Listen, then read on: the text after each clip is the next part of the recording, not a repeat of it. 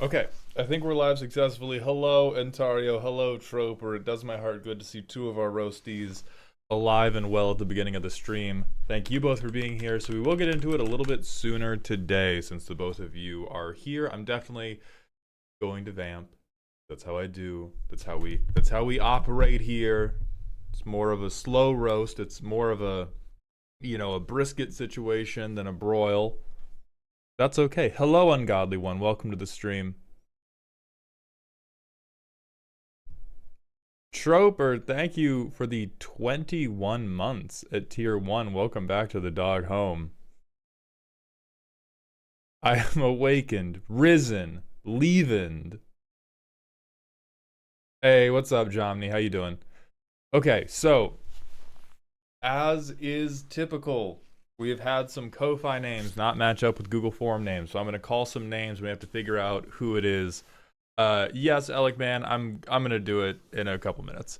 So I know Troper's going today. I know Ontario's going today. I know that somebody named Loaf is going today, which I'm assuming is you, White Bread. And then we have one other name I gotta grab. Also, thank you, Zenial. Damn, that clickbait ass stream notification got my ass.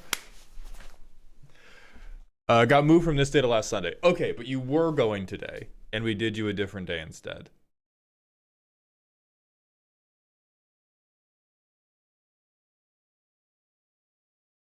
Hey, no worries, ungodly one. I'm glad you're here, my friend. Yeah, that was me. Okay, so that is one taken care of. Mauled, will I be able to give you money for custom cards? Yes. I think instead of vamping, we're going to set up the custom card stuff, and then we have Troper ready to go. We have Troper ready to go. We have Entario, aka Jesh, ready to go. I need to go to my Ko-Fi. There was one more name that I did not recognize on the Google form that bought for today, and I got to go find them. Once we find them, we can make this shit happen. So, in keeping with the, oh, hold on.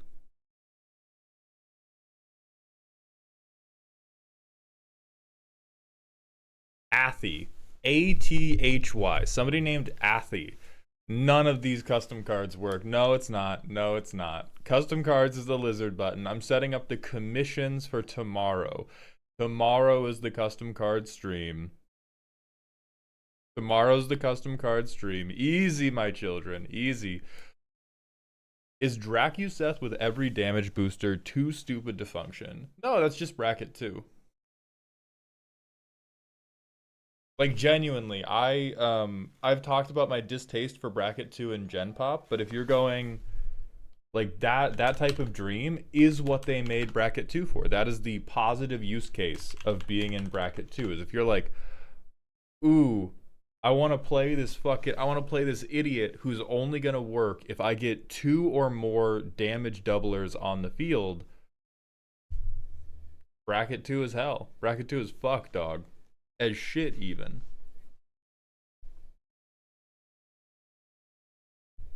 But like, it's doable. You probably just need a lot of wheels. You need every like red card draw trick in the book. And then you just kind of, you got me, you motherfucker. How's it feel, Dr. Ryan? How's it fucking feel? Hey Oz, thank you for the prime sub. Welcome to the dog home, my friend. We are gonna look over the new avatar cards, but probably on Tuesday. I think that's gonna be Total Drama Tuesday. Our channel point deck review is still a thing. So I am me. It's not a thing to spend channel points to automatically get one. It is a thing to spend channel points to get into the free roast raffle, which is happening on Saturday.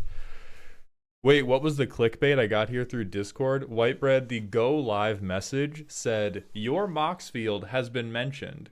Click to learn more.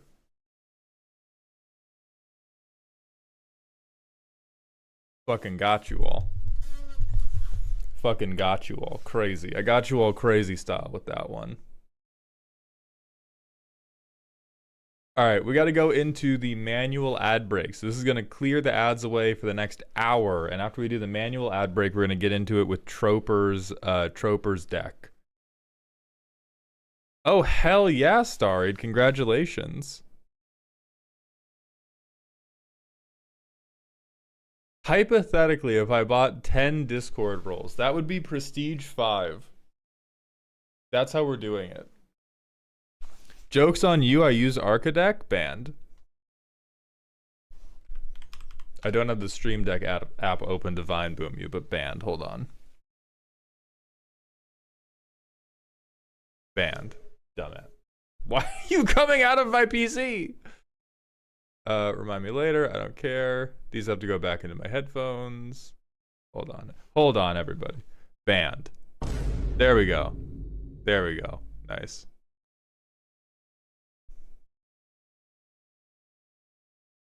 $10-day stream streak. Thank you, Wolf. Hey, thank you, Hayaz. I appreciate that very much.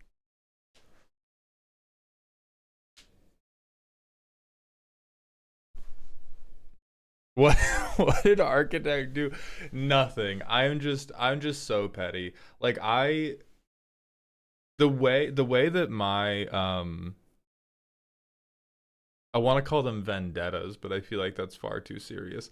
The way that my displeasure for things goes, like the tiers of it, are if I don't like you a little bit, or if I don't like you a little bit, or if I'm totally cool with you, I will speak ill of your name every single chance I get. You are the worst person in the world, and I need people to know it.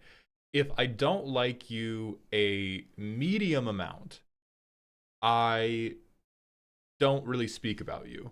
You're just nothing. You just don't get any space in my brain at all. If I hate you more than anything in the world, I don't speak about you, but I don't prey on your downfall. I actively construct it. I move in the shadows. I make sure that you get fired from your job. I make sure that your girlfriend knows about all that weird porn that ended up on your computer. I'm making it happen, okay? I'm not pulping orange juice. I'm ruining lives. But if I only dislike you a little bit, that's when I'm a real hater.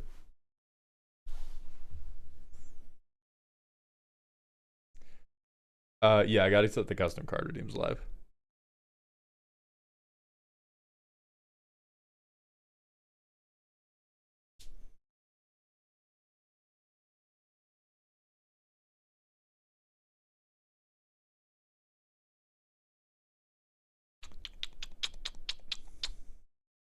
Pack 5, 20, I will say.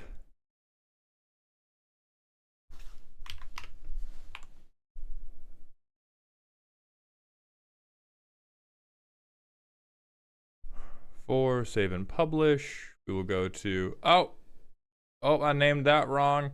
Oh, fuck. There we go. Now I've named it correctly. Okay, the packs of 5 have been published on Ko-Fi. I'm going back to Ko-Fi to publish the packs of 1, and then we should be able to get into the business for today.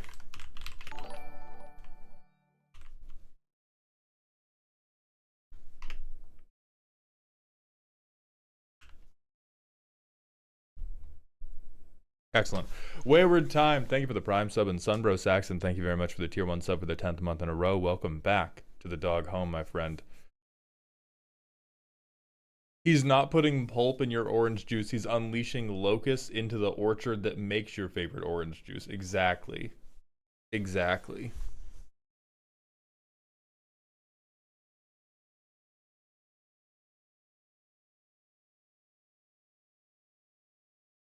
No, JH. I do read YouTube chat, but when I'm messing around, when I have to do stuff on my second monitor, then I'm not reading YouTube chat. But you're back now.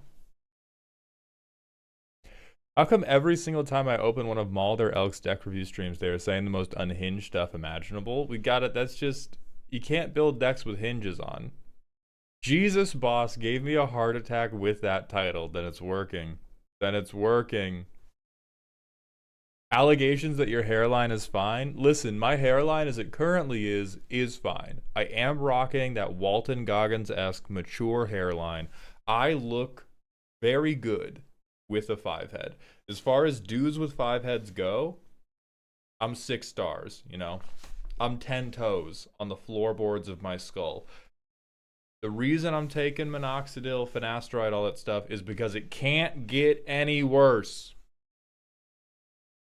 We are rocking right now, but we cannot have any coastal erosion occur. So my hairline is fine. I do want a hair transplant because it's not my favorite right now, but it is okay. But holy fuck, if we lose any more ground. Hey, thank you, Wolf. I'm glad you enjoyed the Codis Rose. Title spooked me too. Thank you for being here, Stu. Thank you for being here to listen to the allegations. Careful about the depression side effect. Wayward Times, thank you for gifting 10 tier 1 subs. That is incredibly generous of you.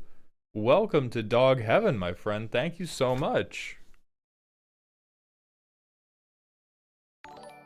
You look like the Dan Flamingo. Oh, this is Mothman. I'm not. This is bait.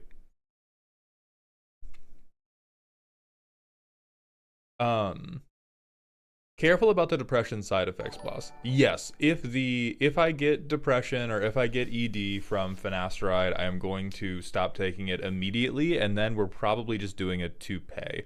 I will investigate if there's anything else I can do after that, but if it fucks with my mental health, it's not going to be worth it. I doubt it will.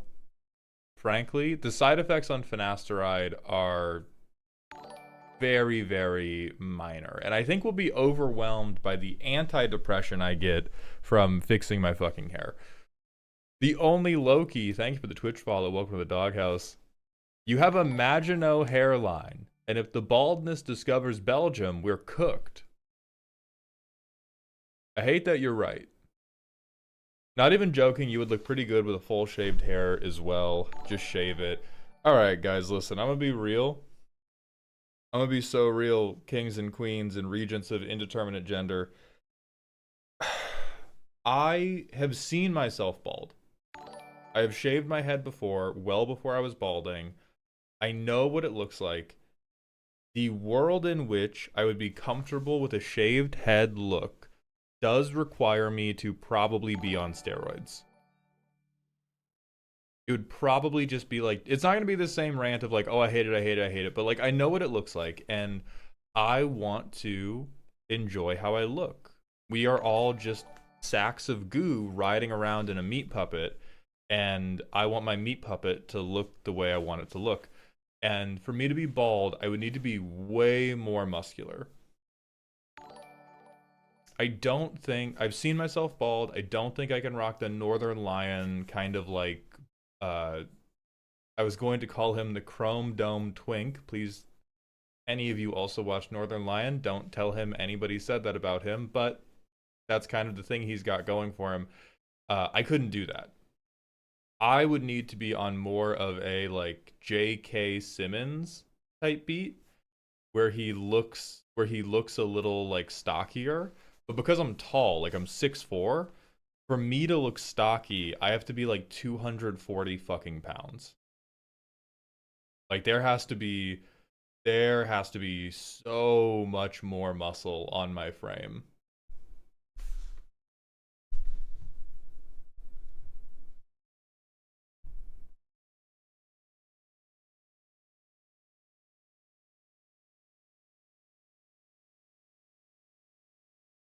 Legendary Deuce, thank you for the 35 months at tier 1. Welcome back to the dog home.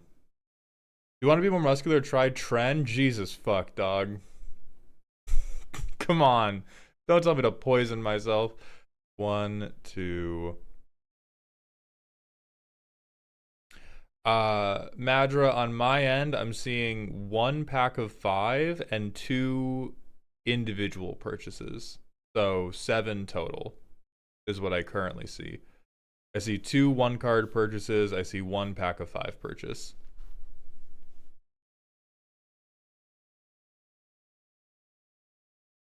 You're 6'4"? I had you pegged as like 5'9" max? Nah, dude, I'm huge.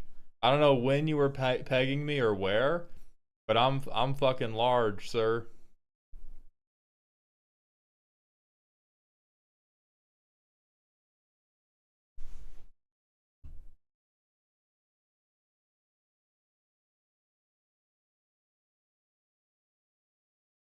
Was Trinket Mage the surprise giant or was it Snail? I think it's Snail because I met. Okay, I'm gonna rehash this story, which is I met Snail and was super fucking awkward because I met him at PAX West during a Riftbound event, but he was not sitting at the table to play Riftbound with me.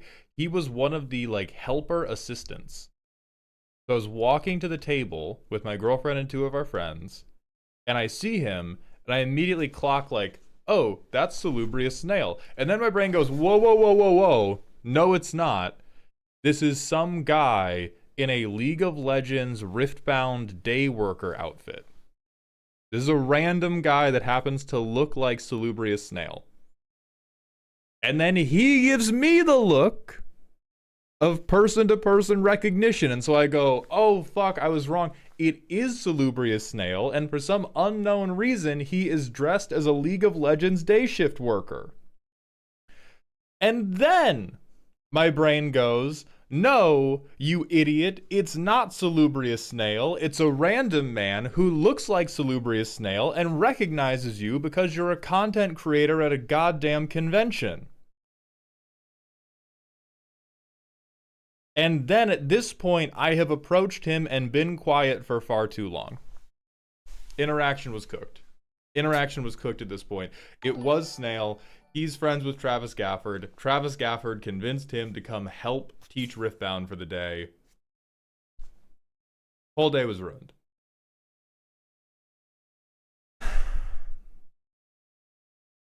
Deviant Fiend, thank you for the tier 1 Twitch sub for the 3rd month in a row. See, this kind of thinking is what makes you lose hair.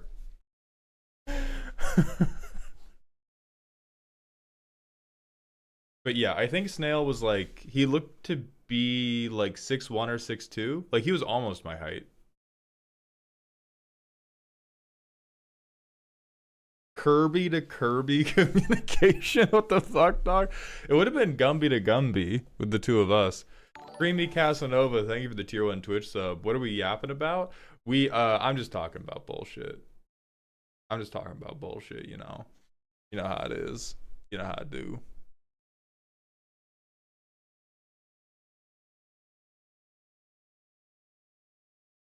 Nobody named Snail should be any taller than 5'4". I agree.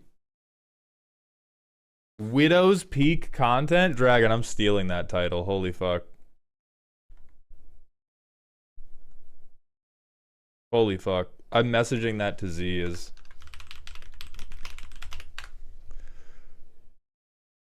That's fucking amazing. Thank you, Dragon Archive.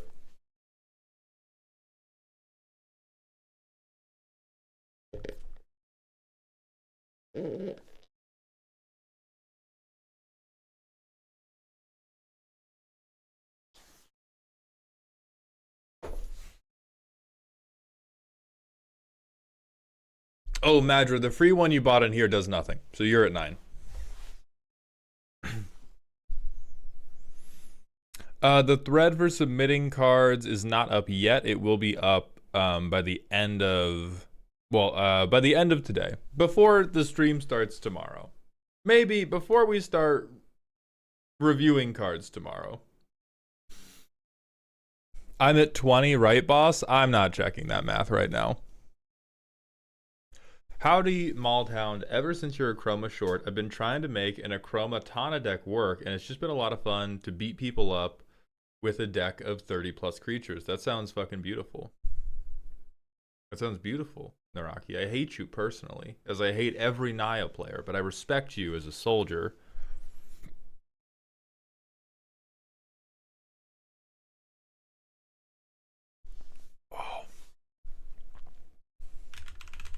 Let's do the Azumrandal. Elk put me on this.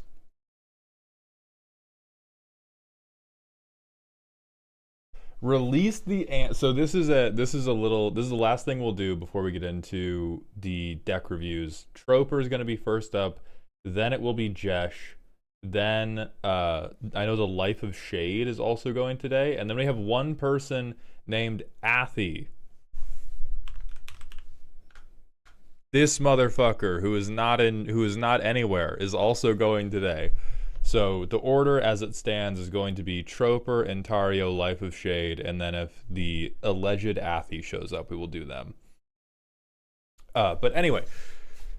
Oh, Athy is the person who bought your deck review. Ah, perfect. Okay.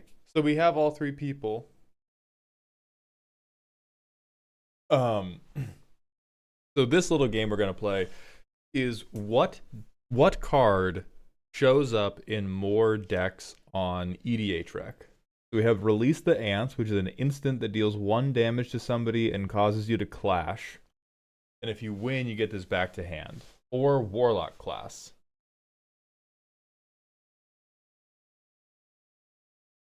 Wow, there's no way it's Warlock class. Here's the thing. Warlock class is a trap card, but the red card says Clash on it. Fuck! Oh, dude. God damn it. Okay, Bone Shards or Nightfire Giant? Has to be fucking Bone Shards. Yeah, what are we talking about? Tendo Ice Bridge, a charge counter land, or dual casting. Yo, what the fuck? This card's awesome. Wait, enchant creature to just copy an instant or sorcery icon? Whoa. Whoa, what the fuck? Hold on.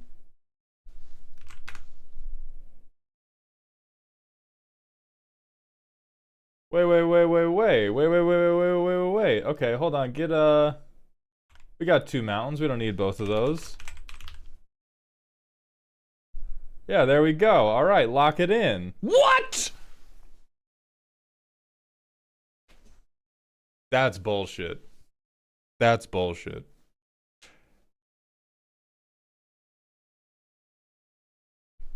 All right, Cho Mano Revolutionary. Prevent all damage that would be dealt to them, or non-human cannonball. I think it has to be Cho Mano because I feel like all the people that are trying for pariah combos are gonna be going for that. Hell yeah. The Fallen, or Book of Mazarbal. Mazarbal. Okay, so during your upkeep, deals 1 damage to each opponent it is previously damaged, or amass orcs, menace +1/+0. These are both unusable dog shit. I feel like the Lord of the Rings card is gonna see more play just because people will have opened it. That's what I'm talking about. Iron Ore, yes, we can do that. Please post your deck in Dear Maldhound. A Irascible Wolverine or a Merfolk. Ooh, this one has to be the Merfolk. We have a fucking Hawkball. Yeah. Yeah, by a mile. Polygoyf or Goblin War Wagon. We had a Goyf Commander, so it's good. Yeah. Grabby Tabby. Okay, I've played against 1 Nekusar deck. Yeah, thank you. Give me my points. Okay, Sunstar Expansionist or Songbird's Blessing. This is a question of how much of the internet has caught on to Ketchup Ramp. This is relatively bad Ketchup Ramp because it's just a lander token. Like, Songbirds is way better, and I've seen Z use this card, so I feel like it's Songbirds. Oh, it's in a precon? Oh, then yeah, it's that. Never mind.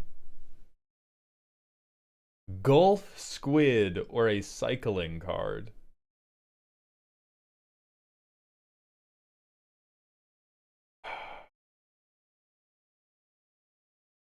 There has to be somebody trying to meme this.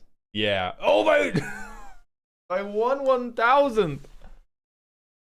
I'm a genius. Holy shit, I'm the best. Jace's cat, Grand Risings King. Welcome to your 10th stream in a row. I appreciate you very much. Golf Squid kind of toxic, low key, low key.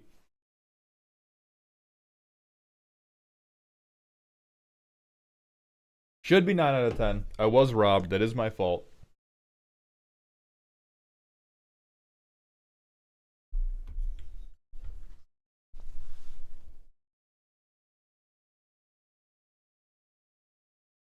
The third one was rigged. The third one was fucked up.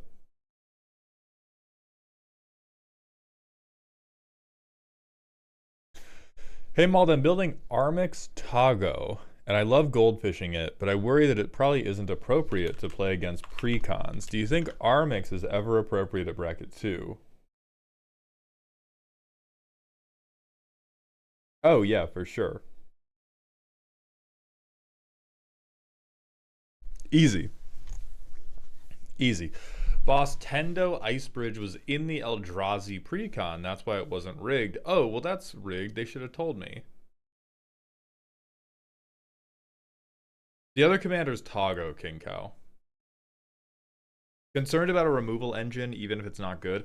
I think that's something that goes beyond, like, that goes beyond bracket 2, bracket 3 IMO.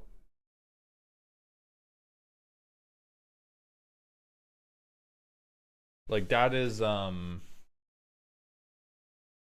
could see bracket 2 pods having a problem with this, and I guess it's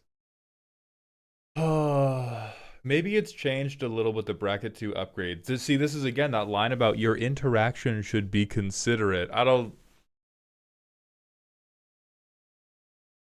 like this is so fine, but I don't know if I'd call it considerate. Ragavan cannot be CEDH, Zendaga. Peace and love. Peace and love. You try that shit, you're getting blown out of the fucking air.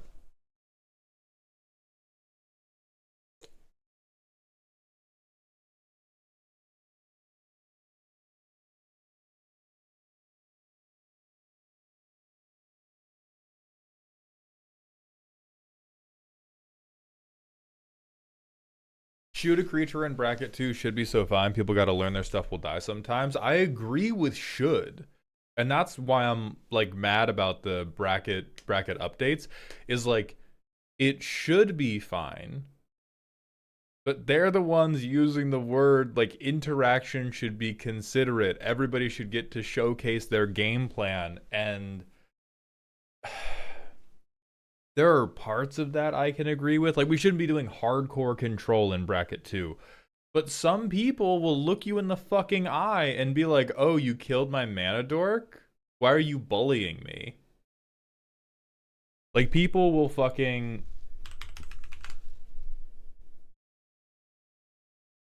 people will put Gwenna Eyes of Gaia on the table on a deck that wants to like play big creature, draw a card, play big creature, draw a card over and over and over, and then you kill it and they're like, "That's rude."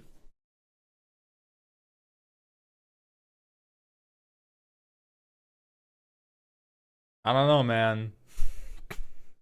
I don't know, man.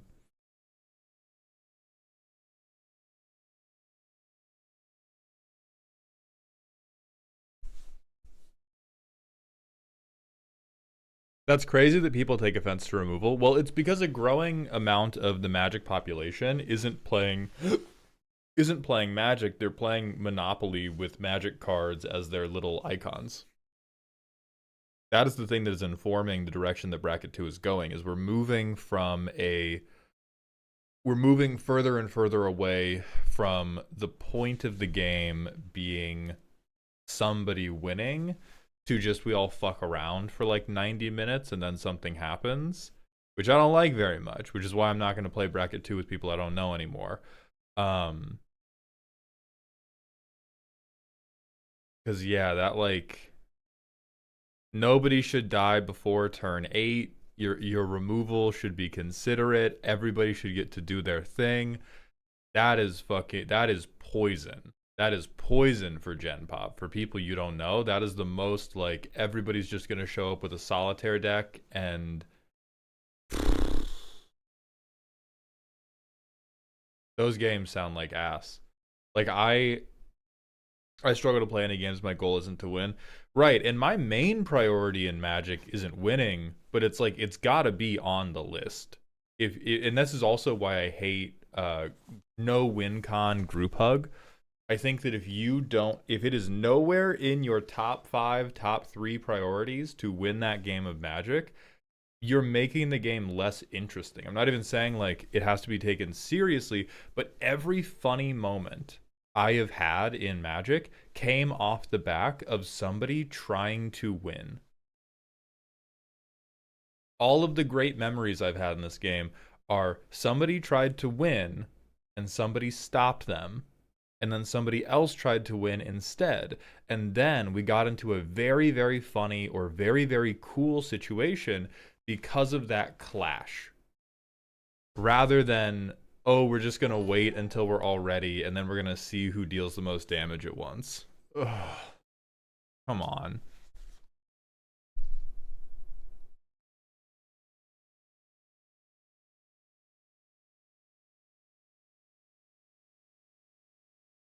Bracket 2 to me is I want to win by doing a specific weird thing. Let me at least try to do the specific weird thing. I empathize with that. I think the difficulty there is there's a lot of people whose lines for what counts as trying is in the wrong spot. Like if let's use an example that's definitely not bracket 2. Correct, Mothman. Let's do as an example that's not bracket 2. And let's say your weird specific thing was you wanted to play Bolas's Citadel, Aetherflux Reservoir, and then Sensei's Divining Top. Obviously, this is not a specific weird or silly combo. I am just using it as a tool to represent a 3-card combo or even a 4-card combo. Not so good cards, Wolf. See, that's taking the wrong direction for it. Like, pretend these cards are blank. Pretend they're weird. The difficulty with bracket 2 now becomes, at what point is it considerate to interact with you? At what point have you showcased your game plan? Because if it's, I've now assembled the combo and I am trying to work through this combo by casting Divining Top over and over, and then I counterspell you, or I remove Bolas's Citadel, like, sure, that's definitely considerate. When you play Bolas's Citadel, can I blow it up because I know what's coming?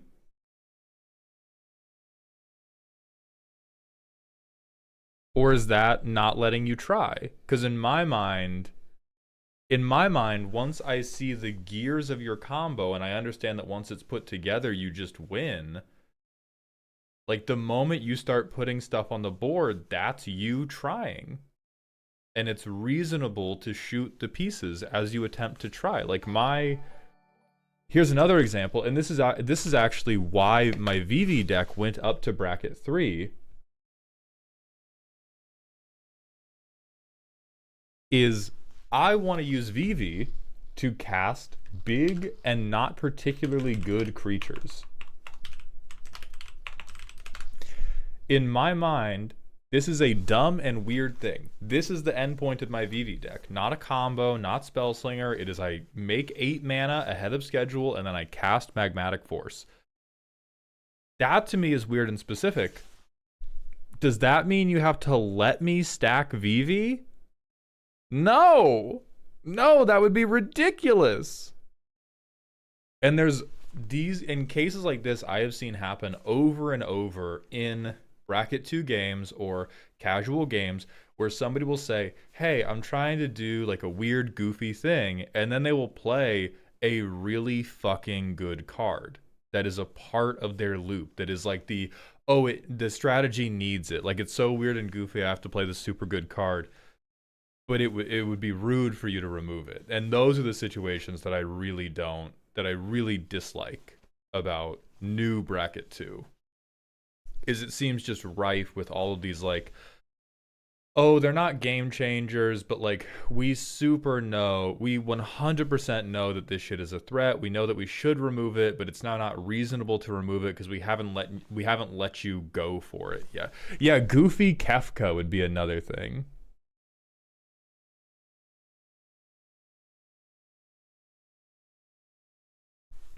I also have Magmatic Force in my bracket 2 Joyra of the Gitu deck. See, that's actually a perfect example of what I don't like about new bracket 2.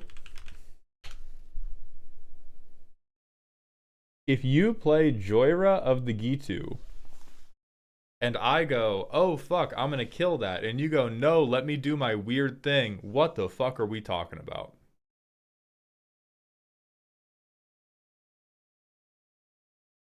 No, wait. I'm gonna do something silly, and then it's you casting cards really efficiently.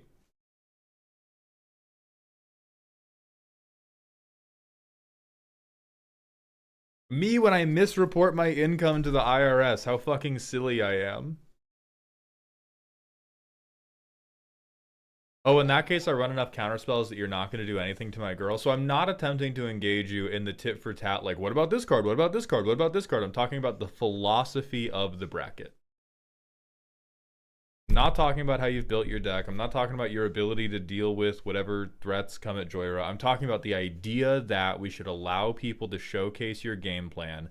This is the type of game plan where I don't think I should have to let you showcase it. I think I should see you play the super good card and be like, I have to take care of that.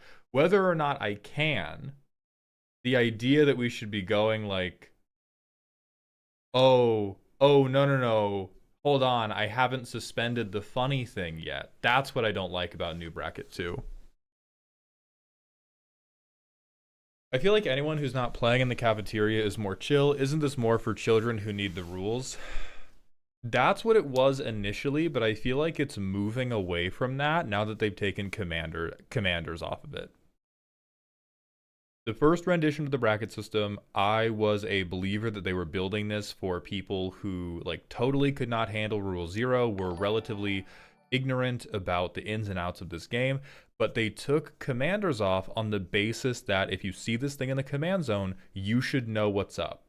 That to me is communicating that this is not being built exclusively for new players. And I think another wrinkle in this is the bracket system is the primary way we are matching people at conventions.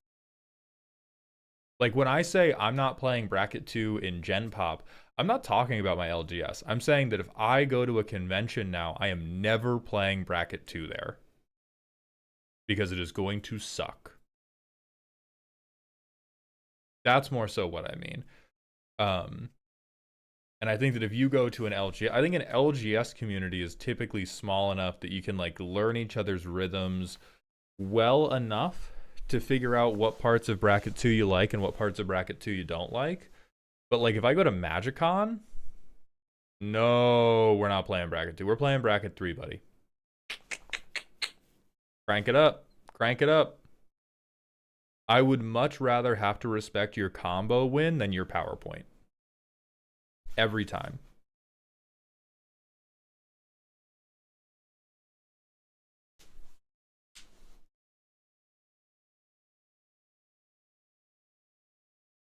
But there and again, I don't really think that like not everything in this game is remove on site.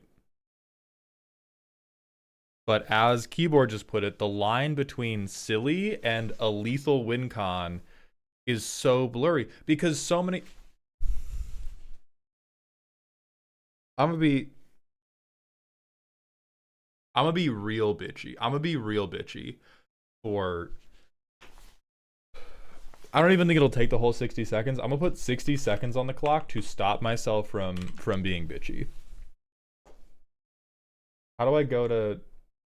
Okay, we're stopping at 4 minutes, whatever.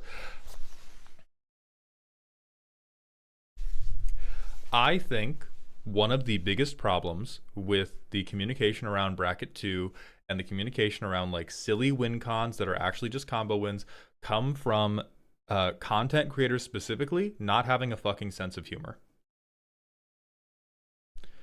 It comes from because you know what I see if I go on Instagram or YouTube, I don't watch Magic content for a fucking reason. And it's because if I go on Instagram or I go on YouTube or I go on TikTok, everyone's like, check out this hilarious combo. And then it's just 3 cards that say you win the game. Bitch, what? Where am I supposed to be laughing? And I think that mentality has like so pervaded the populace because it's so much of the content that's being cranked out, because those people can crank out like 20 videos a fucking day because it does not require actual thought and it is just them going, this is so silly, and then it's 3 fucking random cards.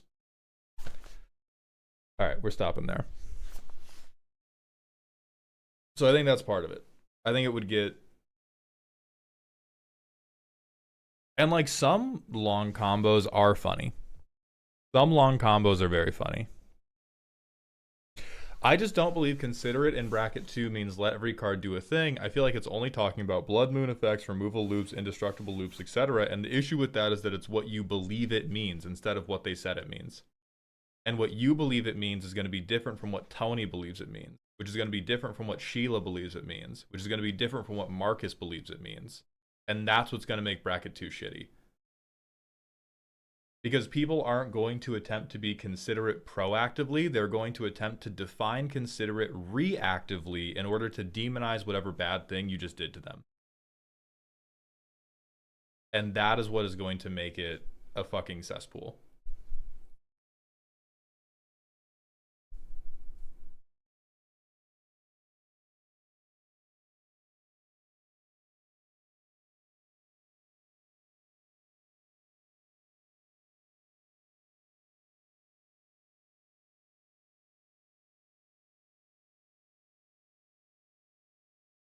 Gecko Gamer, thank you for the tier 1 sub for the 6th month in a row. Welcome back to the dog home. Neutro Cider, you are right on time because we are doing the free roast stream this Saturday and we are selling more roast this Sunday.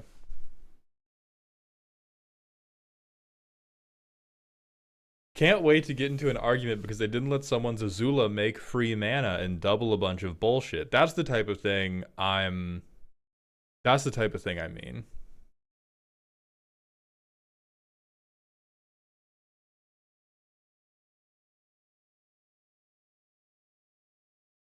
Hey, what's up, P? How you doing?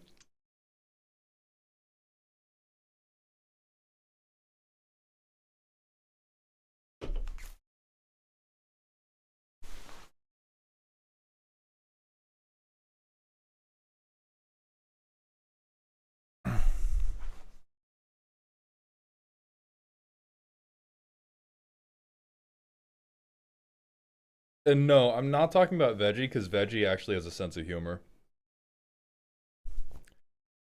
I am not going to name the names of the content creators I think are at the heart of this debacle of like every 3-card combo is funny, because that would be a little too cunty. IMO. Veggie is an actually funny person. I'm talking about people who are not funny, are not trying to be funny, and are slapping the word funny on it like a bad label after they put out a shitty product.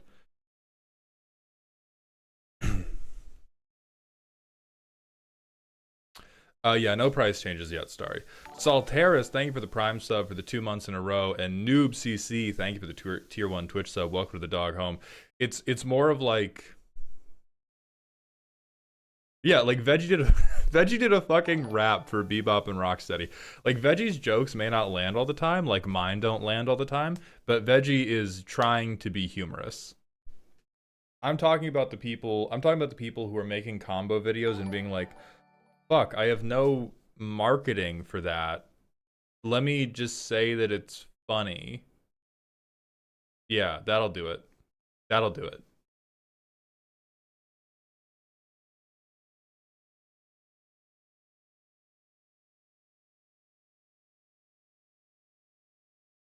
That's ridiculous, boss. You've never had a bad joke ever, except for the pissing in the pool bit. Ooh, Troper, see, I know you want to get your deck roasted, but now you've activated me. I was in the tub with Z. Z was next to the tub, petting my head gently, because they're amazing. No, delete this.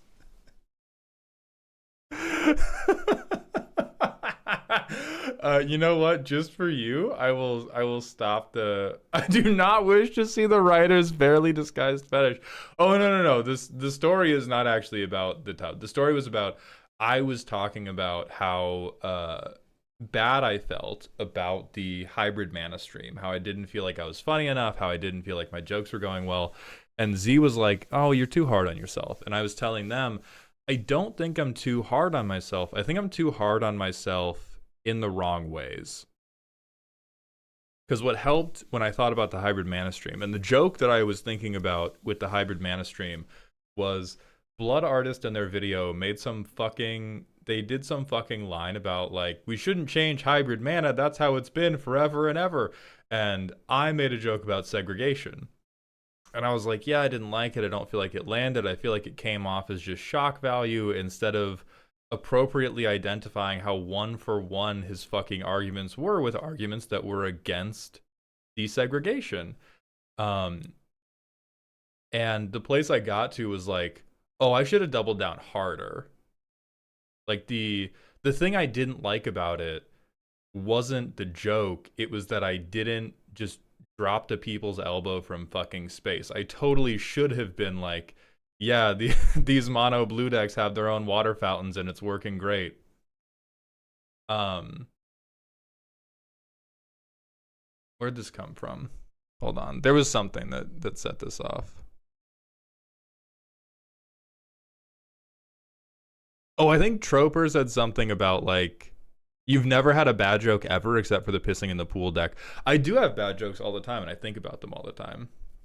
It did come out of nowhere there? No, it came out of Blood Artist fucking video. He said that shit.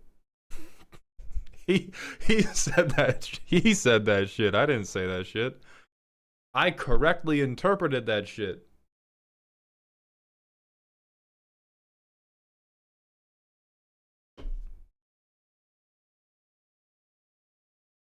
I laugh, but that's because I'm cool and got it. Perfect. All right. Without further ado, let's grab Troper's Commander deck. This is a silly, spooky deck. Holy shit, she's back. Incredible, amazing. Hello, chat. Turns out once you stop having to deal with credit card debt, you can get luxuries like bottled water and having a funny man yell at you for printing the wrong cardboard. This deck is currently sitting in checkout in Redacted. I just want to see any last minute changes because shipping is expensive. This is a Hope Life Gain deck because I've officially lost my sauce, or at least my marbles. Holy shit. Okay. Hope Life Gain, I think I know what's up. You're gonna gently piss from the ceiling until the whole house comes down due to water damage. Delusions of Cookery. Amazing. I made nearly 19 cuts for Rune Crab, and you were right to do it. The secondary game plan of the deck, because Lord knows the primary is just gain life and mill, is to find Illusions of Grandeur. When Illusions of Grandeur comes into play, gain 20 life.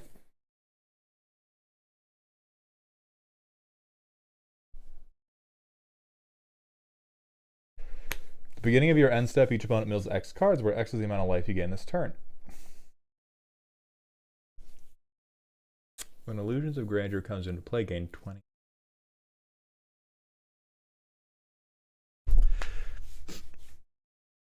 This might be a little fucking awesome.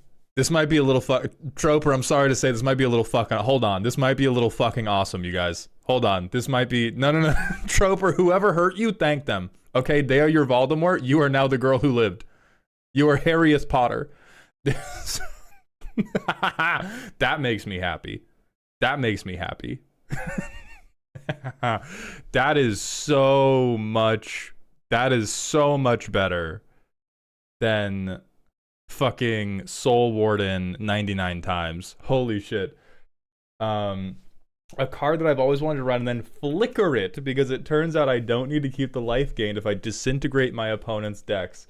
For some goddamn reason, the deck overall falls into bracket 2 despite punching up kind of heavy. I know the changes to make it bracket 3 fully would be Tutor for Delusions and or Voltron, but my playgroup still isn't super comfortable with tutors, and I wanted to do something even slightly saucy with this white boy, so here we are. Is this Rock Lee training weights? Sure, yeah, probably, but when have I ever not limited myself? Sideboard is for cards I could have run and chose not to, considering is for other options I'm too indecisive about. Playgroup update. In the most ill-advised and strongly argued against by me 9-player Commander game, Shoulda's unupgraded Block Tarkir constructed deck was on the winning team. It's good to be back, and I'll see you in 3 to 6 months. Troper, the break has been good to you. This is a little hope, however desperate, is never without worth. Oh my, what a fucking...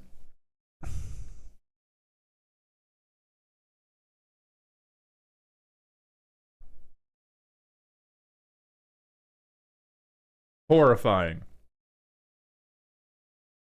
Horrifying. Why would we do this? Is this person... No, they're not playing. Okay, that's ridiculous. I'm Vine booming that. I love the deck, but fuck that game. Okay. I'm so obsessed with this Illusions of Grandeur thing. Don't pause, all right? Be fucking cool, okay? Hey Troper, doesn't this do your deck but better? Fuck. You gotta give me something to roast, dog. If I put this in draw spells, Malt will Vine boom me, but it says draw. That's so true. Okay, gain life, pay 2, draw a card. ETB, gain life. End step, draw a card if you gain 3 or more life. Oh. Gain life, draw a card. Cosmos Elixir. At the beginning of your end step, draw a card if your life total is greater than your starting life total, otherwise gain 2. If you would gain life, gain twice. If you would draw a card, draw 2. Whenever you gain life, get energy, and then you can use energy to draw cards for Drogskull Reaver. Okay. Troper, I'm concerned for your mental state with particularly Dawn of Hope, Halia, and, well, Sphinx's Revelation. I am concerned for your credit card debt. These two and Cosmos Elixir make me feel like we are doing a trickle stream of life gain, which I don't like. I think the Delusions of Grandeur bit... God, Delusions of Grandeur is just... Illusions. Sorry, I got caught up in the deck. Illusions of Grandeur is so seriously funny. This isn't even the Asylum Troper. This is like...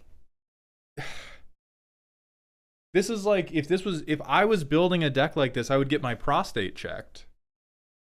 This is just poor bladder control. It's not craziness. It's just you caring about gain 1, gain 1, gain 1. I'm not on that. I want to gain 20. I want serious business. What flickers enchantments? Fuck flickering enchantments. I want to copy this bitch. I want to copy this bitch immediately. Fuck, it doesn't do that. Don't. Hey, pretend I didn't Google that. Halia is the only soul sister I have. That does make me happier. But I do think that Cosmos Elixir... Like, Cosmos Elixir is ticking you up the same way for the most part. And Dawn of Hope does appear to be piggybacking off of the idea that we're going to be gaining life multiple times. Life gain is not a...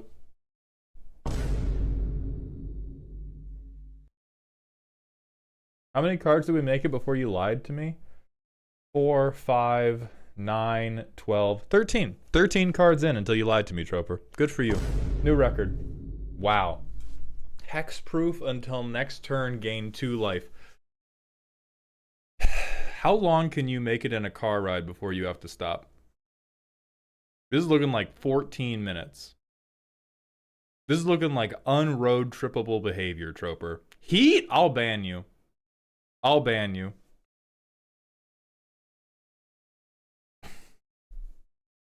So this is 1 mana, gain 4, over 2 turns. Rebound! This is 1 mana, gain 4, over 2 turns, which is each of my opponent's mill 4 cards, which is about identical to 1 land drop with Rune Crab. If your table is really, really hot on effects that target you specifically, I will reconsider this. For the most part, I think this protects you from relatively little, and the life gain is... Like, if you are a bracket 2 deck that is punching up, I don't think efficiency is hyper valuable for you. I want cooler stuff. I want to get wacky. Like bracket 4 is when we have to be hyper efficient. Bracket 3 is where you start having to kill your darlings for tutors and for good efficiency. Like if we're in a bracket 2 deck that gets a little quirked up sometimes, let's get fucking wild, right? Like why are we like, oh ho ho ho, the targeted edict effect that's never coming?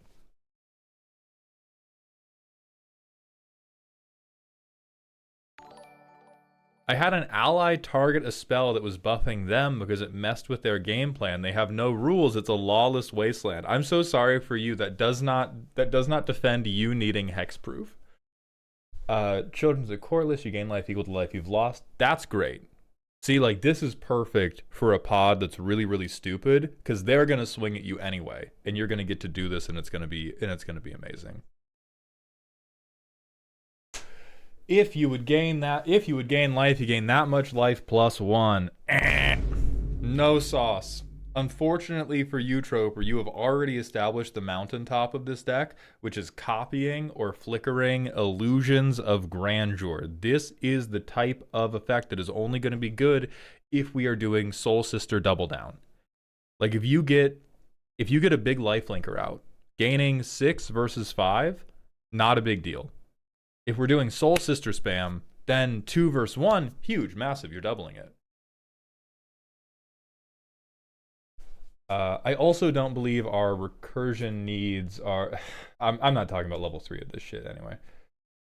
Heliod's, great, big, I got a lot of mana, pump it. Sanguine Sacrament, great, I have a lot of mana, pump it. Sure. You're gonna get beaten to death, but sure. Field-tested frying pan. On ETB, make a food, then make a halfling. Attach this to it. Equipped creature has, whenever you gain life, this creature gets plus X until end of turn, where X is the amount of life you gained.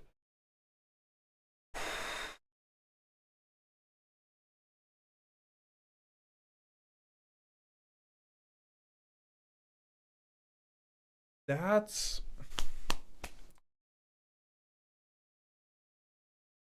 This one is tough because it's really cute and I think it's tricking you into playing badly.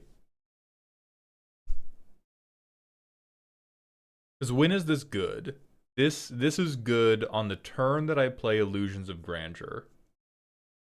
In every other situations, this sucks crazy dog ass, which is really unfortunate because the imagery of beating someone to death with a base boosted frying pan is...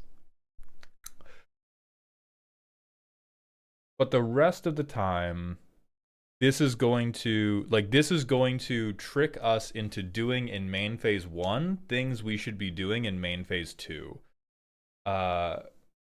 Maybe if we retool the rest of the deck, this can be the silly guy that gets to stay. I get why you're playing Halia, I just don't like it.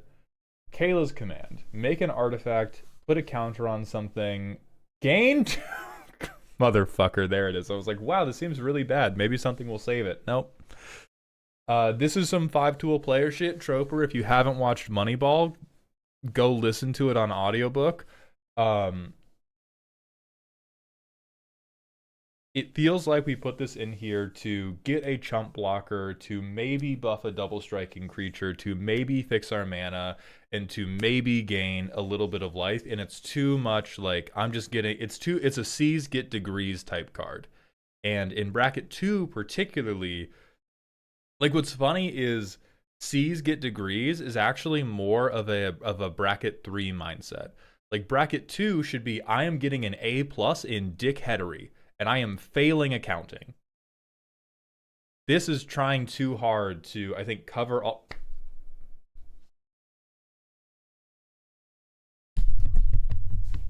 Pause.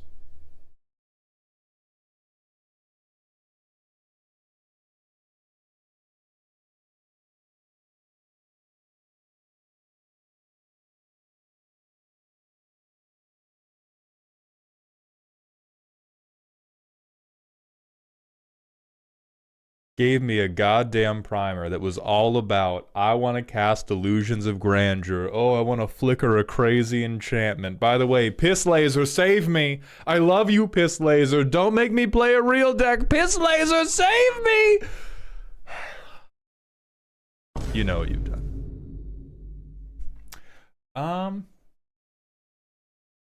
Let me think about this.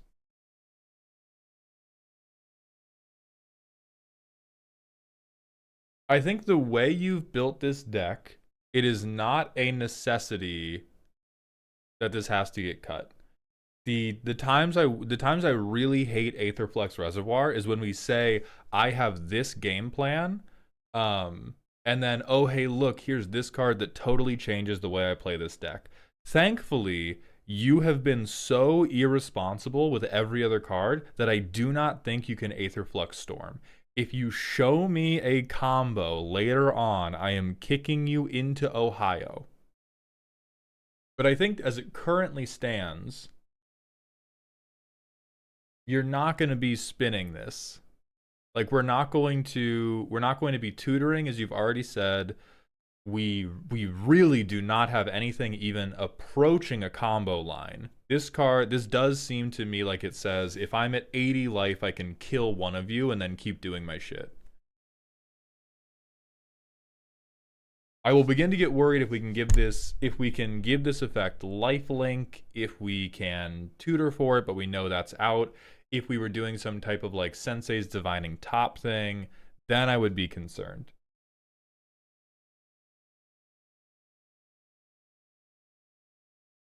Yeah, so that's okay. Lady Lag has also brought up, holy fuck, this saves Aetherflux Reservoir. Now the funniest, you know what's actually funny as fuck? Is if you're at 80 life, I can shoot myself and then sack Children of Corliss to mill everybody for 50.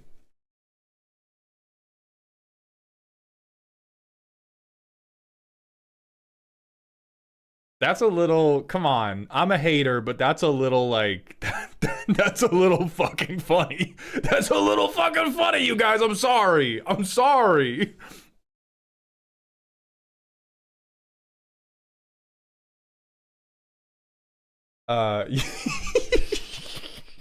Cock the gun, shoot yourself in the dick, and then just fucking reanimate it. That's amazing. Okay, Congregate. You know what? Instant speed, sure. This is counterplay.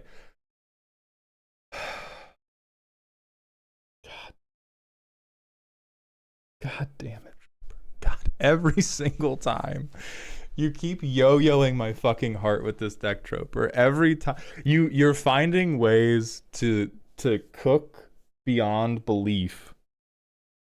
And then you're just showing me PB and J with the crust cut off. But it's a hope, boss. It's a hope's ley line.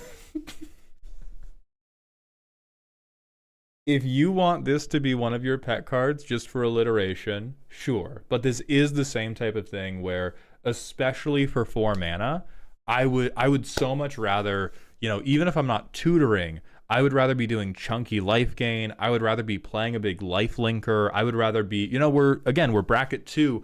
If we're going to set up a goofy game plan, I want to set up hard. Okay? We're building a theme park. I want to see ladders. I want to see chutes. I want to see a safety official dead in a ditch. I don't want to see this like, oh, I get 10% cash back on my business credit card. But if you just like the name, that's fine. Yeah, sure, a fucking doubler. That unfortunately does work with the chunkage. Wind Crystal I will allow just for flying and lifelink. That activated ability is really fucking solid. War Report, creatures on field plus artifacts on field. Reasonable, especially in 9-player commander games that you are allegedly playing in. We talked about this. Let me reframe the earlier raging I was doing. I think in a deck like this, you should be choosing between if I would gain life, gain 1 additional, and if I would gain life, gain double, and the rest of your game plan should play into whichever one of those paths you picked. And so if we would rather gain one additional, then we should go Soul Sisters. We should go, I want to gain one life over and over and over and over. If we want to do Alhamarets, Rock's Faithmender, Boon Reflection, then it's like, let me chunk. The lowest amount of life I want to be gaining is I hit you with a 5 power life linker. Nah. Nah. You know what you did. Put the Rhino XL down, Troper. Beacon of Immortality. See, this is like the great, stupid dog shit we should be doing with Boon Reflection. Whenever enchanted creature deals combat damage to a player, double its controller's life total. Yeah! Yeah, that's what I'm fucking talking about. Drogskull Reaver and this? Hell yeah. So Venser's Journal might be able to stay if we clean up the rest of your card advantage a little bit. I just don't believe in it enough right now. Yeah, doubling your life total counts as gaining life. Mill, but not just my commander dependent. So we have Jador, Manic Scribe. On ETB, each opponent mills 3. At the beginning of each opponent's upkeep, if I have Delirium, you mill 3. Wow, so it's Rune Crab before the evolution. Holy shit. Riverturn Monument, just a good card. Psychic Corrosion, just a good mill card. Mill equal to life total is good targeted hating. God, oh god, Water Crystal is fucked up, yeah.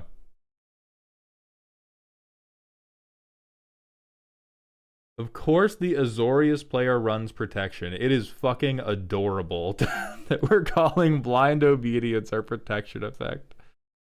Pans. 37, which is not unreasonable with a 2-mana commander. Okay, so let's think about... You little fucking so-and-so, Troper. What's in considering? My deck, but better, yeah.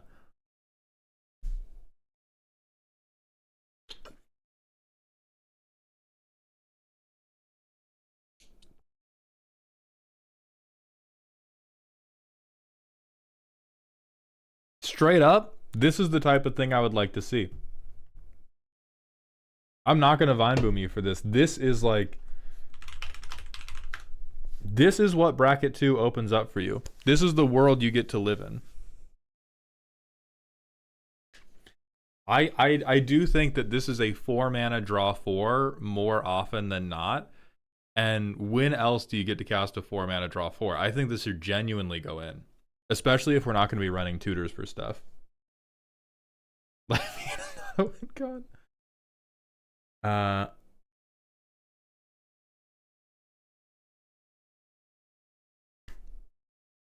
Oh, there's stuff past the pans. Unrelated cards, please ignore the off button, motherfucker. Okay, so there's a chance that we can deck ourselves? Respectfully, I think this is crack smoking. That's an infinite. Oh, fuck. Shabraz and Drogskull. Yeah, draw a card, gain life, draw a card, and then I win with these 3. Come on. Shabraz plus Reaver kills yourself. Maybe that should have been a lesson that you're not the appropriate home for a flying shark. I think that, okay, well, I think Drogskull is still awesome. I do think that well, actually, this bears the question, do you want this to stay bracket 2, or would you prefer for it to go up to bracket 3? Because I do think it can become bracket 3 without being fully tutor pilled. It will require getting more card advantage. It will likely require doing more self-mill and recursion. But I think it is possible to build a bracket 3 version of this deck that does not necessitate that you are just tutoring for the same combo every single time.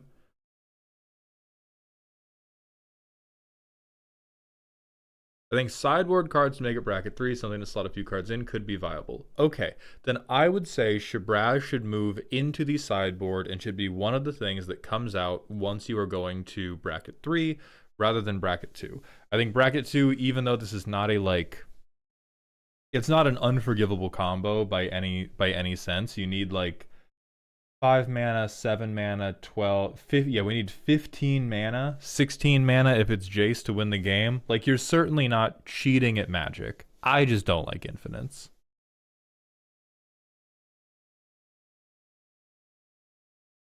I like Caduceus. This is a really good card. Even if you don't have to go Voltron, this is gonna work really goddamn well. The Olapod, thank you for the 3 months in a row. Welcome back to the dog home. I'm Alden Chat, pleasantly surprised at Avatar's flavor win after flavor win. Oh, the single most important category below pans. Troper, what about the current threats and not the imagined threats? Alright, Swords, Sanctify, White Suns, a counterspell. We have 2 board wipes. We have a land. Tap all creatures target player controls. You may pay X energy, then choose up to X creatures tapped this way. Put a stun counter on each of them. Bitch, you don't have energy. We have 1 Sphinx that we're not going to draw. This is fucking 5 a.m. and you do not have a Starbucks mocha, so you don't want to go for a run. We got it. Whatever, it's a land. I'm flipping it over. I'm flipping it over. The single dumbest flicker target you have ever seen. So not Flicker. Flicker. Delusions of Mediocrity. So this is our stand-in for Illusions of Grandeur. It's Delusions of Mediocrity. So these both fucking rock. Then Displacer Kitten can flicker it. Eldrazi Confluence can flicker it. Felidar can flicker it. Heliod can flicker it. Stonks. Holy shit, dog. Sure, you know, whatever. Host this crab to instantly become funny.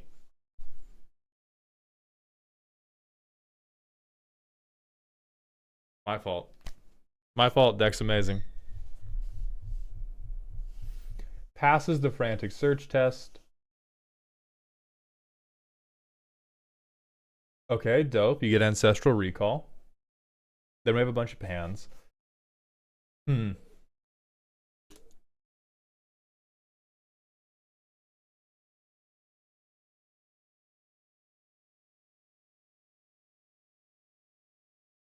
Okay.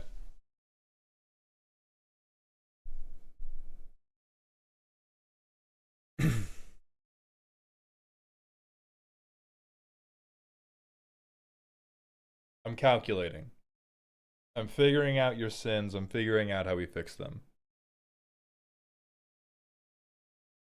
I think what makes this deck become smoother and more enjoyable instantly is turning at least some of these tick by one. Actually, not even the tick by one, but instead of the tick by one more effects, we should turn those into ways to cycle more cards, ways to get to our more enjoyable cards. So if our table doesn't like tutoring, the next question is, how do they feel about wheeling?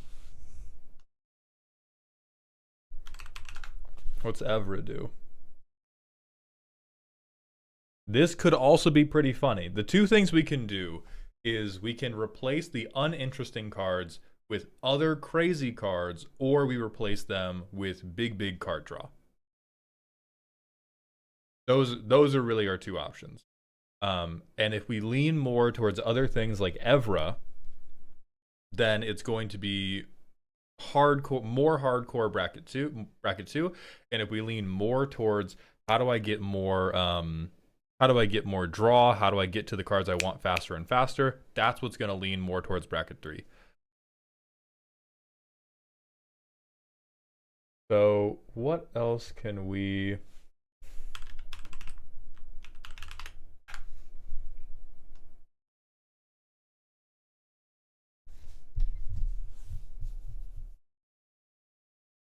Hear me out. Just listen. It is a long-standing rule of Magic that If you have a card you like and you have bad cards, just put a clone in. This card is so expensive though, please don't. I think we might need a little bit more ramp to pull something like this off. The reason I like this card is I do not think we have any bad targets. I think we have really, really few bad targets. Like, let's say we kept turn 7, turn 8, Drog Scroll Reaver. 2 of these guys fucking rocks. 2 of these guys rocks. 2 Cosmos Elixirs are fine. We shouldn't keep Cosmos Elixirs in, though. 2 Spark Doubles, great. God, 2 Aetherflux Reservoirs. Making extra Children of Corliss, fucking excellent. Making extra Gold-Forged Thopteryxes, that's also fine. Making extra Authority of the Consoles, also fine. But these are... Maybe we cut these? I don't know. It depends on how many people are playing haste spells at your pod. Making extra Rune Crabs! Like, Troper, here's the... Here's the real test for this card. If you could draw an opening hand that was 5 lands, one of your non-legendary value engines, an extravagant replication, would that make you happy enough to keep the hand? That's what I'm thinking of, particularly for a bracket 2 deck. That's what seems great to me. I think the biggest problem with extravagant replication in this deck is just how many legendaries we have. Like, if we're going to run into a problem, that is where we may be able to overcome it by turning some of these into mana rocks. Let me think if there's... Because I know there's things like Mirror Maid that could copy an enchantment specifically, but I would rather keep us... I would rather be like broader and stupider. And again, this is for the bracket 2 version. This is not how you bring the deck up to bracket 3 without tutors. This is how you make the deck stupid and saucy. So other things I want to look at is lifelink.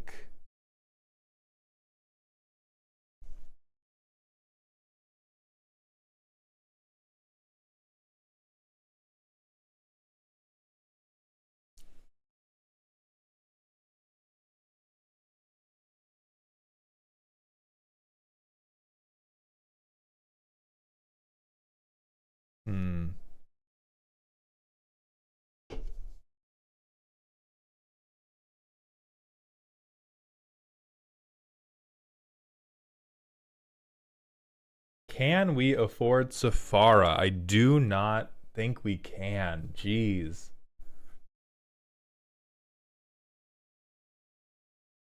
Double Strike and Lifelink does not help us an amazing amount.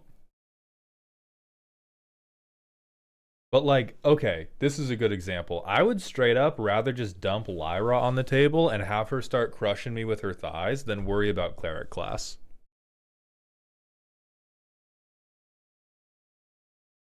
Like, oh yeah, if I gain 1 life, I gain 3 life from Blossoming Calm, or I just fucking hit you, dog. What if I took the blood straight out of your body? What? Now, unfortunately, she's legendary, so that still doesn't work with the extravagant replication angle I'm playing with. Do we have enough creatures for Celestine to be viable?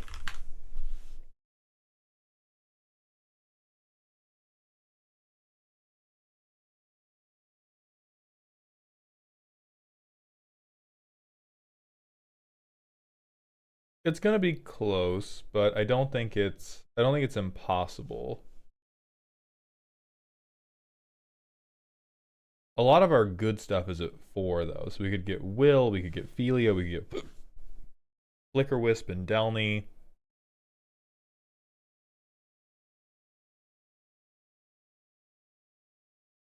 What I would love is if anything else could break into this Flicker sub-theme, because I think there's going to be a lot of times where we might grab Thelia, Displacer Kitten, Eldrazi Confluence, Flicker Wisp, Felidar, etc., etc. But we're not going to have the enchantments yet. And I'm trying to figure out if there's like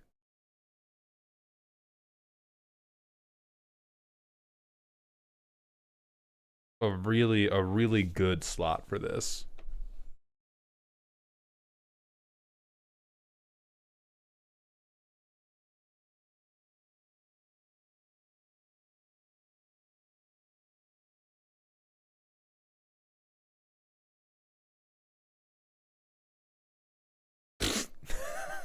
A good Sire of Seven Deaths.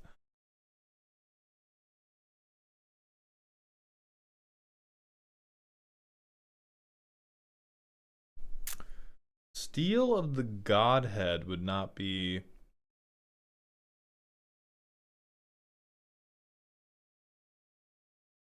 awful. Sire is hilarious. He's also just like crazy, crazy expensive. And I don't want to just recommend like, hey, what if you fucked up your curve with a bunch of 8-mana permanents? Because then the deck won't work. I want the deck to continue working.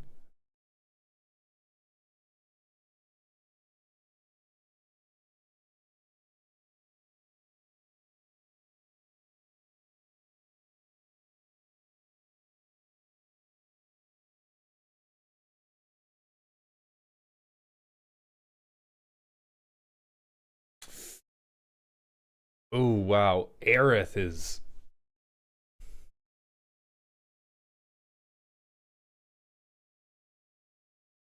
This one is just so fucking functional. You're already on like legendary sub kindred. I think this cooks not even in a funny way. I think this is just like, wow, this is really, really good. And if she ever dies, now my lifelinking commander gets all her counters. So here's the actually good card.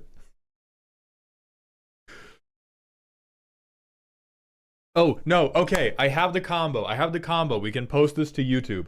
So you have your commander, right? Is a lifelinker. On end step, make people mill when you gain life. You get Aerith, who gets counters when you gain life, and puts counters on other legendaries when she dies. Each upkeep, you extravagantly replicate Aerith. You kill the Aerith with counters on her to the legend rule, putting counters on Hope, who swings with lifelink to gain life and put a new counter on Aerith Gainsborough, who is sacrificed at your next upkeep to the legend rule to put one additional counter on your commander, and then you fucking concede. Wait, that cooks? No, it doesn't! All right, post it to YouTube. But yeah, Aerith is just crazy, crazy good for this deck.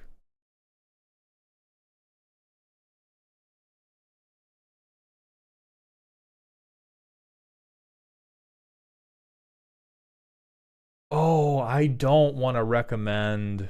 Thank God this doesn't say 4 or less. God, what's. It is fucking this deck. It is unironically screwing this deck over that these are 4 mana and not 3 mana. Because everything white is able to get is 3 mana. Like we can't.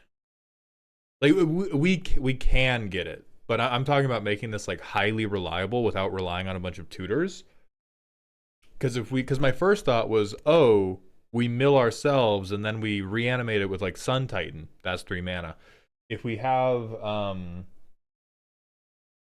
that Sarah Planeswalker, she checks the top whatever for. Oh my god, wait, the hybrid mana crash out's actually gonna help. Hold on. Brain blast.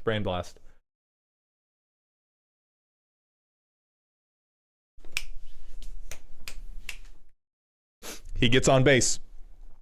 This is a creature we can flicker. He gets on base. He's flying. You can give him lifelink. Wait a minute. It's happening. Me Googling hybrid cards to shit talk Trinket Mage is coming back to help you.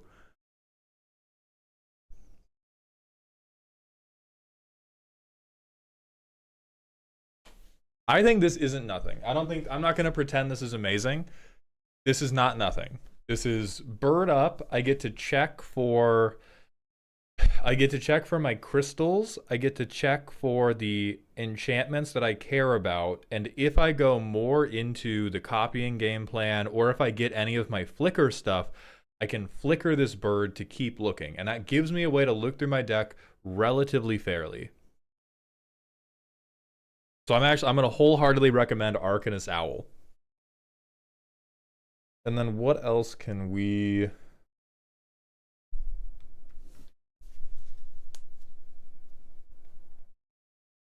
What about the new owl? What's the new owl?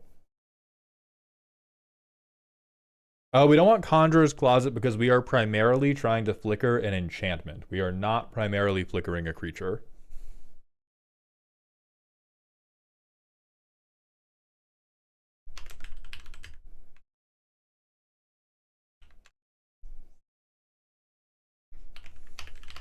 Wan Shitong.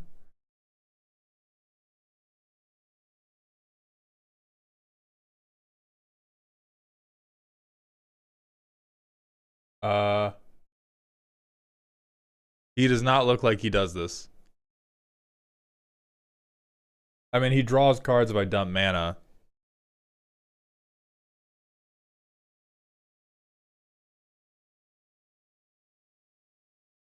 Yeah, that seems whatever. I read it as Wan Shitong Libertarian. I don't know if we want to do Narset.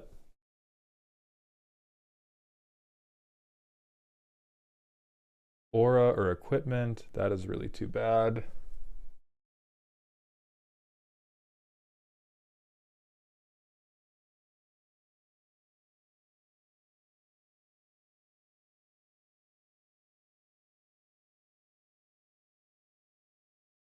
We are not casting a spell.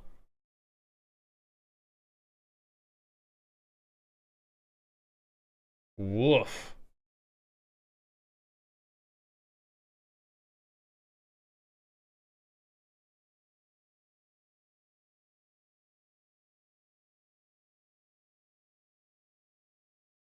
Hope's not a knight, right? Please be a knight twink.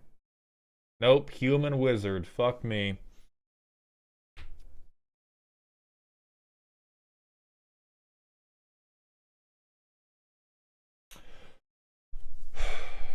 It may be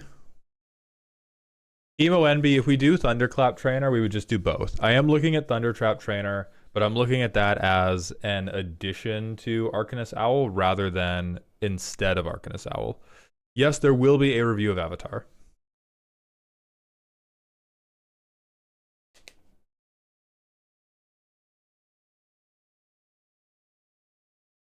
I don't think we need Peter Parker's camera.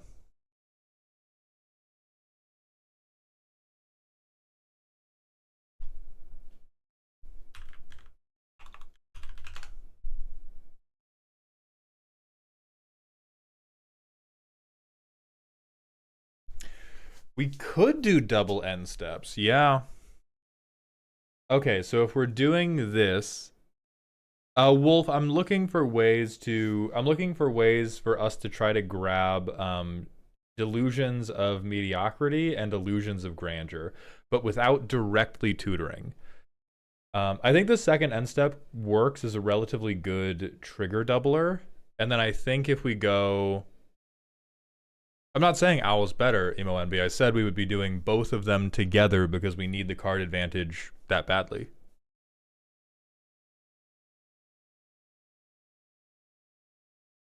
And so, I really don't want to make this just like a diet blink deck, but I do think at minimum, Y'shtola coming in, this bird up coming in, Thundertrap Trainer coming in.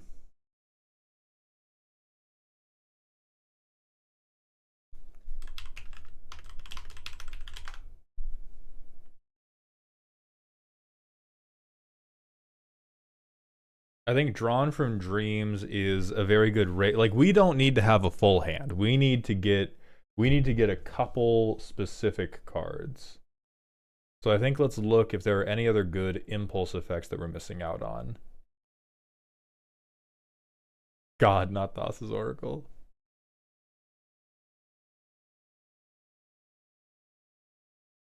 Ooh, you know, maybe Dig Through Time.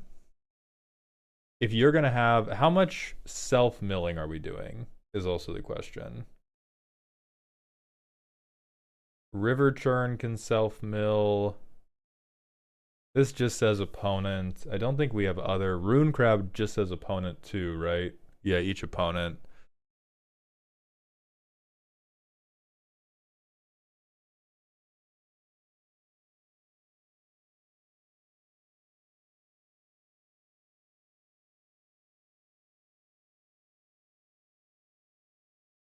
Oh, wait, I have to do Azorius colors.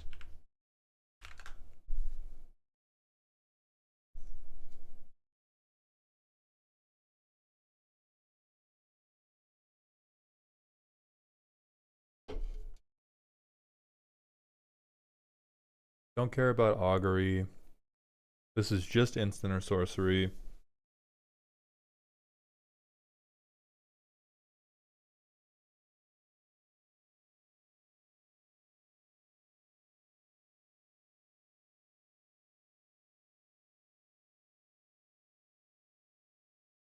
God, I hate that Karn is actually good dig. This is just... I don't think you should play him, but it is funny to me how Karn is just like, yeah, fuck it, from turn 4 onwards, just tap out and dig for the shit you want. This is blue-black. We got this guy already. We could do Deluge as well. This is humans are artifacts. We're going to miss our enchantment.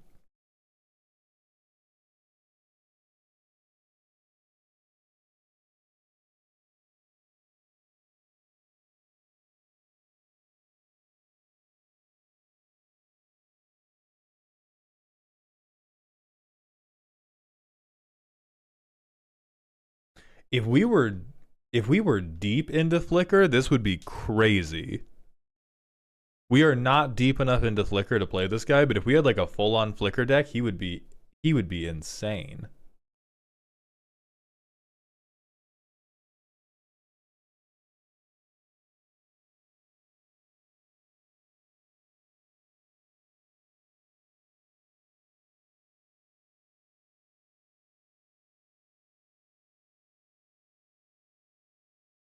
I think Confounding Riddle could come in as one of your counter spells as well. Counter target spell unless somebody pays 4 is just a hard counter spell.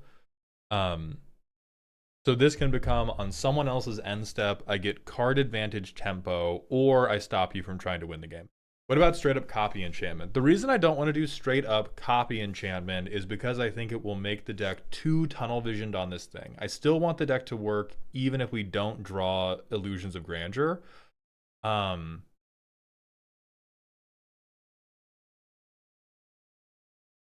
And importantly, Alexi Kitty, we're not building a deck out of one single card. The peak of the mountain is one single card, but the deck does not fail if we don't draw Illusions of Grandeur. That is an important difference. We might be at our most happy when we get Illusions of Grandeur and when we get to flicker it, but I do believe this will continue to function even without that, because we will still have all this life gain doubling, we will have these life linking options, we will have extra end steps.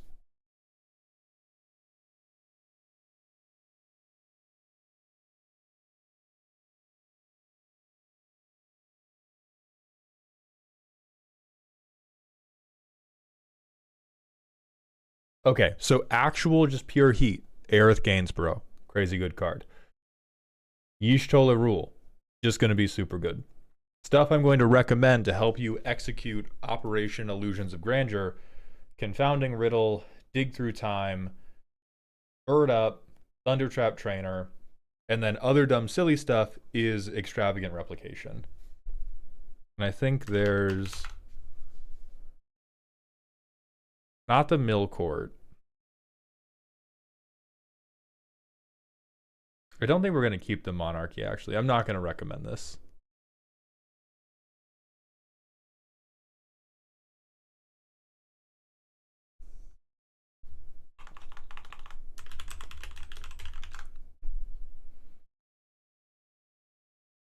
Impersonator would also be good. Thank you, Platypus and Solemn Lucrid, for suggesting this. This way, we can copy the good stuff, we can copy the bad stuff, or we can just copy somebody who has a big stompy monster.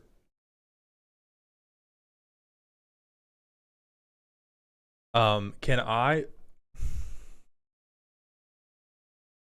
Troper, I'm going to recommend the worst card that I've ever played in my life that it makes me so happy when it works.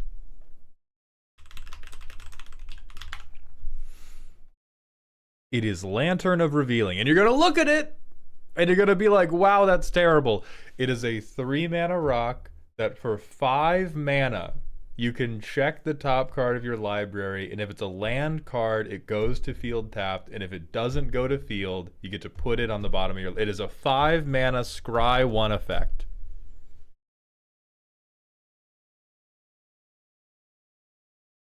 Horrifically bad. Horrifically bad. But I promise you, the look on Shudda's face, the look on anybody in your 9-player Commander game's face, when on their end step you spend 5 mana to ramp 1 time and then untap, will be worth it. So play with this until you do that once and then cut it instantly. But this is the worst card that I run in every Brawl deck that I play, because it's just so fucking rude to beat people with it on the field. It makes me so happy every time. Gecko, it's not 4 mana because it's 4 and you have to tap the rock itself. Josh Lee Kwai has dispatched the Nazgul to my location. No, dude, please. Please don't don't send the goons of the Ristler after me.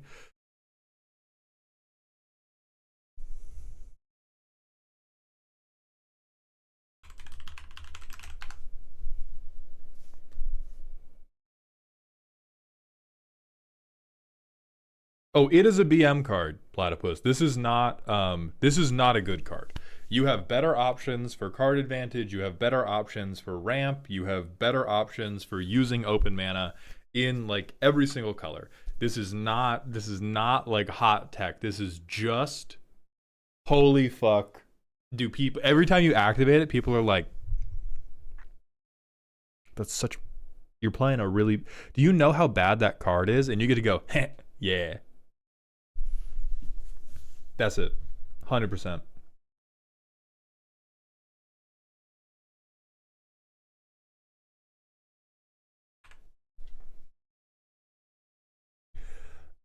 This is quite good. I think you have been led just a little bit astray on that, not deciding between, am I going for big chunks of life gain or am I going for the Soul Sisters 1-1-1-1-1 game plan? But other than that, I genuinely love the goal being I flicker Illusions of Grandeur. That is one of the, I think that's the most fun Hope game plan I've ever seen, and I hope that this roast helps support that. So Troper, thank you very much for the submission. We're going to go to the manual ad break, and then it will be time for our next roasty, Entario.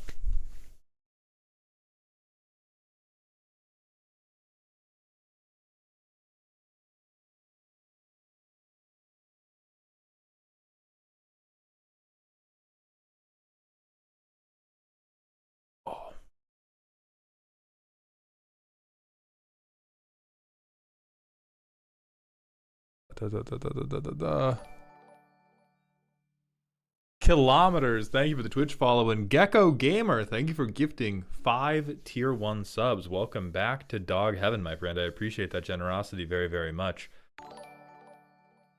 What about Lantern of Insight for the mill?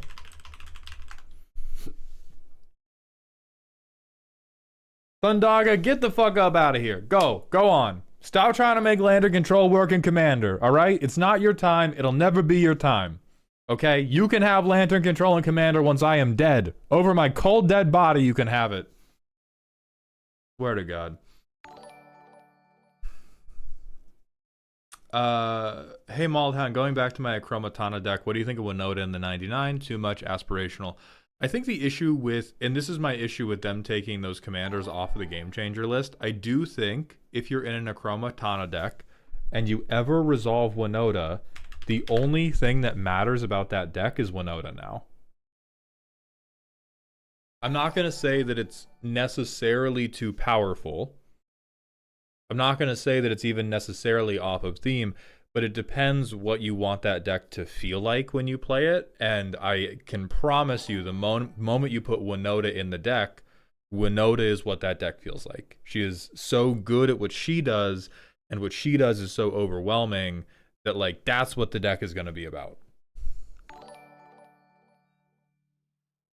Do you think that WotC would ever use Universes Beyond set mechanics for non-Universes Beyond sets? I really like firebending as a mechanic and want to see it more, but I haven't been able to find anything online about WotC's legal restrictions.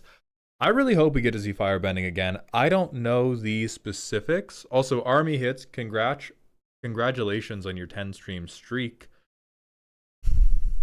I'm trying to think if we have any precedent for a Universes Beyond mechanic coming into Universes Within.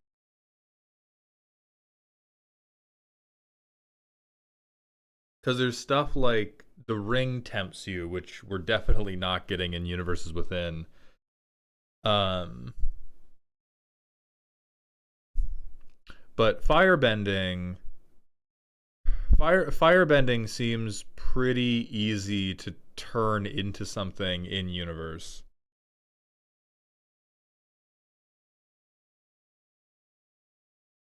I still think crop rotation being a game changer is a criminal offense. Let me crop rot my Lotus Veil in peace. Absolutely not, Gone.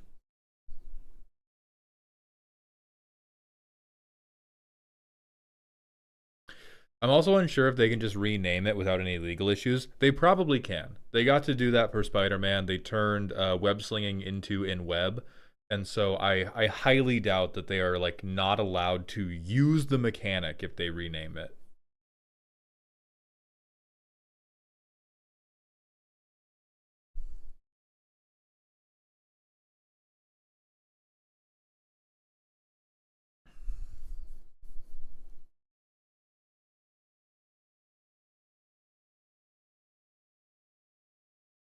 So yeah, I think we could get it.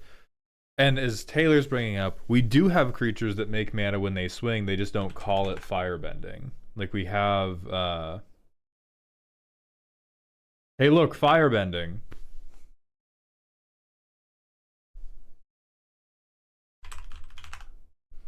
Hey, look, firebending. So I think we will get more of that mechanic, but it probably won't be called firebending. But I do not think that Avatar: The Last Airbender is going to have a monopoly on the idea of creatures floating mana when they attack.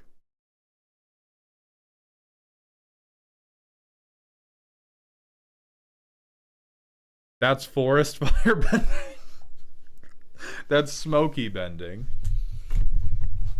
Okay. I'm gonna go use the bathroom, then we're gonna get Intario.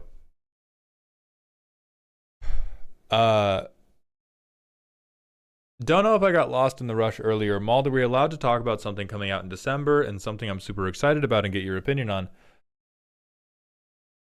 You gotta understand how little that tells me, brother. Are you about to leak military war plans or something? Or are we talking about a card that's been officially spoiled for hit game Magic the Gathering? Like, I'm gonna need you to Salt Bay a little context on for me. Because we do talk about spoilers. If it's been spoiled, awesome. I do not talk about leaks. I do not talk about tank diagrams. I do not, you know, that type of stuff. So it has to have been officially spoiled via WotC. If this is a leak, then spoiled on website and it's Final Fantasy Holiday. Oh yeah, I've already made a short about the holiday bundle.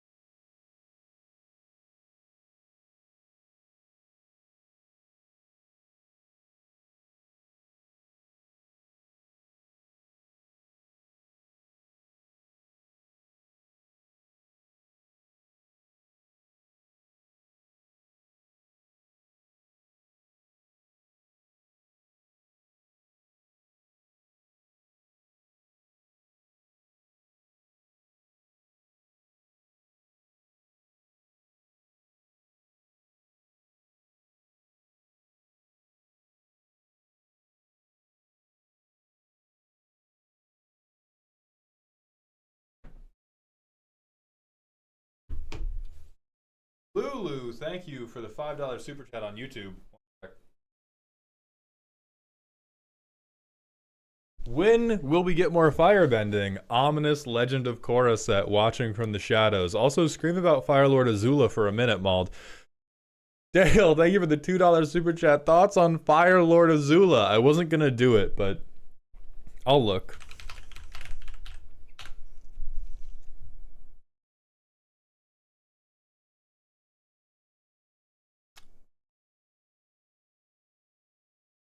Oh, my glorious queen.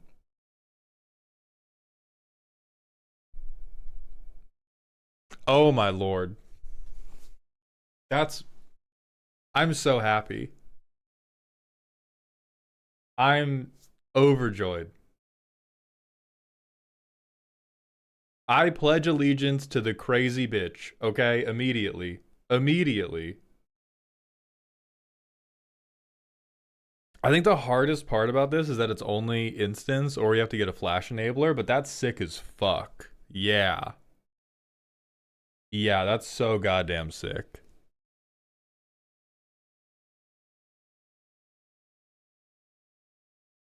Not once per turn, but like... I mean, so here's all the lame shit we get to do. The lame shit you get to do is like, Opt is really good now. Hell yeah. Hell yeah, I get to float red mana, that doesn't matter. I cast Opt at instant speed in my combat step. Yay, yay, yay, yay, yay.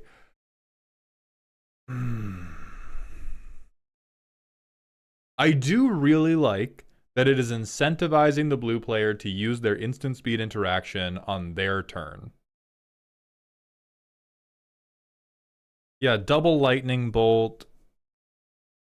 Shadow the Hedgehog. Shadow's unnecessary in that, unless you think Azula is a both of age and a Latina. You definitely don't need split second. Wow, that rips.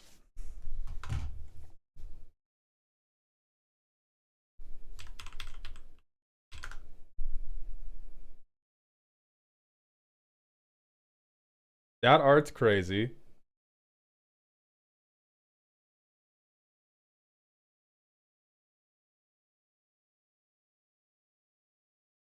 The Fire Nation is definitely not Latino. That's fucking amazing. Is this not the new art? Hold on. Bruh, what the fuck? That's a shit post. That can't be the real art. That can't be the real fucking art, man. Come on.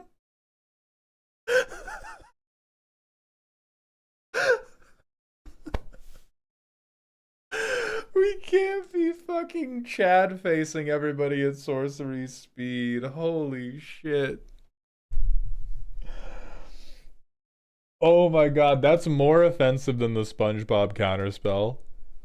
That is more offensive to me. You can see the goatee pixelation. Yeah, holy shit.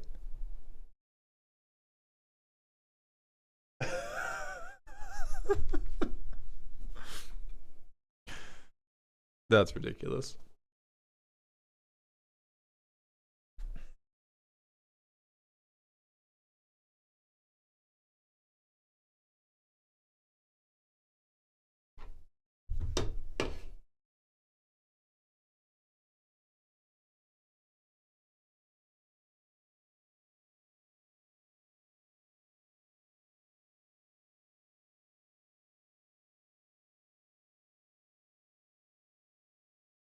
Maul, do you think Razakath is generally boring in a combo deck compared to the other spicy demon, Villas? I think once you have transitioned into building a combo deck, things like boring have gone out of the window for you. Frankly. Or I'm just the wrong guy to ask. I think every combo is boring. I don't care how many pieces it is. I don't care how fair it is. I just like once we're talking about combos, I'm like, oh, okay, we're talking about connecting the dots, ABC, now I win the game. And so if you're like, oh, are my tutors for this combo too boring? Oh, is my protection for this combo too boring? Like, I don't know, man, it's a combo.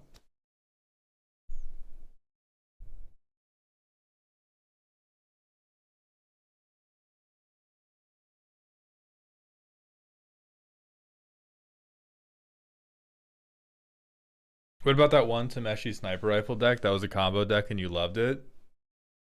I love that you think I remember that. I love that you think that deck lives in my brain forever. I have no idea what the fuck you're talking about.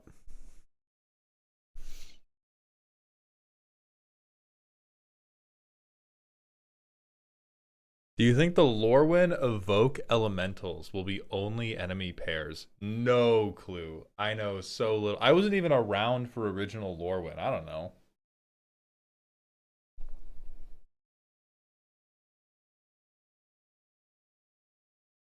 Oh, it was an Azorius Charbelcher deck. Okay, yeah, that one made me happy because that was more like a JJK Binding Vow or Heavenly Restriction. Like that was I liked that one because it took on such an incredible deficit, such an incredible negative to its own deck building to pull the combo off that it pleased me. Anyway, Entario. Spooky. On turn 1, you play a land. On turn 2, you play a land and your commander. On turn 3, you transform her and play a 4-drop, and from then on, you play a very green Izzet deck. Inspired by Vivi Stompy, the aim is to land in bracket 3 Spooky. Not really sure about the mana curve, would love some help tuning that, only tested a few times. The sideboard is cards I wanted to add and got bored of looking for. I just swapped in some stuff I had sitting around. It's Ashling, but Izzet? So this is the new one coming out in Lorwyn. And this is, you can discard to draw, but you can flip it to float 2 additional mana of any one color in main phase 1. You can only spend it on big spells. So we're doing something akin to my Vivi Stompy deck. I like that. Hard touch, I don't like it as much. I don't like... These better have been the shit you had lying around, brother. Sure. Sure. Wow. Fuck you. Fuck you. Fuck you. Okay. I'm immediately identifying some issues.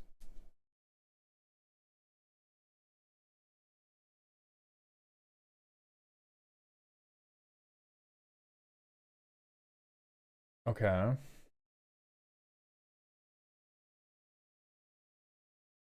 I started with 38 command towers and it feels great. I'm so proud of you. Interaction. Wow! Okay. Okay. Yeah. All right. Hey.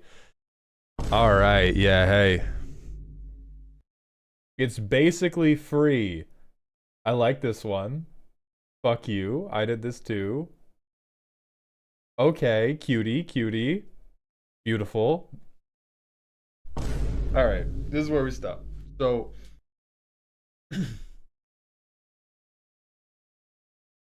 Let's talk, Jesh. Let's just talk as people.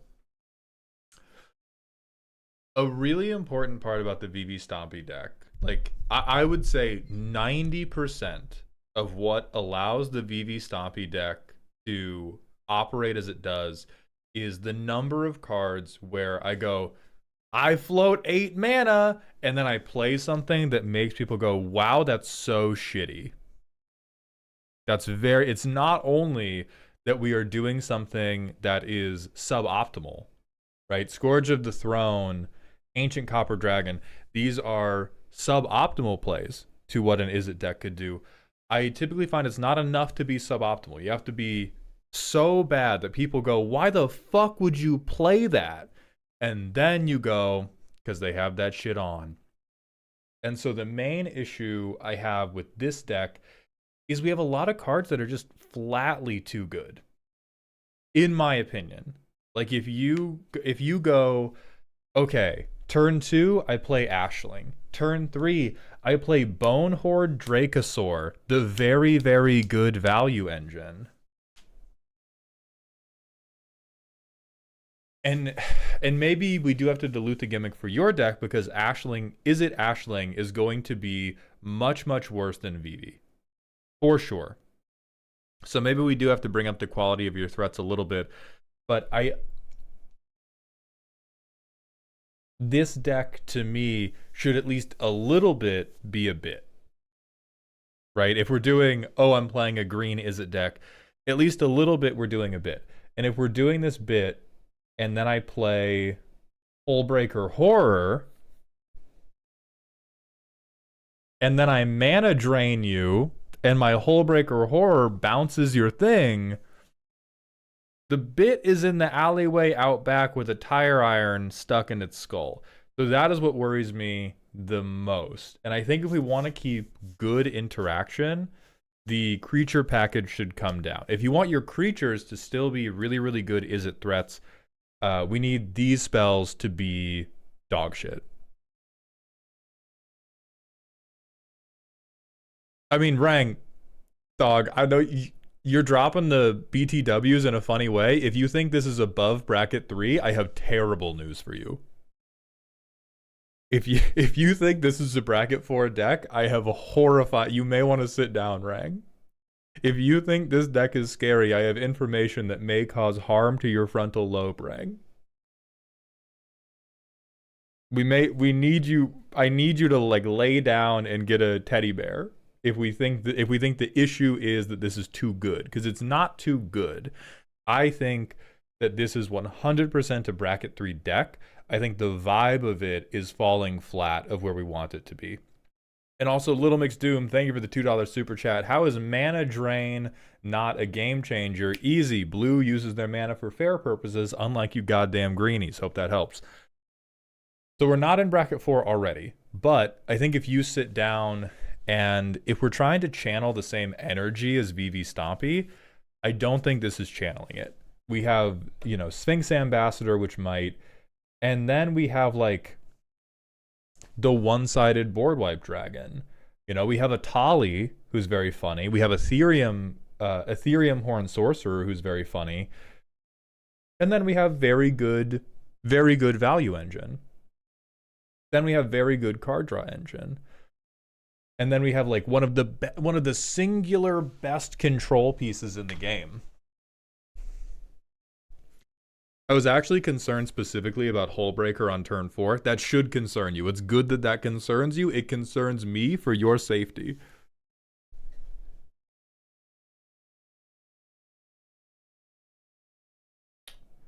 The mana rocks do make plenty of sense here.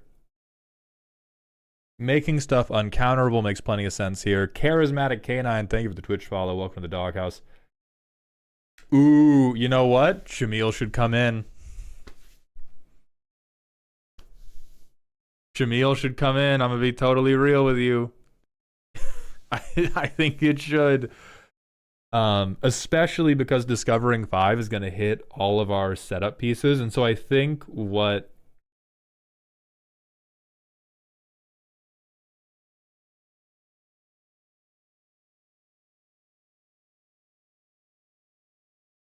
Let me identify the through line here. The problem is 100% that this is... I mean, you can swap Shamil for Hullbreaker. I don't think swapping Hullbreaker out solves the entirety of the problem. Because Shamil is still like... What we need is we need more cards that are going to make people go, why? What?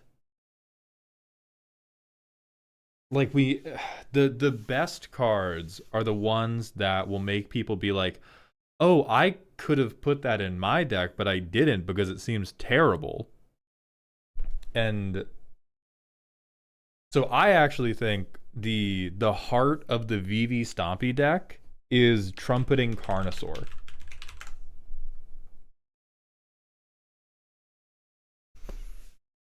This guy has, and I'm not saying you need to put in Trumpeting Carnosaur. I'm saying we need to find your Trumpeting Carnosaur. We need to find your thing that is going to make the Stompy player. We want the Gruul player to look at something you've played and go, wait, I cut that from my deck. Why are you playing it? That is the emotion we want to evoke that is going to make this hit just fucking perfectly. Is having the Gruul Dino player look at you and be like, why did you steal something out of my sideboard?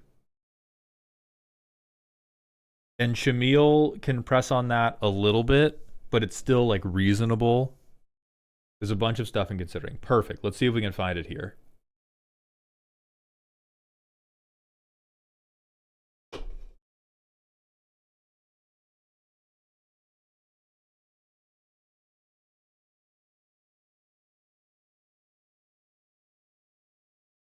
I will say I like this guy in VV Stompy. He has let me down every time I've cast him. So I wouldn't necessarily play him.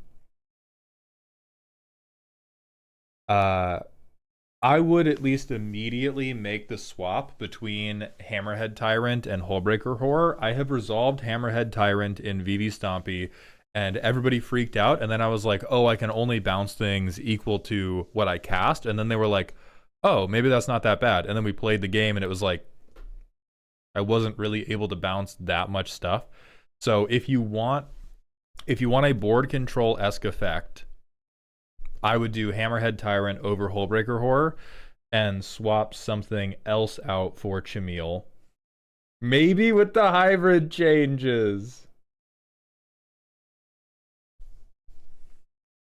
That's my fucking goat. That's my fucking goat.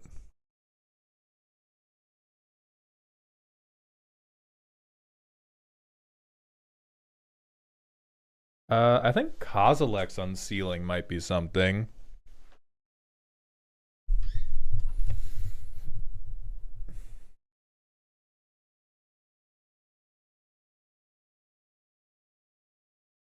We could do Empowered Auto Generator. I think an important designation that will help us figure out what to do with this deck is, do we want to win through combat damage, or do we just want to do like big mana? Big non-infinite mana. Because those are very, very different. Because there's like... There's one card in specific I'm thinking of right now.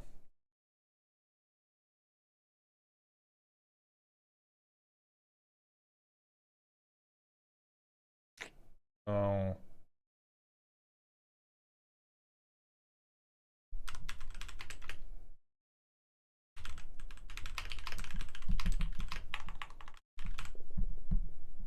The red card.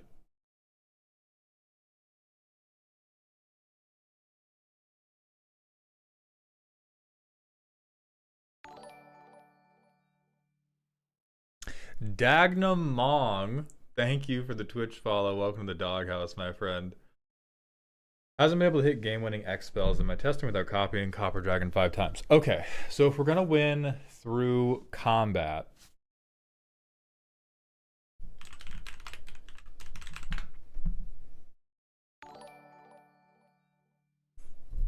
let's start talking about dumb bullshit. We need memes. We need people to go, why? We need people to worry about your mental health when you resolve these cards. And so I think an Izzet deck resolving a non-token combat damage effect is where we want to be on this type of stuff. So where's this big dumb...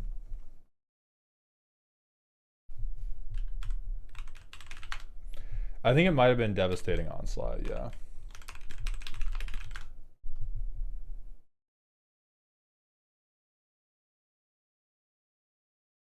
Yeah. This is the one. So I think this is our new favorite win con. Thank you, Mechavirus. If we get... For you, what will this be? For you, this will be... Can't be Atali. Maybe Scourge of the Throne.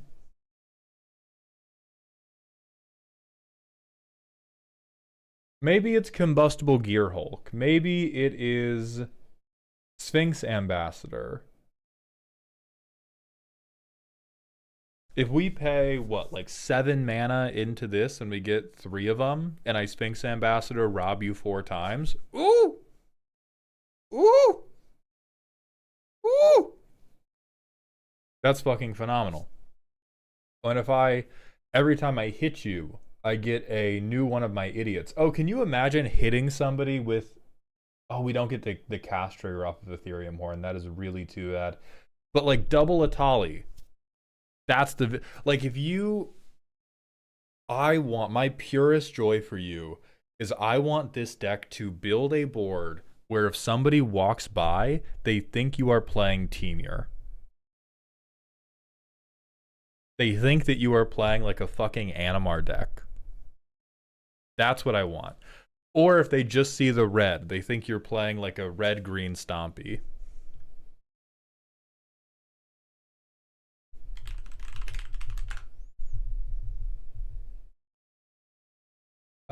We don't need this, even though the titties are out.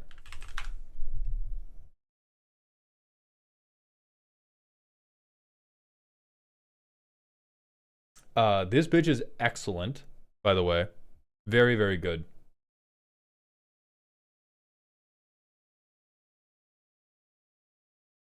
We don't need Sphinx of Uthun. I'm thinking of... we're not flickering.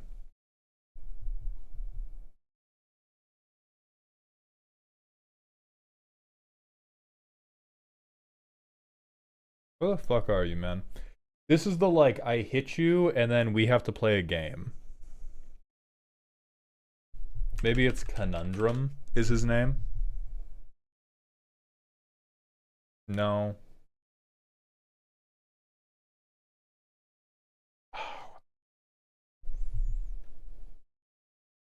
Little McSdoom, thank you for the $5 super chat. My parents asked me to make my little brother a commander deck. I suggested Henzi, but they asked me to pick someone else because he was too complex.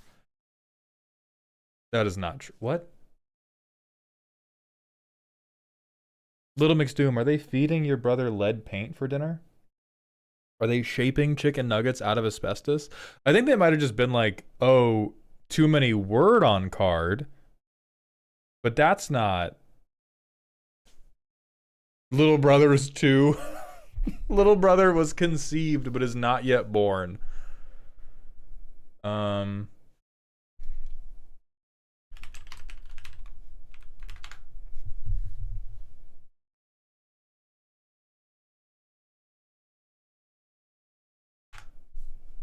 on. It's not a Tempsis. It's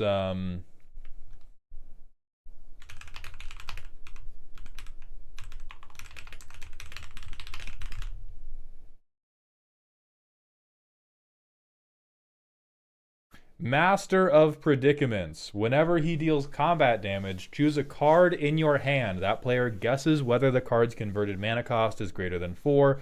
If they guessed wrong, you may cast the card without paying its mana cost. This is it, because I think your deck can benefit a lot more from the stuff that centers around 4. Final Fantasy had a lot of stuff for that. I think, unfortunately, a lot of theirs was non-creature focused, so it may not work as well. But I think this would be a fun mini game for you to play. I don't think we need Conspiracy Unraveler.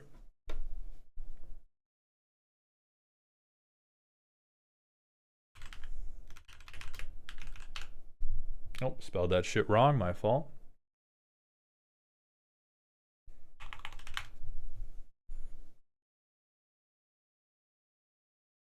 Let me see if there's a tag for this, like, caring about 4.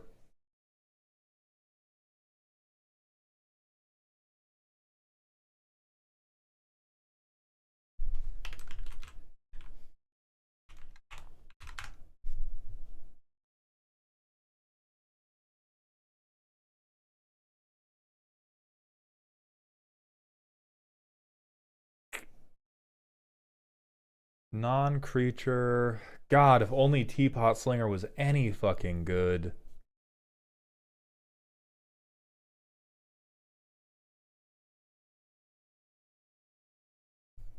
Damn.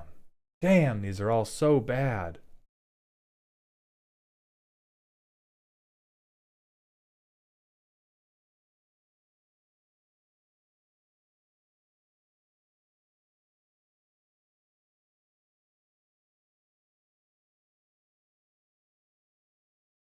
Ah, they all say non-creature, and they're all so awful. Son of a bitch, man. No! Okay, I think the one with the most potential is Hoarder's Overflow, but even that kind of hurts because we never want to cast this for 2 mana. Have we considered Benthic Anomaly?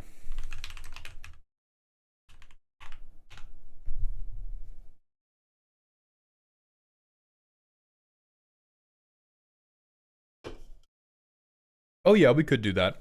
I think an important part of this deck is just going to be coming up with creatures that you think are hilariously large dickheads.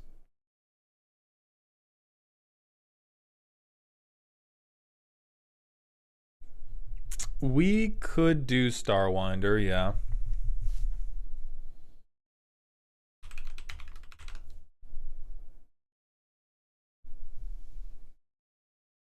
Let me look at non-creature versus creature as well. We have 27. Let's do a non-creature 4 or greater count as it currently stands. I play a land. I hope to God a mountain's on top. Holy shit, fuck me. I pay 3 life for this to enter untapped, and I play Ornithopter of Paradise so I can play my commander next turn. I play this. I am going to discard Blue Sun Zenith to draw a card. On my next turn, thank you God, I am going to pay blue to flip Ashling. I will float 2 red mana. I can do 5 mana of stuff this turn.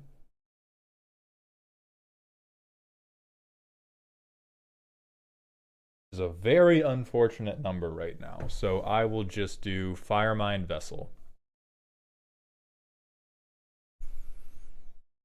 Next turn, I float 2 red mana.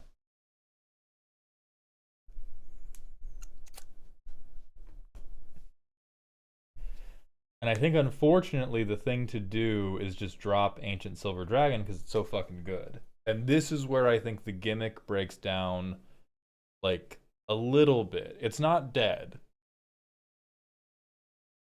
But this is just such a... Oh, it's such a good card. It's just so expected, right? And I want to be M. Night Shyamalan if he made a good movie. I want to trick people. I want them to feel like, oh my god, I can't believe they played such a fucking idiot card. So we play this guy. He's very good. Do I have the mana for that? 5, 6, 7, 8. Yeah, I do.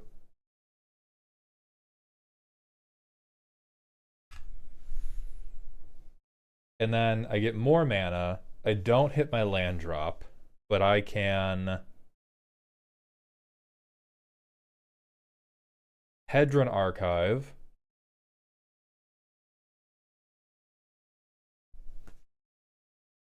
Then I can Scourge of the Throne.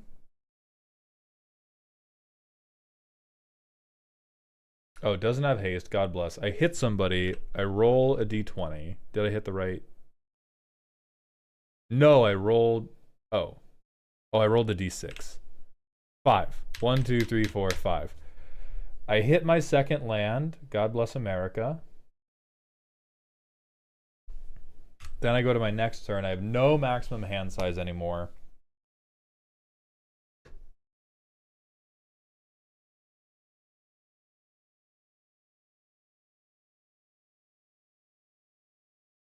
So what do I do from here? Because here is where we can save the bit, and here is where the bit can die. Because we've done 8-drop on turn 5. We've done very good 8-drop on turn 5. Which is typically a green player move. That's what we want to be doing. And now that we have this very, very good value engine, I think what is going to be problematic for the bit is if we can't close. So I'm coming around a little bit on, I don't think it's a bad thing that you can play a good creature. I think the bad thing is if you play a good creature and it turns this into a control deck. Because now you've drawn a lot of cards, we've drawn interaction, we've drawn a board wipe, we've drawn a second board wipe, and we've drawn a copier. So the play might actually be, hold the phone.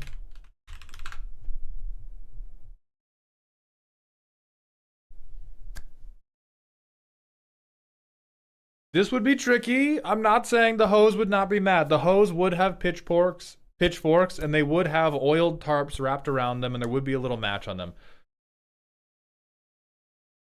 But what I'm thinking makes this deck feel different is if once you hit the gas pedal, we are going. We are going.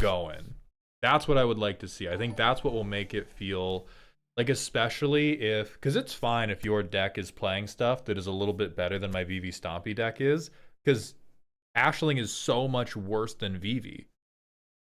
But I think where the vibe is going to get disintegrated is when we go, okay, I've played my 8-drop on turn 5. I've played my extra combat thing. Now, I will hold up 10 cards of interaction and chip you down. And that's what makes it feel like a normal Izzet deck again. That's where the glamour wears off. Could board goad work as opposed to everyone has to attack me?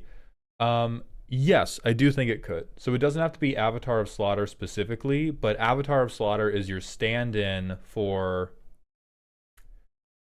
I'm making stuff happen. I think Avatar of Slaughter works better than Goad spiritually because it communicates to the table, I ain't no bitch.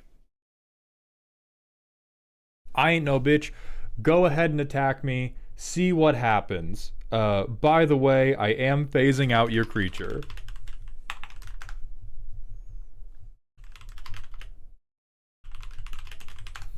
By the way, get thee hence.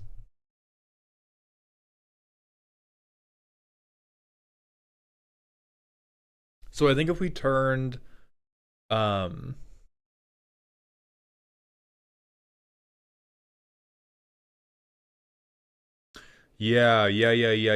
I'm feeling it now. So instead of we're gonna do like B plus Izzet player stuff and B plus Stompy player stuff, I would rather us do like A plus Stompy stuff and just and not run like Mystic Confluence. Like not fuck Jeska's will.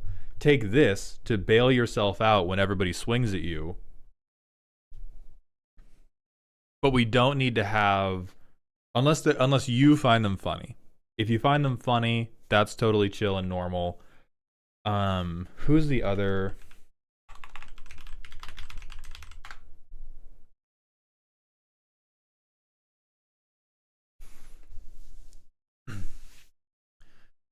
Well, Intario, not specifically dial down interaction, but make the interaction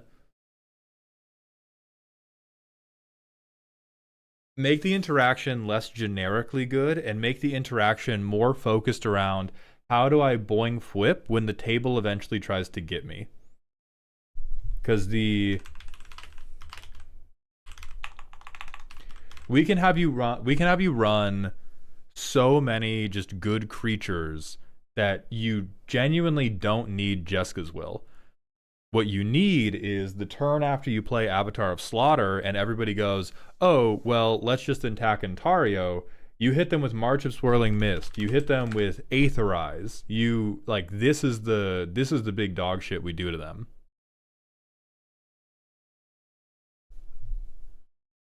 But, you know, they go to resolve a spell, and you go like, hell yeah, brother, you get it. And then they swing it at you, and you're like, hold on a minute, brother. That's what I want. Night Owl, thank you for the 3rd month at Tier 1, my friend. Welcome back to the dog home. And Pinfeldorf, thank you for the Prime sub. I'm sorry I missed that, my friend.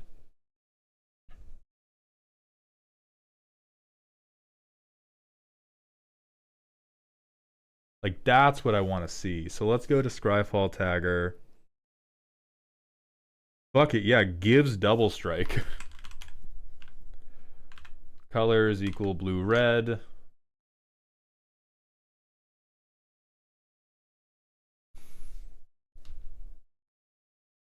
We could Embercleave, I don't think we need to. Oh, Savage beat it. Yeah. Fuck Mystic Confluence. This is what you need. We don't need the counterspell shit. We don't need to bounce shit. I have some lizards in the air and they are coming up your ass like a toilet snake. You could do Genji Glove if you wanted to be a complete maniac.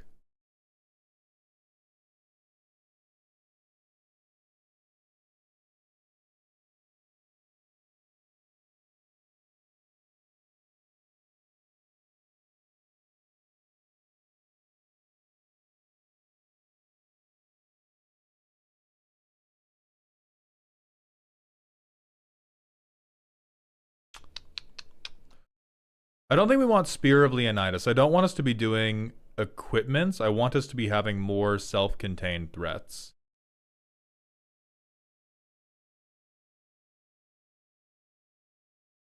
Okay, so we don't have too many of these.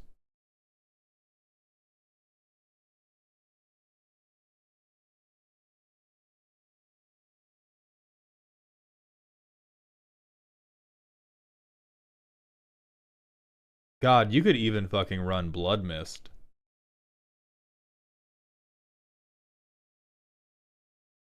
Okay, Savage Beating is the only hard ad I have. And then I think we talked about like Imposter Syndrome. We talked about Starwinder. We talked about Master of Predicaments. I don't think we need Haste.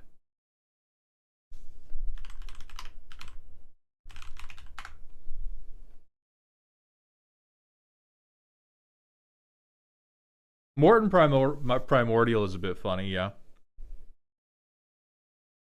I think so. More than Haste, here is the game plan we want to operate on. Turn 2, I cast Ashling. Next turn, I flip Ashling and I likely play another piece of ramp. Turn 4, I am going to play Biggest Dickus. Turn 5, shit has to get crazy. It can either be a second biggest Dickus, or it has to be something like Blood Mist, Imposter Syndrome, Devastating Onslaught. Like we have to keep that incline going. We can't go, okay, now that I've played Biggest Dickus, I'm gonna pass with all my mana open and stare at you in a very blue player way. We have to keep the pedal just straight to the fucking floor. And so if we get the dream play of Ethereum Horn Sorcerer, I'm not going to use him because he has a cast trigger, which we're not going to be able to replicate. But if we get Atali, we gotta follow that up with like a second Atali is hit the tower. Give me your fucking deck, dog. If we get Combustible Gearhulk, we want to flip that into, hey, guess what? 5 Combustible Gearhulks. What the fuck is up? Like every action you take has to feel appropriate to take with a Flava Flav clock around your neck. You could do Havoc Eater if we really didn't want to do Goad. This guy's a fucking hero. Wait, why not good Atali in the deck, Entario? This means it's working because we've tricked Legacy into thinking we're talking about a green deck. We've got him. But Havoc Eater could do it, yeah.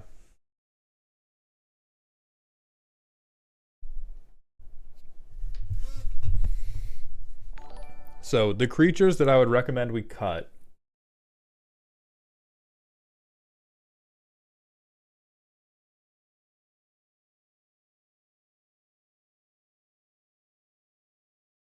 I think Bonehorde Dracosaur. Not even the creatures, actually. The cards I'm going to recommend we cut. I think Bonehorde Dracosaur, Blue Sun Zenith, Jeska's Will.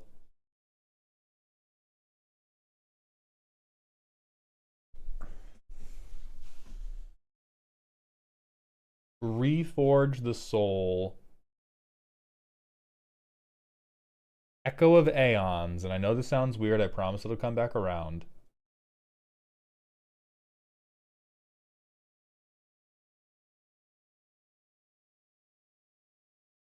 Force of Will, Mystic Confluence.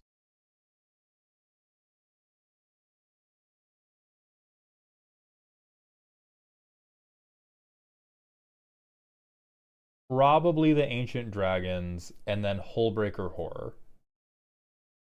I think these are the cards that are most off of feel for the deck. These are the cards that give me the most like typical is it bullshit energy.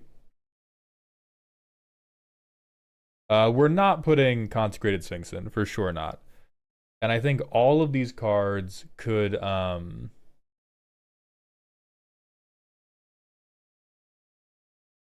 become just infinitely more fun things. They could become Master of Predicaments. They could become Molten Primordial. A card draw spell that you could get in could also be Memories Returning.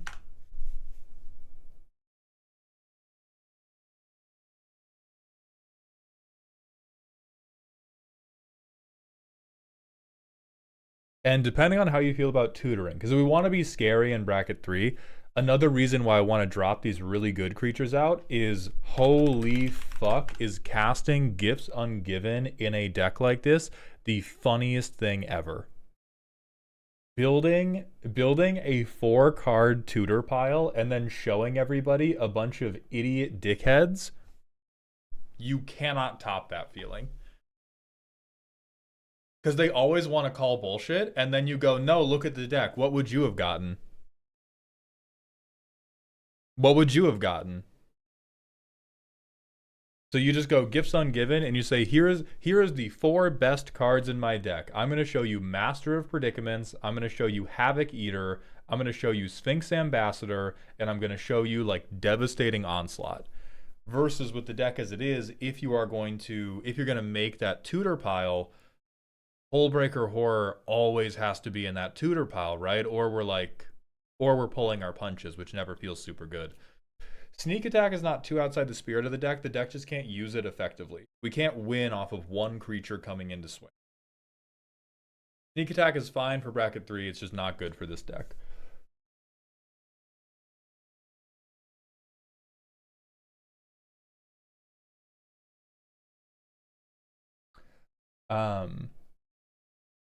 And then other bits of card advantage you can do instead of wheeling that are going to be very, very good for you are Memories Returning. There is Drawn from Dreams. There is Memory Deluge. We have... You are a sucker from options. Other than gifts, what game changers are worth playing here? The other game changers I would do... I think Fierce Guardianship is correct. I would have recommended Deflecting Swat, but that is no longer a game changer, so I would run Deflecting Swat as well. Let me look at the list of game changers.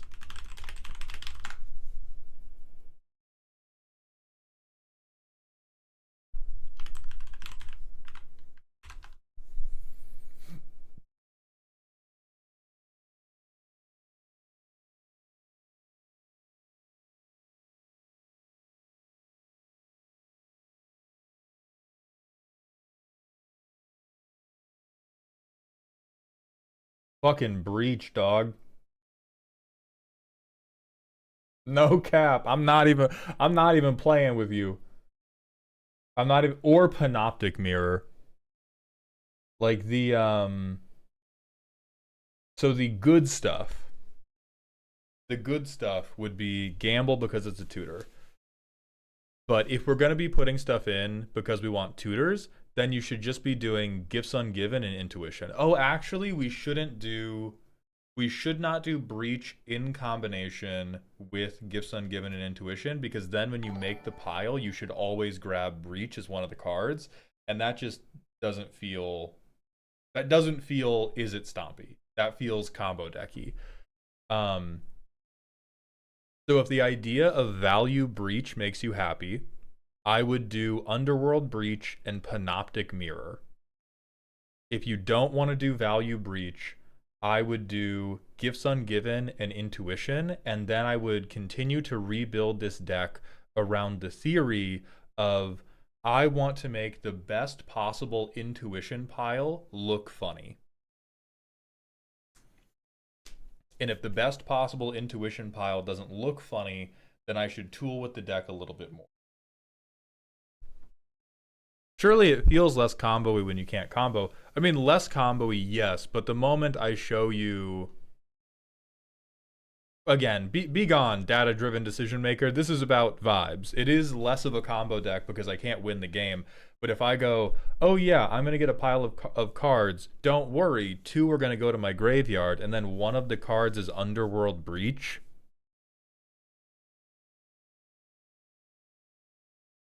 I'm a little bit of a liar. I'm a little bit of a foolish man. I want bad things. I want bad things for my life and the people in my life. I just think it is so much funnier to go gifts ungiven. Here's Molten Primordial, Master of Predicaments, Atali, and Scourge of the Throne.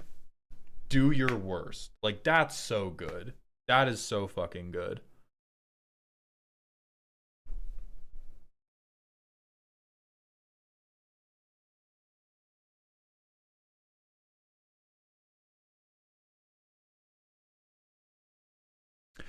Babadook, yes, there will be opportunities to get them tomorrow. We do also sell custom card reviews in the shop. Again, that's hyper expensive.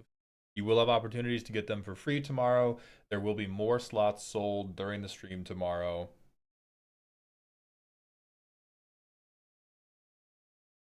So that is my express recommendation, Ontario. I like what you've done here. I think it's a little too functional. It's a little too functional. We got to be a little freaky. Like, we need to, if you're going for Is It Stompy, we got to go for that, like, my hair looks messy, but it's not messy. I just wake up like that. Like, that's the type of vibe we need. Like, I just rolled out of bed and shat out a dragon. Good luck. Good luck. And so there's some things that should be reasonable, like Jessica's will, that I think we should eschew for the bit. And I think you have good, powerful options for stuff you can eschew for the bit. And then I think your interaction should also be a little bit less typically is it.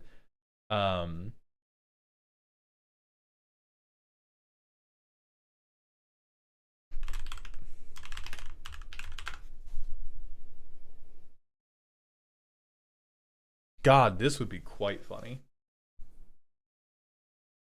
This would be really funny. I think we should aim to do a little bit more Aikido. I don't think that's a necessity. I think that's more of a cherry on top type thing.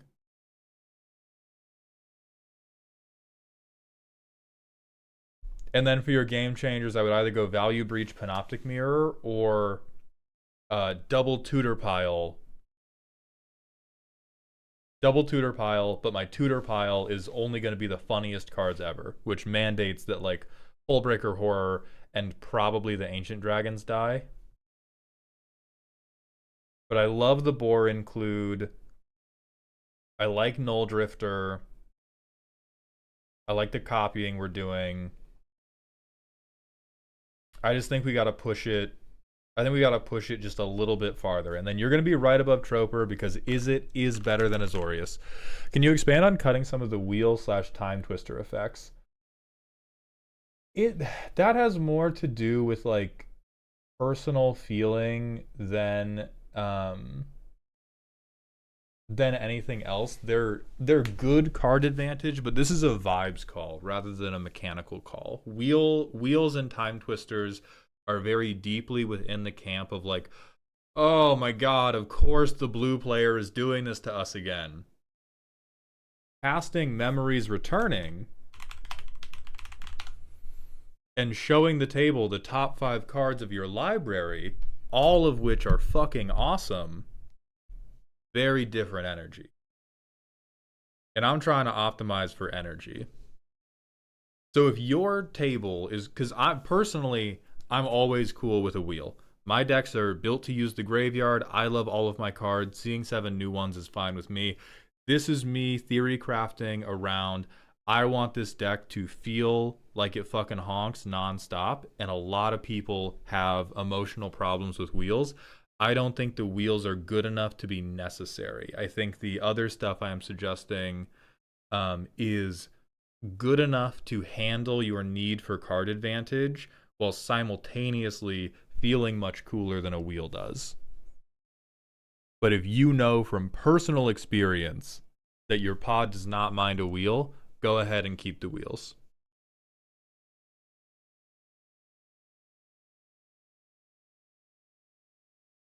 I also just don't like giving other people cards. Frankly, I'm a bitch. I'm a bitch. I hate it when my opponents have cards. Like there is it's a much lower risk in bracket 3, but there is a risk to giving your opponent a new hand. Like if I sit down against a Selvala deck and now I draw a wheel, I'm clenching my butthole crazy hard. If I sit down into any type of strategy where their game plan is to just go like vomit my hand out and then stall, and I wheel that player, oh, wallahi, I am finished. May the Lord carry me up to heaven because my time at this commander table is not long. And so I generally prefer, especially when I'm trying to be a little cutie, I generally prefer to do asymmetrical proactive things.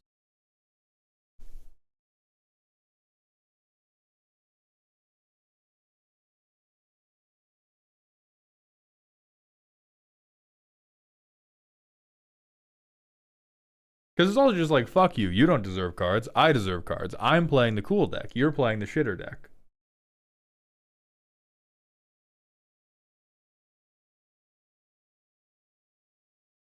I think there's also a bit of it is like, I mind Windfall a lot less because so things like fact or fiction that reveal information about the silliness I'm going for, not everyone take a mulligan. I think it's half that, and I think as I'm talking about it, I'm coming to the other thing that I dislike. I think with Echo of Aeons and Reforge the Soul, unless you hit the miracle cost or the flashback cost, which I don't think is going to be guaranteed unless you waste time setting up for it, this is also like, I tap out to give everyone a mulligan. That's all I'm doing. Windfall, I would at least believe it's like, oh fuck, I gassed. Windfall? Okay, cool thing. I know your commander helps pay for the mana. I know you are supposed to shit mana, but I do have a degree of belief that you could double spell off of Windfall or double spell off of Valakut Awakening, and I find it much less likely that we're going to be double spelling off of Echo of Aeons or Reforge the Soul. And I'm basing that mostly off of the performance of my VV Stompy deck and what's happening when I Season of Weaving. Because I'm like, if I'm Season of Weaving, that's the turn. That's the turn. So that's what I want to avoid.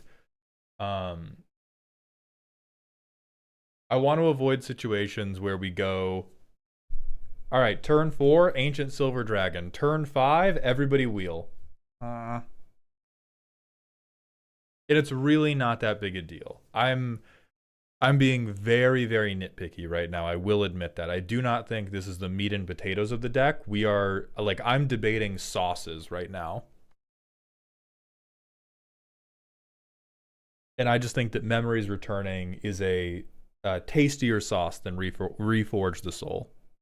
But at the end of the day, you do definitely need card advantage in this deck. Wheels are acceptable power level wise, and if your play group doesn't mind them, they are okay. But I do worry about you just like giving the Selvala player a layup to win the game, because Izzet Stompy is never going to be as good as Green Stompy.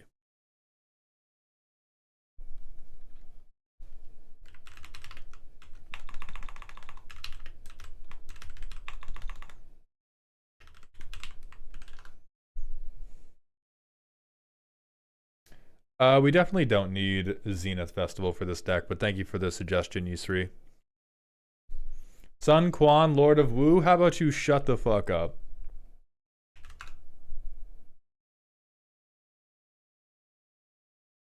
I already forgot this guy's fucking name. Hold on.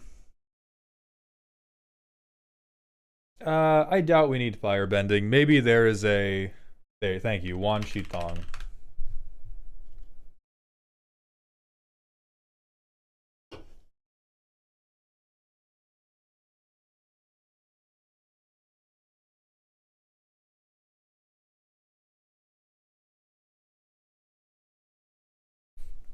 This guy's a fucking card draw spell. Wan Shi Tong, Libertarian. He has gun rights and also draws 4.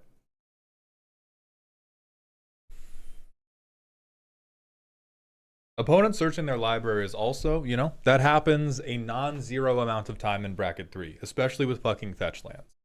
So this could be another way to manage card draw and manage vibes where, okay, I get a big guy who beats the fuck out of you, and I have meaningful, not necessarily counterplay, but I have a meaningful way to be a little parasite every time you ramp.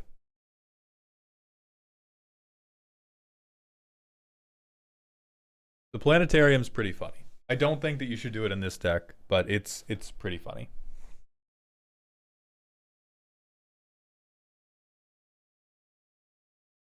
So Ontario, I'm going to leave you just above Troper because red and blue is better than red and white. Yeah. You shouldn't play the planetarium. This is just a joke card. You should play this guy.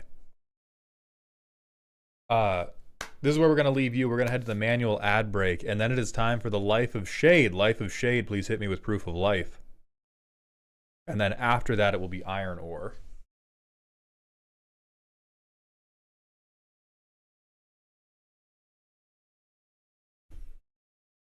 Do you feel like a bracket 2 deck could be made around the new Owl guy? This card? It would be very bad unless everyone in your pod is a green player. The main problem with this guy is you just don't have, you don't have a way to utilize his text box.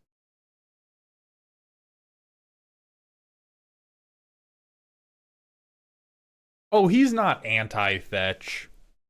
You still get to do everything. I just get a counter on a bird, anti-fetch. Come on. Get a fucking backbone. I'm not even stopping you. I'm not even stopping you. I'm pro-fetch, actually. I want you to cast the Cultivate, because then I get a counter on a card. Yum, yum, yum. Come on. The most pro-green player blue card that's ever been made. I gotta roast these cards. I gotta fucking... It's not the weekend. We don't get to do a free count update yet, but I gotta drop. I'm not fucking publishing enough.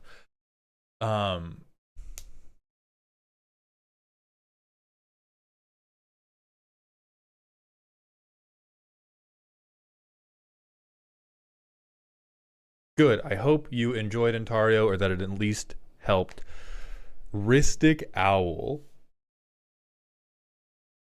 I do think I should put this guy in VV. Because VV is a very big fan of holding up mana.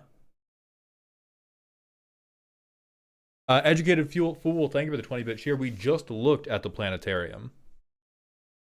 Yeah, he's good, he's stompy, he's card draw. This guy might take the slot of one of the other good creatures in my VV deck, because he is not bad. He's quite good. Okay, I have to go tinkle because I'm a little baby boy. But I'll be right back, everybody.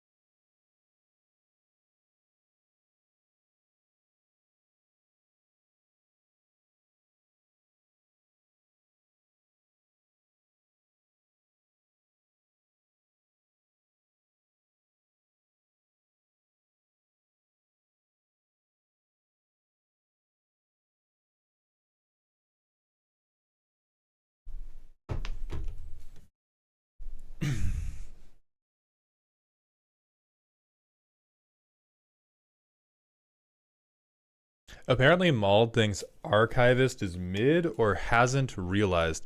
That is not true. I just don't play white.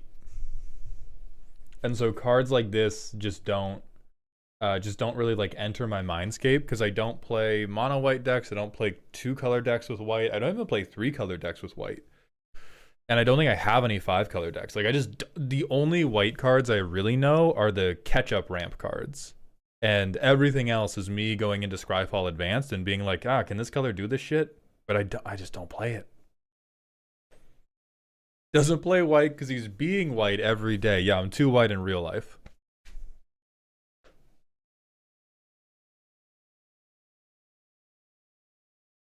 Z is the white player in our house, actually. That's kind of fucked to say, but Z is the one in our house who plays Esper, who plays Mardu, who I don't know if they have any 2-color pairs that play white in it. Like they don't play Azorius or Selesnya or anything like that. But in our household, Z plays 100% of the white cards.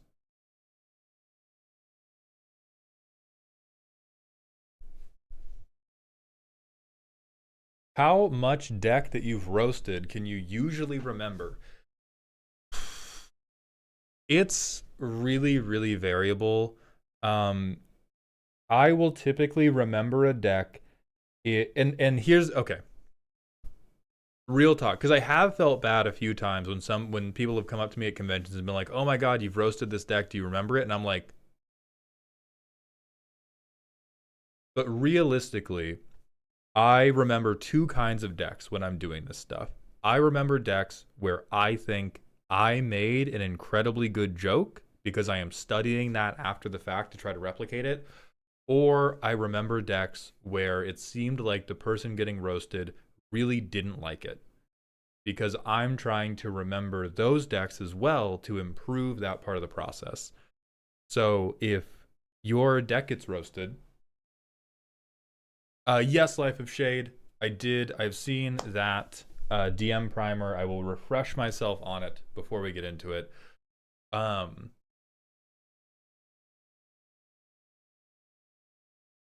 So yeah, I remember the ones where I think it went really good, but not even the ones where I think like the deck was really good. I remember the ones where I think like, oh, as a presenter, I did this thing really, really well.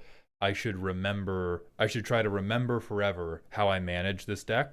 And then I remember the ones where I'm like, man, this person really did not seem happy with the direction I took this in. I should reflect on that. Forgive me for asking, but what about Lurrus Hell Simulator? Is this a deck that I looked at?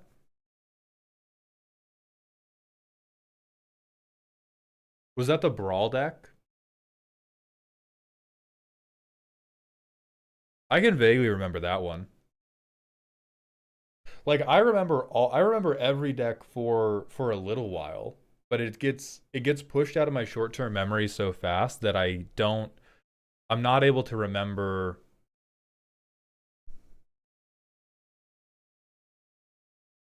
Yeah, I'm not able to remember a lot of stuff about it. I'll be able to remember like the general slant of the deck, but typically once the deck roast is over, I'm like, okay, gotta write a roast now. Okay, gotta figure out what we're doing for stream the next day. So I'm trying to think of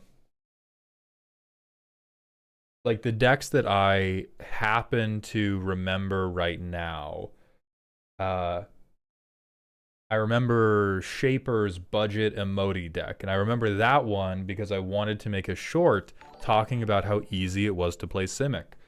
I remember Troper's deck from the beginning of this stream because we just looked at it. I remember the Peregrine Dynamo deck from maybe a week and a half ago because I thought about, and you guys actually, I would appreciate some feedback on this. I thought about making that video a standalone deck, like just 20 minutes just on that fucking deck. Elikman, for you, I remember, I think it was a Neem Pakal. I remember a Boros aggro deck, and I remember a Nixthia, Your Pride and Joy. Those are the 2 that I remember for you. Hey boss, thoughts on full proxy commander decks outside of a personal pod, like at a local LGS? On that point, I'm going to say respect your LGS's policy. LGSs get put in a really, really hard position by WotC because they want to keep WPN status. They kind of have to take a no proxies allowed standpoint. Some LGSs take a like don't ask, don't tell stance on it. Whitebread, I remember the premise of the Mono Green Esika deck. I think, were you also the one who sent in the Rottenmouth Viper Secret Commander deck? Are there any decks of mine you remember? I remember that fucking Esper one. I know that you sent in a previous Scaly deck. I'm struggling to remember the commander of that deck. But I know you sent in the one where it's like, this is Chromium being just a guy. It's Chromium being a dude and we're doing Human Kindred. And then the prior deck, I remember it was a Scaly deck, but I don't remember the colors contained with it.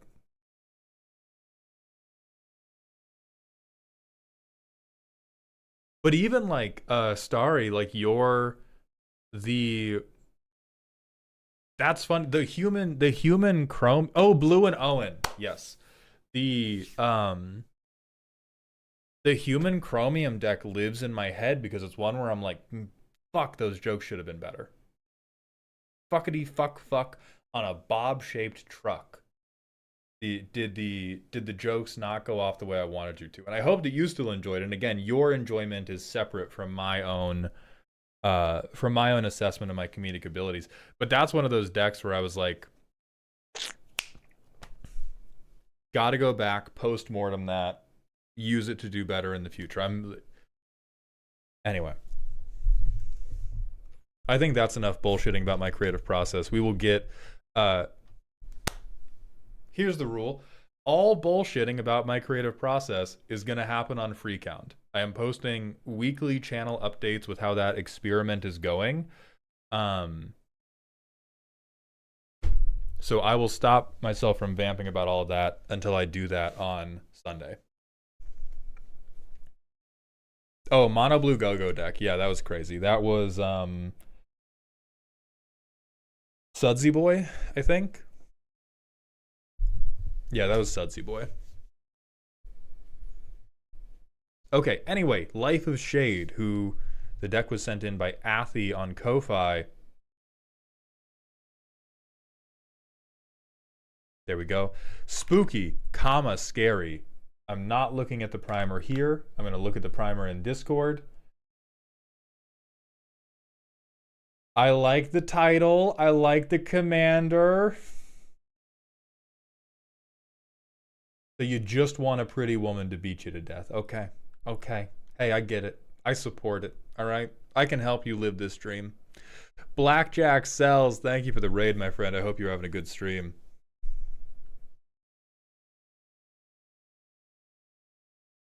All right, let me pop open the hood. I don't know how to describe the theme of the deck or the strength other than I want by the end of this roast for it to be spooky scary. Okay, so spooky scary is the destination, not necessarily the starting point. I've tooled with this deck a bunch and I have yet to find a satisfying way to build around Y'shtola as the commander, which I want the deck's focus to be on. To that end, I am willing to change 98 cards out of the 99 if it means walking out with a solid deck. If I'm going to be archenemy anyway, I would love to have the strength of a bracket 3 deck to back it up. The only card I am unwilling to part with is Shark Typhoon. Fuck.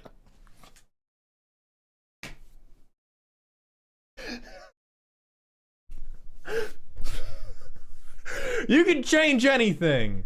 All right, I'm down to change my name, my gender, my hairstyle, my occupation, my place of living, but I require that I still have Sharknado on DVD. Okay. All right, that gives me something. That gives me something to work with.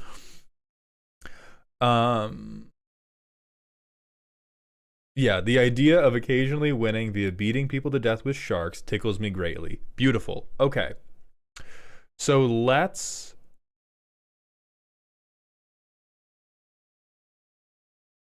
pop this sucker open. Let's pop this sucker open before I preamble too much. So we have non-creature discount. If I've double spelled, I give this person double strike.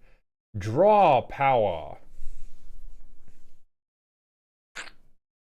I think that's fine. I think that's unfortunately really good. I want to be mad at you, but that's unfortunately really good. Fuck you! I'm tired of this! I got a hair in my mouth. I'm so mad. The ghost cat that lives in my house apparated for a moment just to stick its fucking paw down my throat to stop me from screaming. I'm tired of painful truths. I'm tired of it. I don't care that you have 3 colors. Until you can spend 5 colors of mana on this fucking card, I am not moved. You do have stock up though. That's great.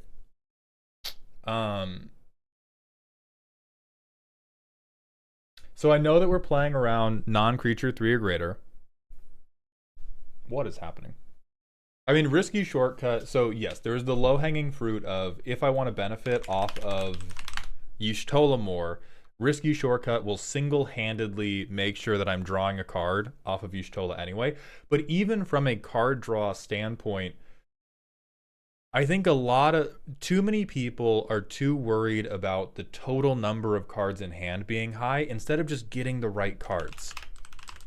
So I also want to make a Drawn from Dreams comparison where, yeah, you can spend 3 mana to draw 3. That is almost always going to be worse than spending 4 mana to get the best 2 out of your top 7. That's another thing that I'm thinking about. In this case, you should do risky shortcut. But anyway, I am not a Lorien Revealed believer in Y'shtola personally. I am, but that's because I'm a Lorien Revealed believer everywhere. Okay, Stinging Study. Okay.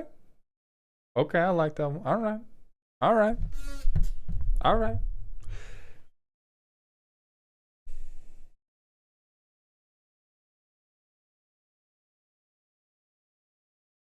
This one I'm fine with because it will single-handedly ping us for the Y'shtola trigger. That's dope. We have Stock Up, which is a very good card. Helm of the Ghast Lord. Ooh. Alright, that's Arch Enemy shit. Okay, okay.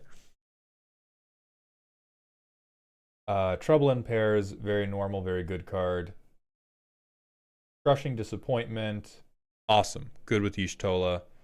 Greed, also very good with Y'shtola. Fire 4. Oh, removal. Okay.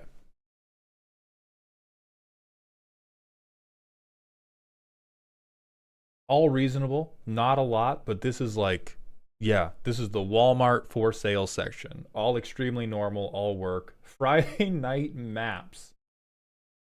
We have Smugglers. We're gonna get you clean, Shade. I'm gonna get you clean. I know it. I know the treasures are tasty. We're gonna get you clean. All right. We're gonna get you working the steps. We're gonna get you apologizing to everybody you interrupted during their draw step. I swear to you, it's gonna be okay.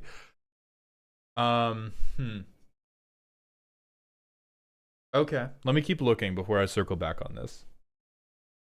Froth and Foam. Good, good, good. That card of the deck. Dope. I think these are a little weak. Regardless of what happens with Smothering Tithe, I think if we're planning for you to be Esper Arch Enemy, this is a little bit too much like, ooh, I'm a Venus flytrap and I must wait for my opponent to walk into my jaws. Go away. Fuck. Okay. So, alright. Life of Shade, have you purchased insurance on the Y'shtola? Because I feel like it might get torn up sooner rather than later.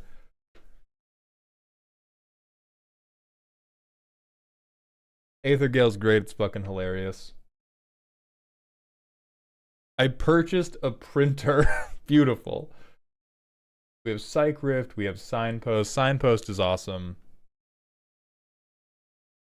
Lost in the fuck. Oh my god. We can't be doing quotes and then showing me Underworld Breach, you motherfucker.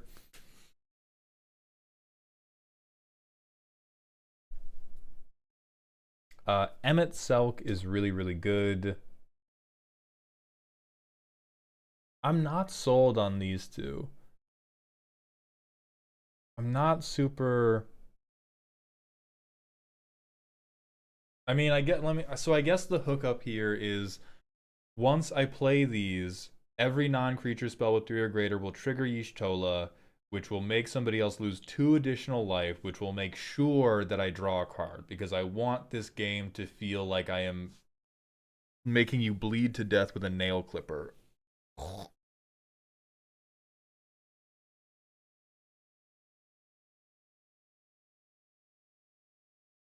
I think this is okay. I think now we can begin coming together on the energy of this deck because right now I think the energy of this deck is like I'm here, I'm farting very loudly, and it turns out my farts have a higher methane concentration than normal, and eventually you're gonna die.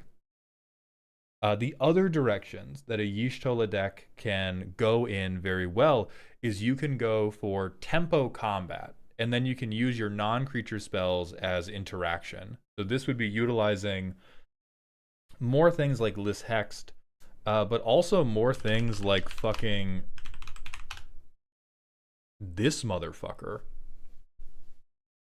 Bam, Dragonlord Ojutai hits you. This is how I get my card. I get my card draw for the turn because you lost 4 life. I'm also going to look at the top 3, grab an interaction spell, use it on your turn, get fucked.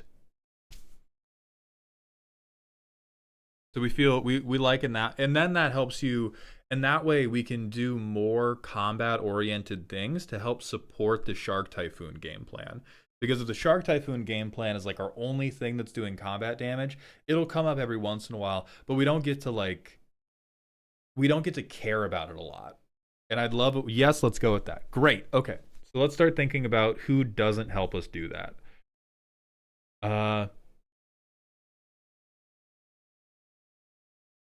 I think from that standpoint, monologue tax, smuggler's share, nah. I think these gain life, lose life guys, also nah. This is unfortunately really. Oh, we have 7 creatures. Oh! Oh! I was like, wow, where are all my creatures to cut? And they were pre-cut. Shit was pre-separated. All right, so let's start finding non-creatures that we could kill. You beautiful maniac. They never made it. It's Noah's Ark, but it's just 18 copies of stock up. Okay. So let's start talking about darlings that we could kill for interesting creatures. I'm going to say undermine, unwind, rewind. Yeah. Those 3 out of this spot. Archmage's Charm may be genuinely tricky for you. 3 blue pips in a 3-color deck is no joke, even when we have Mana Rock. So I'm going to say like halfway in on Archmage's Charm. I do quite like single combat. God, sudden spoiling's really funny. I think Yahenni's expertise is the one that should go out of Meteor because, frankly, if we're doing Battle of Bywater, we are going to have the small tempo creatures. This is just us blowing off our own genitals. These guys go. I think Press the Enemy should go. I do understand it is it is so much joy, right? It is so much joy to do this bounce once. But it's very conditional, and I think we have a number of things we can do that is non-conditional and will be more enjoyable. And for this one, I'm actually going to suggest a direct swap. It's one of the best. Okay, if you want to use it as a combat trick, I'll let you cook. I'll let you cook.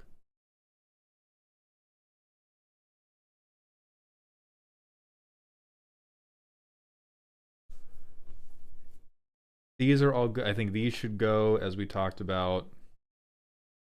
Okay, for draw power, I am going to sound like a fucking maniac. I think the most cuttable draw power cards are Curiosity and Ophidian Eye. And I say that mainly because Y'shtola is always going to have a target on her back. And because Y'shtola is always going to have a target on her back, these only work if Y'shtola is already working. And if Y'shtola is already working, we're probably good. The upside is very tasty. Draw 3 off of casting a non-creature spell. God. It is still probably good enough that we'd want to run it, but I'm desperately trying to find room for cool creatures. We'll revisit it. We'll revisit it after we talk about it. Because again, fuck, draw 3 off of a non-creature is just so... It's so fucked up.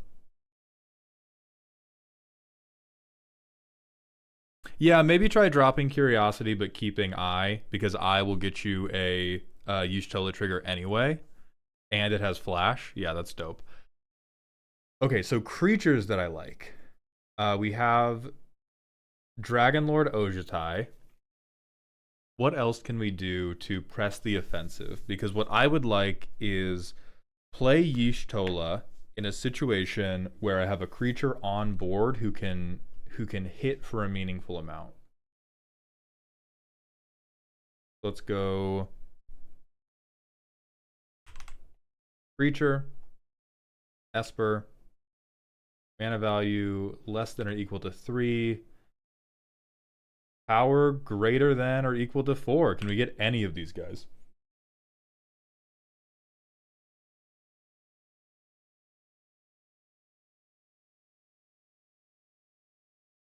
All right, so Dreamtide Whale is an option. It is unlikely that we are using the proliferation for anything else, but he's a big old bastard.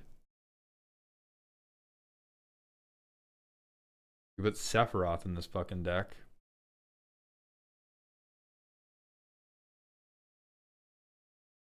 We could run Hunted Horror.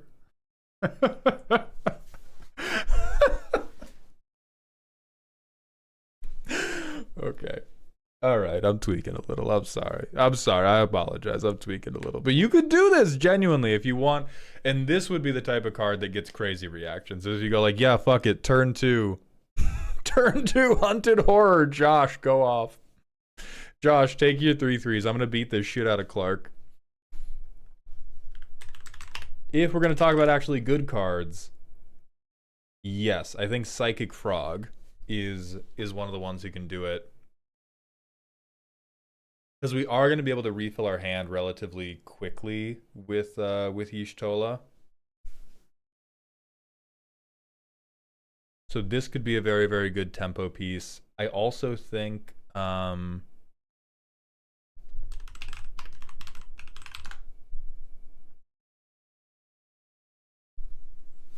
this is one of the best mono black, like little shitheads hit you over and over cards that has ever been made. I am a massive fan of it, and especially if we want, if we care about Shark Typhoon, that would be very, very good for us. And is it Basik? I think his name's like Ibim. Nope, spelled that wrong.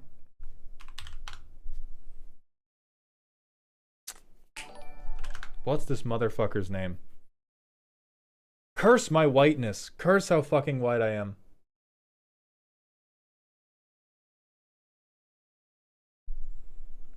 Basim Ibn. Thank you. Holy shit. There we go. Okay, whenever we cast a historic spell, draw a card, and he can't be blocked, and whenever you hit somebody, you put a counter on him. How many legendaries do we have? 1, 2... Or how many historic spells do we have? 1, 2, 3, 4?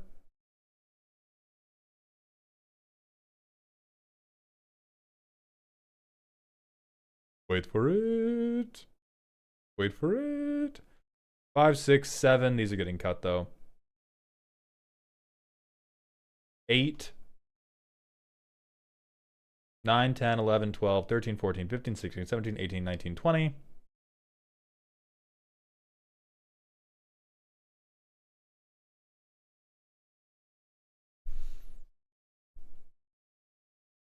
Okay, not a massive amount, but not zero. I'm still liking Hunted Horror and Psychic Frog more.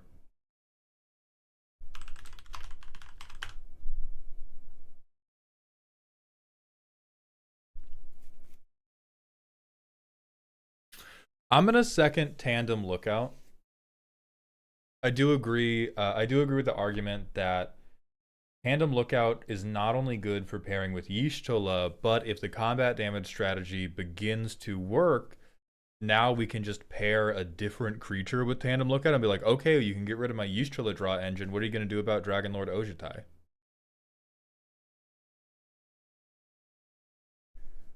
Um.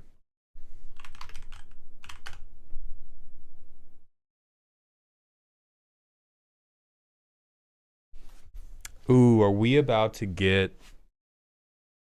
Let's get funky. Hold on. How can I...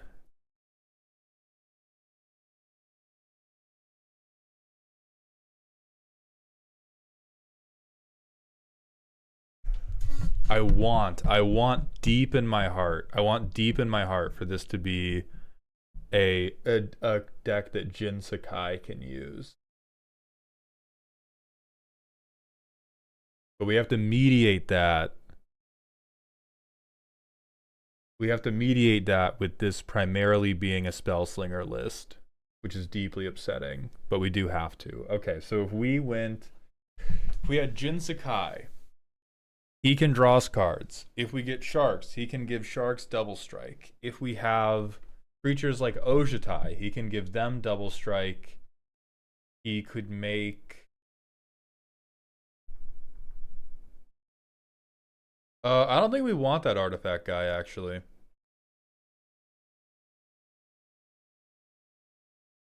Let me see how this currently plays. Let me get a... Let me get a feel for it. Sure, Hollow Fountain. Next turn. Swamp Rock, next turn. Pay 2 life, Y'shtola. Yay, I did it! I get a land. Oh, this is going to enter tapped, so I don't want it. Whatever. It enters untapped. It's a playtest. Suspend your disbelief, chat room. I Gilded Lotus.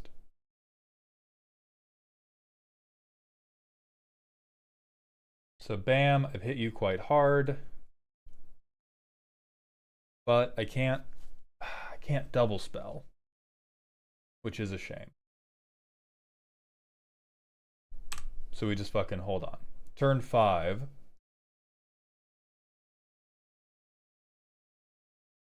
I go...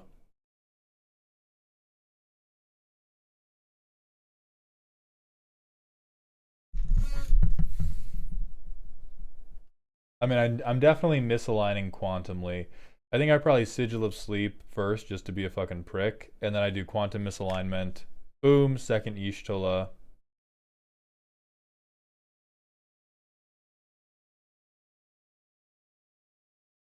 Curtains Call, Y'shtola, end step, draw for my 2 Y'shtolas. Yeah, and this is where, see, like, we're almost honking. But these 3, they're in the principal's office. They are making me unhappy. They do not have Riz. They do not look like they get their kisses in. And like, if from this, I like what we've done so far. I like that we've copied our commander. I like that we have this cleverly costed removal spell. Sigil of Sleep is diabolical. And this is the situation where off the top, I would love to see like Jin Sakai or Dragonlord Ojutai. I wouldn't really want to see Hunted Horror in this situation. Or fuck, I'm gonna say it again. I'm gonna say the goddamn word. Oh, actually, hold on. Pause. Wait. My fault. I'm a liar. Fuck this card. Where you at?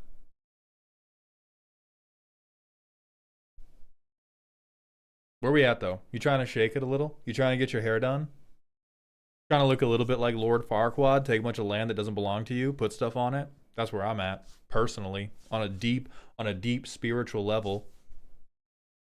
I'm trying to go Grand Risings, Queen. Get out of my swamp.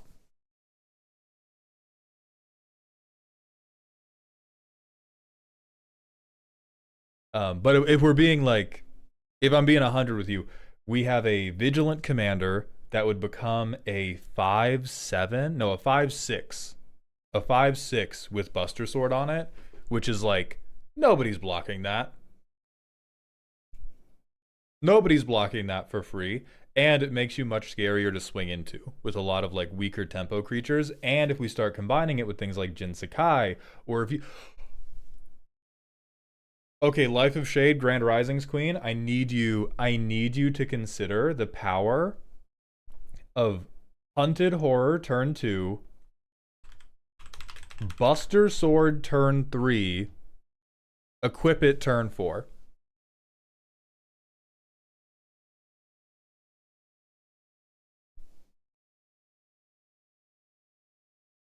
Imagine the house behind me is exploding. I see the vision. Excellent. Okay, and I think Hunted Horror is the most questionable inclusion, but I do think Buster Sword triggers your commander. That's good. We are moving towards having these flying threats where this would not only make them trigger your commander earlier, it's going to give you more card draw and it's going to give you more tempo that is disconnected from needing to keep Y'shtola on the field. So I really like that. So if this guy was Buster Sword, holy cookery. If this was Dragon Lord Ojutai, holy cookery. If this was Drana and I can just start swinging my bonus commanders. Whereas right now it's like,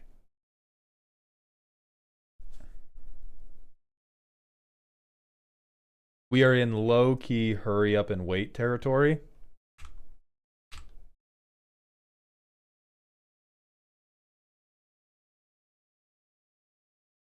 Yeah, that's a little bit funny.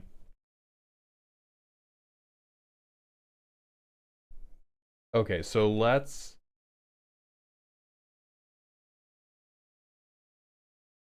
Unwind is now Buster Sword.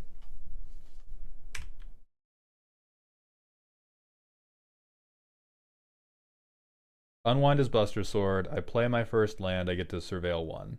Fuck, I do have to keep that on top. I play my next card, and I go Soul Ring.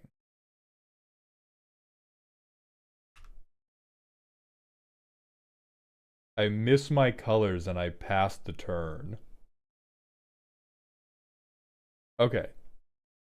Signet Y'shtola on turn 4. We got there. We got there. Don't worry about it. We got there. Now, with 5 mana, I go Buster Sword, equip, swingy swingy. This is a 5/6 on turn 5. I would guess, I'm not going to say you definitely get the hit through, but I think on turn 5 of most bracket 3 commander games, if you have a Spellslinger player or an Aristocrats player, there's going to be someone who will either let you hit or you are going to kill one of their valuable setup pieces doing this. If you do get to hit, you go draw card, Quantum Misalignment, Grand Risings, Kings and Queens, die. And then we get to draw a card at end step, which is removal, which is fucking awesome. Okay, so who else? Let's see if there's any other good Saboteur type effects, because that's what I. We don't have to do like a full makeover. We don't have to do a full makeover. We just need a couple of these.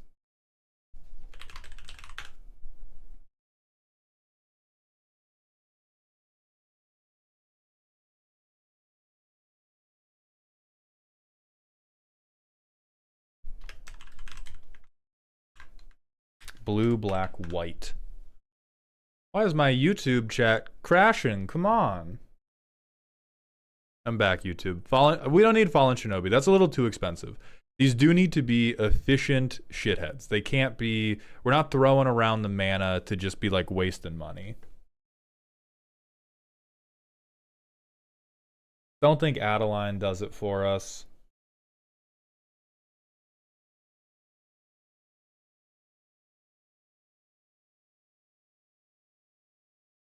Don't think we need Odric.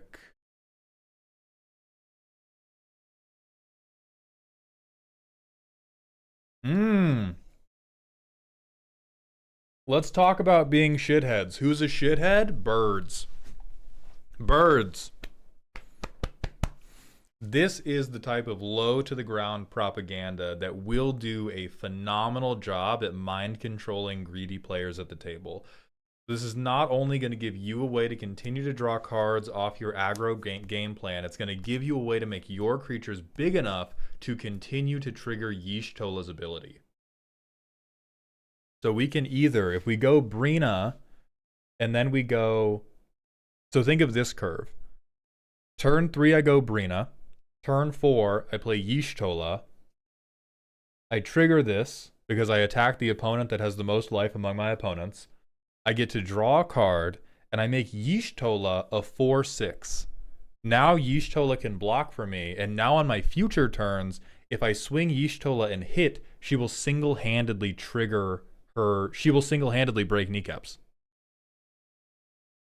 And if I don't think she can hit, I can put these counters on Brina instead, and that gives me another flying threat that will draw me cards without me having to spend a shitload of mana, right? This is a free thing.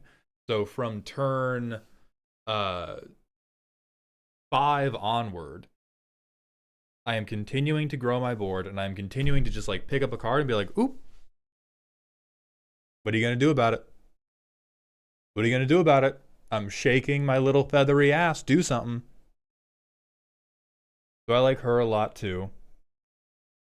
Don't need Yuriko. Don't need Silent Blade Oni. We're not doing enough counters for Danny Pink, but I do wiggle wiggle.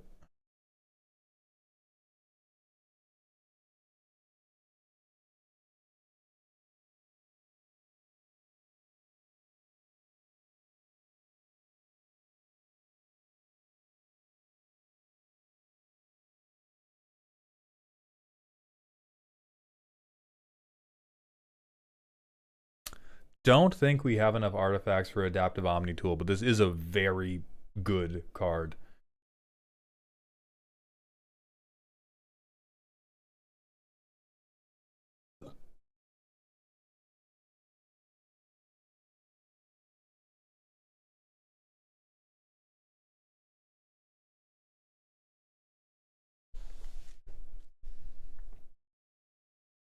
We don't need Silumgar. We don't need Felisa, my god. You could do Rafine, but I doubt our board is going to be wide enough for us to really benefit from this.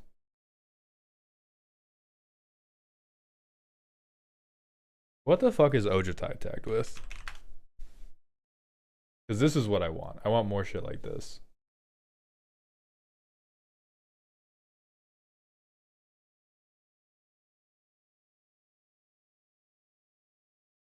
Saboteur.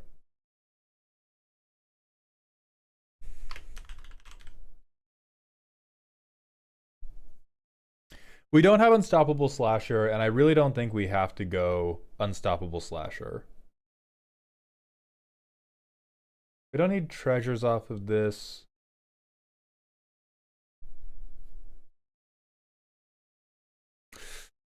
Ooh, Malcolm would be very juicy.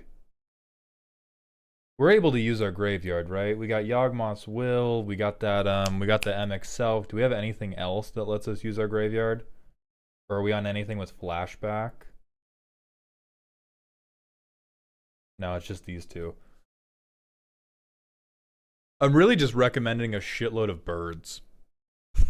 I'm really just saying, hey, what have you played a bunch of fucking birds?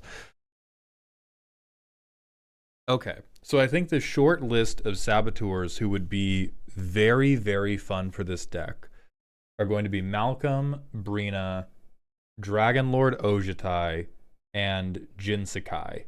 And then I think Basim Ibn Ishaq is kind of on the outside there because we don't have a huge mass of historic spells. Cats and birds is kind of a thing. Yeah.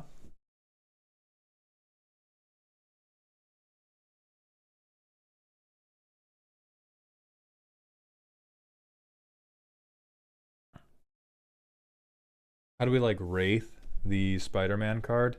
I doubt we like Wraith a lot here because we don't have the space to commit to a Voltron strategy.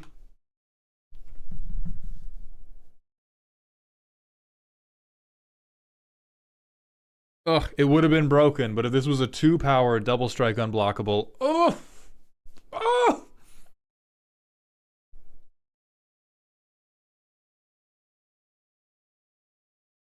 Actually, you know what? There's almost an angle here. I think the angle here is Wraith will get in for 2 every single turn no matter what, and that way I only have to cast 1 spell for Y'shtola to trigger. Because another problem with Y'shtola is even if you draw a card after doing it, if your game plan is predicated on double spelling, you're always going to run out of gas eventually, just mathematically. So she can both hold a Buster Sword, and if I hit you with her and then I cast Stock Up, I get my Y'shtola trigger. And then if I get any of my other stuff, so Jin Sakai doesn't help. Brina and her do a lot. Drana and her do a lot. Buster Sword and her do a lot. That all feels pretty good for me.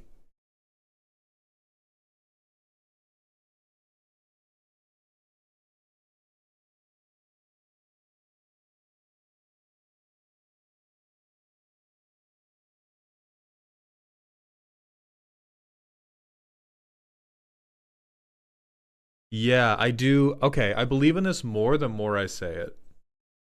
I don't think we need Ankh of Mishra or Liesa. I don't think, or at least the direction that I think will be the most fun for this deck, particularly if we named it Limit Break His Kneecaps, is not more stuff that's going to be passive taxation. I think we want to go out and get our fucking money directly from your veins.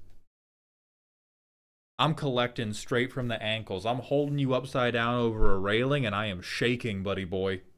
Okay, get it right. Pause. Don't, hey, stop. Stop, okay? Be fucking for real. Be fucking for real. Stop. Do we have any other crazy juice that's gonna be good here?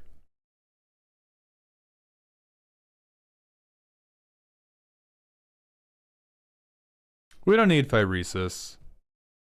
Phyresis just screams that Y'shtola gets removed instantly.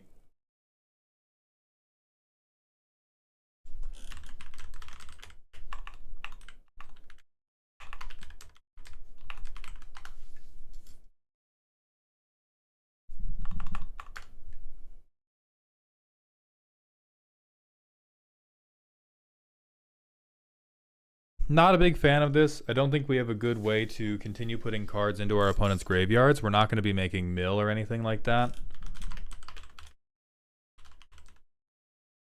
We already make foes discard regularly. I mean, that's not true. We have Helm of the Ghast Lord, and I think that is it. I think that is the entirety of it.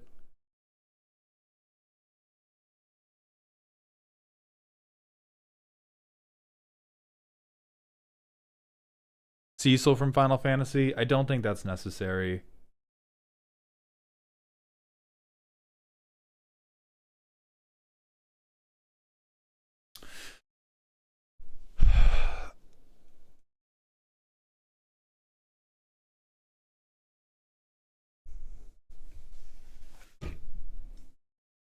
Yeah, I don't want to put it in on the premise that I think the deck is going to be more fun if we focus on gooning more.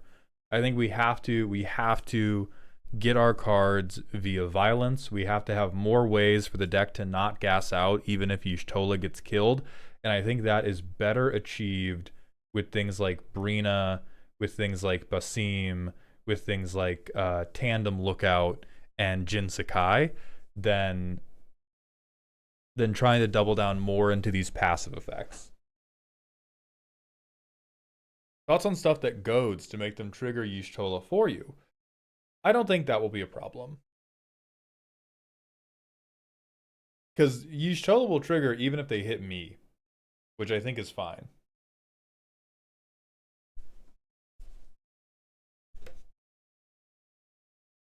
I'm chill as hell if you want to come punch me in the chest, because I'm still picking up my card. My cat girl is still my inner cat girl is still very, very happy if you are assaulting me.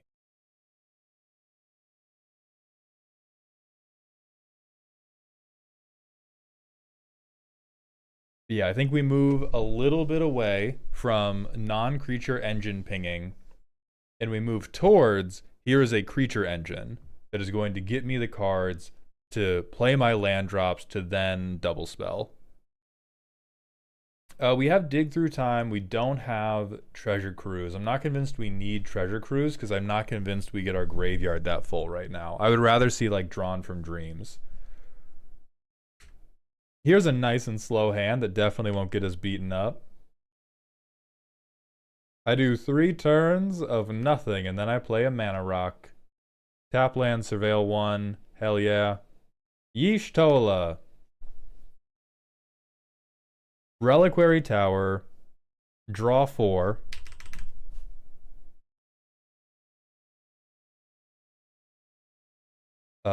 End of turn. Draw an extra card. I have no max hand size now. This is quite slow, but we are getting somewhere. I fucking board wipe. I just fucking board wipe. And then I rip God,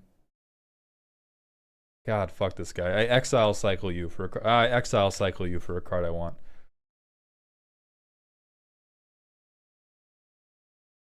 Then I go like Liss Hexed, which she is actually on the game plan that we're trying to swap stuff over for. Next turn, I can go BM Connections, Y'shtola trigger. Smothering Tithe, Y'shtola trigger. Now I have a 4/4 with double strike. I beat the fuck out of somebody. Draw a card at end step.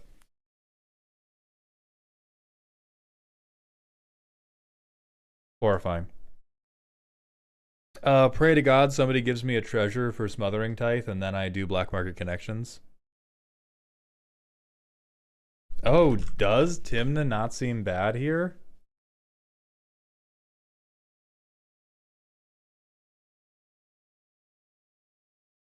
I do think Tymna seems bad here.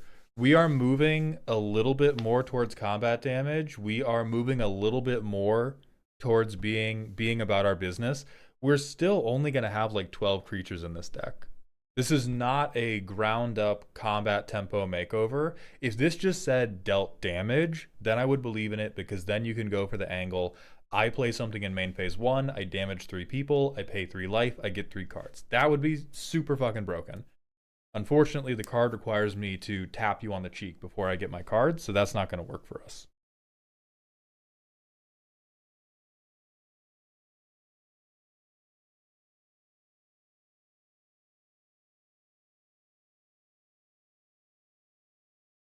Yeah, I think I would go more for the Saboteur angle, and Life of Shade, the way I would go for it is I would cut the cheaper engines first. So like Curiosity, Painful Truths, which we talked about being risky shortcut anyway, but like Curiosity, Painful Truths, maybe even Esper Sentinel, Smuggler's Share, Monologue Tax.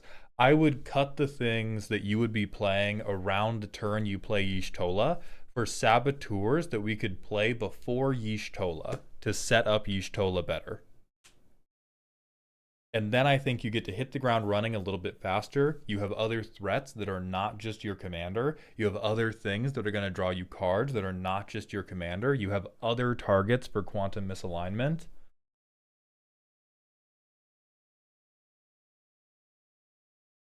Yeah, and then I think you really get to have the feeling of Limit break his kneecaps. Whereas right now, this is like Limit slow bleed. Can I ask if the Mana Rocks look okay?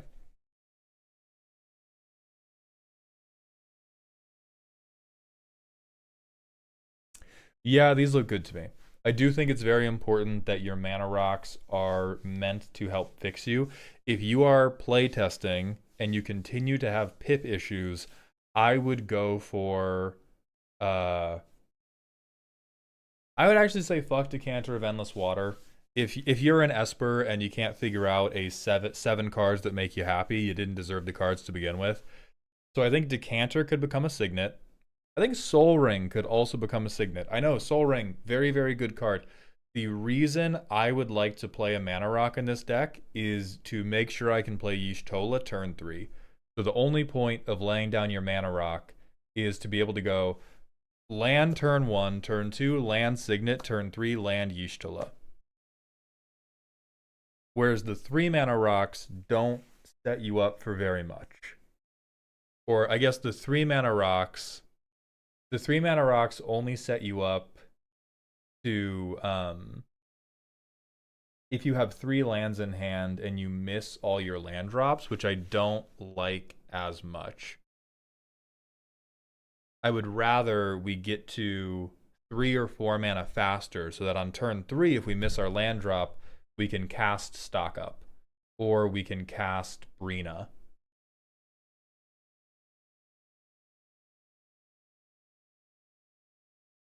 If we miss, and then if we hit the land drop, we still get to cast Y'shtola on turn 4. But overall, yeah, this is good. Just like little swaps.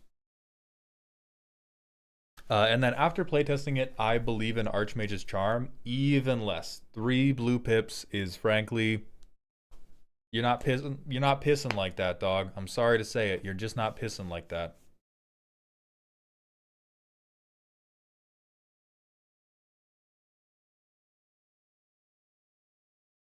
How about Serra Ascendant for a crazy turn 1 play? That's too in the sauce, I think. Us not having a turn 1 play does hurt a little bit.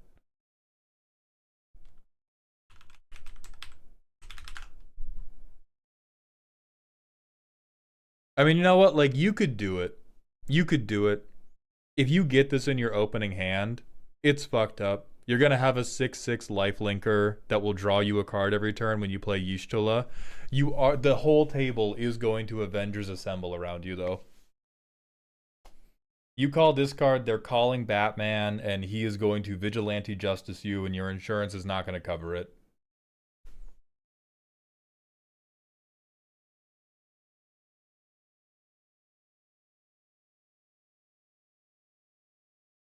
They already do that when they see my commander. Then you could just put this over the fucking top. If they're already gonna get you, then hell yeah, you can run Serra Ascendant, and this is another thing that turns on Y'shtola. So I would give that a try and see if getting these on-board saboteurs makes it a little bit easier to defend all the heat. We don't really have any Dark Confidant effects. So if you really want cards, we could do like Dark Confidant over Smuggler's Share or Monologue Tax.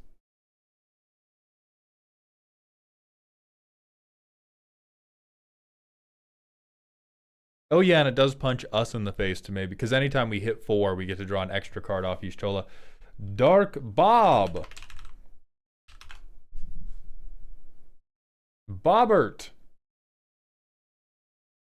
If you want something that works even better with Y'shtola specifically, it is less efficient, but Dark Tutelage is a 3 mana non-creature spell that on your upkeep, put a card into your hand, and if you hit anything 4 or greater, boom, you get an extra card. Isn't that nice?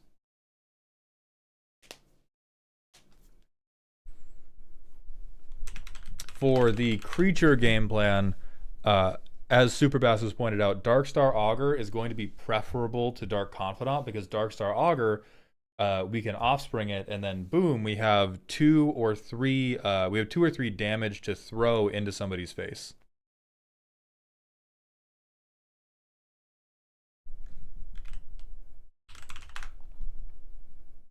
Would Saravok be helpful?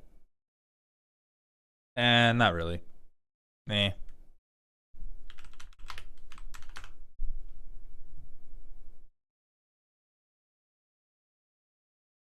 I think the at the beginning of the end step wording is gonna fuck us on this.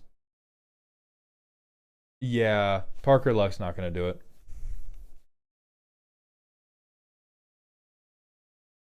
So Shade, I'm gonna put you lost in the middle for now, but I think we have a plan. I think we have potential, and I hope that this was helpful. We're gonna go to the manual ad break, and then Iron Ore, give me proof of life, and I will give you a deck review.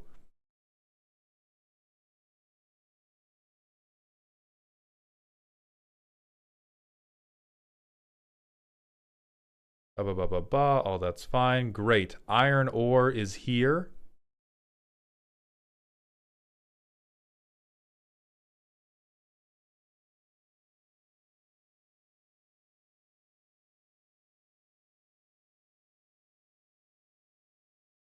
I have a bunch of Discord tags to clear out. Fuck me.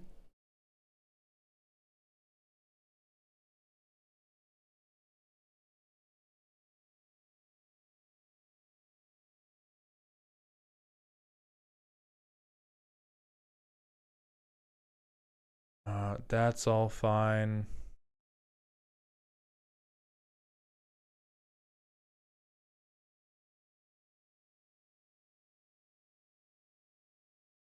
Has Maul done a Shadow the Hedgehog deck review before? I don't think I've looked at any Shadow decks yet. Good, Shade. I'm glad you enjoyed. Okay, we have 30 seconds remaining in the ad break. Are there any? I can't redeem GF Hug Time, Kling Klang. My girlfriend is. We're in the process of moving. My girlfriend is setting up the new house. What time on Saturday is the raffle? I can't make stream until 1 p.m. So the way the raffle is going to work, and I've gone back and forth on this a few times. I think I am gonna do marbles rather than the raffle tickets. And the way the raffle is going to work is we're going to run the raffle, and then we're going to do the deck. And then we're going to raffle the next one. We're going to do the next deck. Then we're going to do the next one. We're going to do the next deck. So if you can't come until 1, you're going to miss that first raffle. But that's fine. That doesn't matter, right? You can just be in the next one. If I were a vacation, what would you be?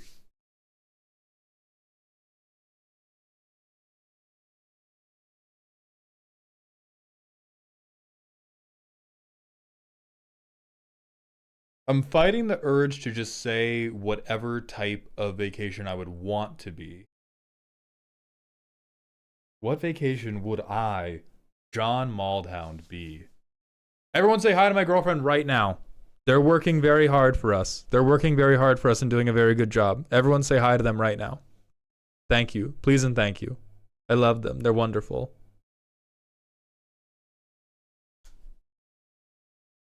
It will probably be the explosions map, Xavier. By popular demand, I will switch it around if people want something else, but that explosions map is super fucking fun. Thank you, Steven YouTube. I don't think you're the Steven. We have a Steven YouTube for XCOM as well. What else is... If I was a vacation, what would I be?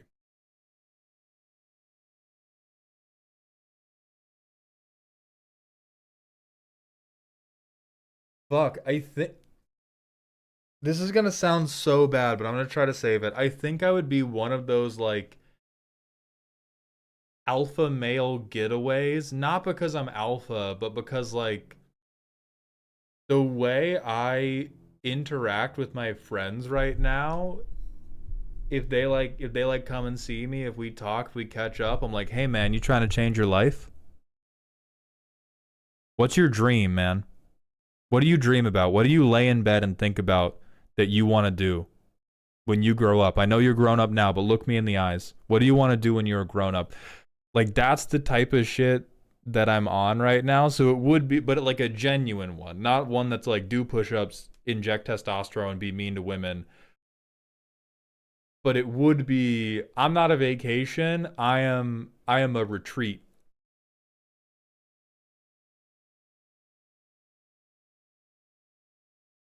Like 80% of my phone calls in the last month have been phone calls in which me and a friend work on stuff together.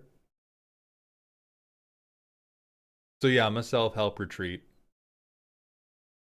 I'm not a spa day. I'm quite rude.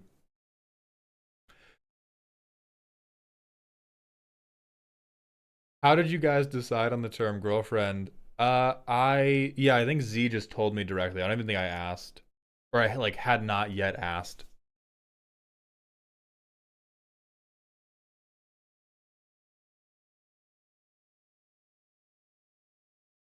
Okay. No more ado. We're gonna go to Iron Ores deck now.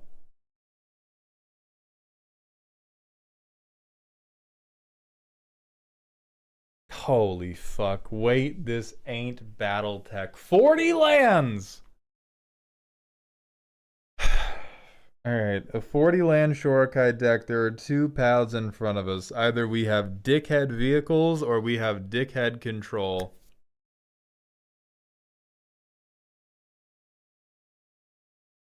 Looking like dickhead vehicles. Oh, no, it's looking like dickhead control! This is just dickheadery.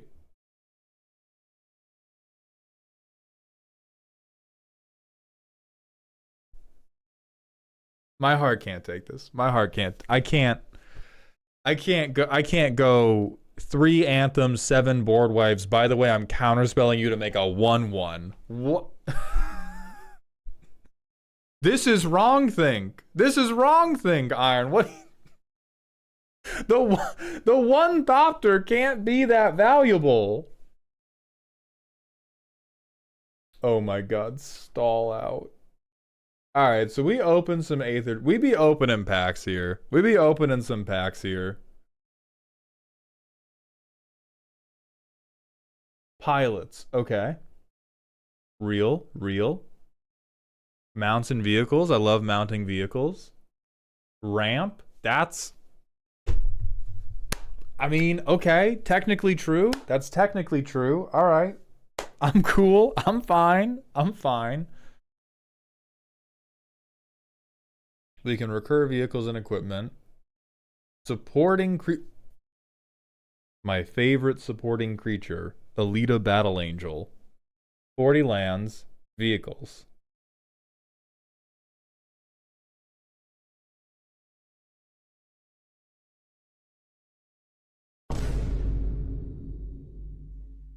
At this point, I would be grateful to see a combo, Iron. What the fuck is unfolding before my eyes? This looks like a chop shop. This is not the trauma of a car wreck. This is an 8-mile-an-hour fender bender. This is you scratched the paint as you pulled out of the Wendy's parking lot. Oh! No. Okay, Iron, you gotta talk to me right now. You gotta... What,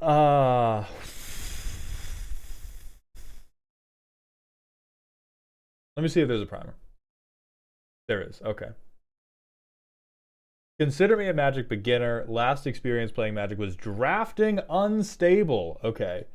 Goal is definitely to feel spooky as far as bracket 4. Bracket, I'm aiming for 2. I want the deck to feel like the vehicles are the star of the combat phase. Vehicles need pilots. Most of the vehicles should be mechs. I can work with that. Let's begin souping this up. More exciting creatures to use to crew my vehicles, cards that can buff vehicles, cards that do things when they get tapped, or cheeky ways to get a lot of power on board for the purposes of crewing would all be awesome. Ways to get things up and running faster after getting hit with a board wipe. I need to put in a drag. All right. So let's talk mechs. Because we want the vehicles to be the star of the show. Even in bracket 2, they have to get like a little bit fucked up. It's going to be very difficult for the mechs to feel like the star of the show if we are going, okay, I need to play this vehicle, now I need to play a pilot, now I've crewed this vehicle, and it is half the power and toughness of the thing the green stompy player ramped into. That's what we want to avoid. So, first up, you say mech, I show mech.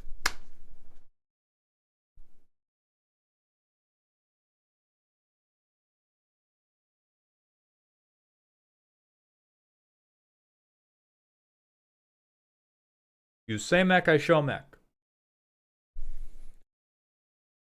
What is our current artifact count? 27.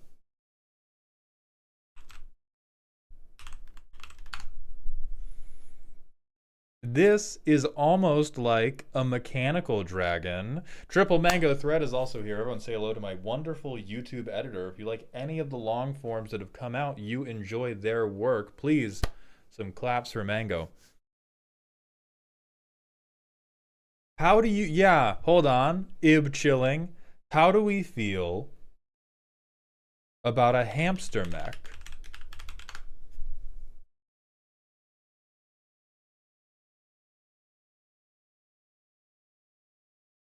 We can fight about a lot of things, Iron. This is a mech. I don't care what you tell me. Look at how they grab each other. Oh, Life of Shade, that's fucking awesome. Congratulations on your giant waffle. Okay, so if we want to get...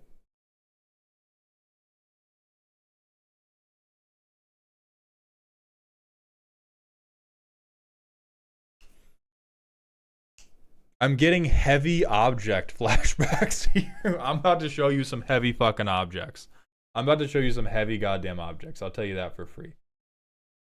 Okay. Against my better... You know what? Surgery time. Surgery time. Copy for Moxfield.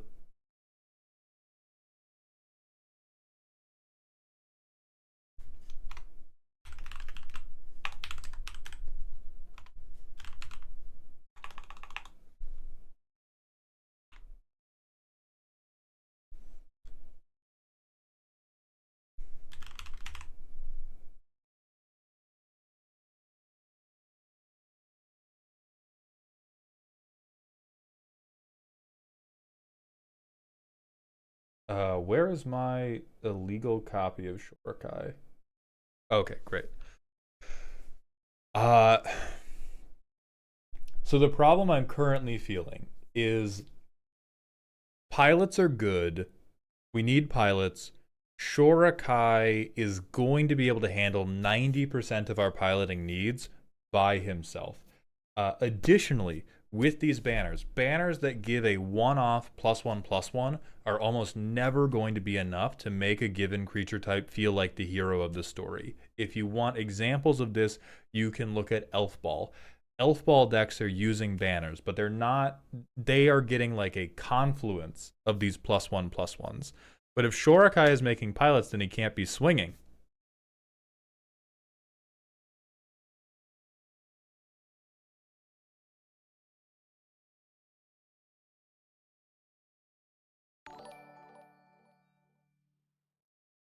You're wrong. I'm figuring out exactly how. He can make pilots and then swing after the fact. Yeah, he can be making pilots for multiple turns and then swinging. I'm thinking of what we can do to help manage that.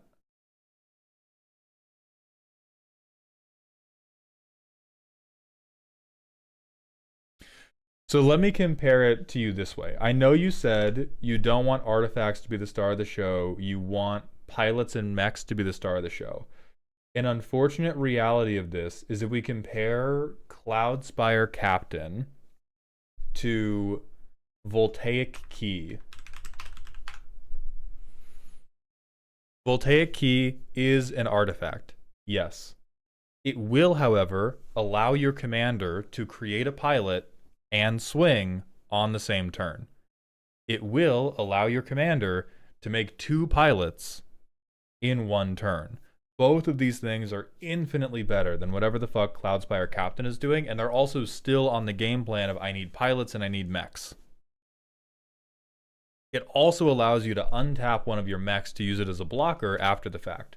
So I think there's a lot of stuff that's going to have to be subjected to that type of use case of like, yeah, this supports the goal. What can we do that supports the goal just a little bit better? Mechs do need keys.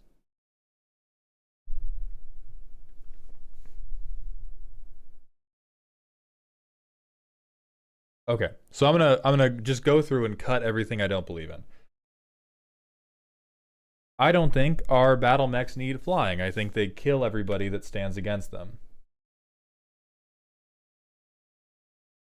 Recursion is never a bad thing, but I'm not totally sold on this guy, so I'm going to move him to the sideboard for the time being. Fuck that guy. This is a mech, and the flavor text is awesome. I will allow it. That's fine. This is neat. First strike matters.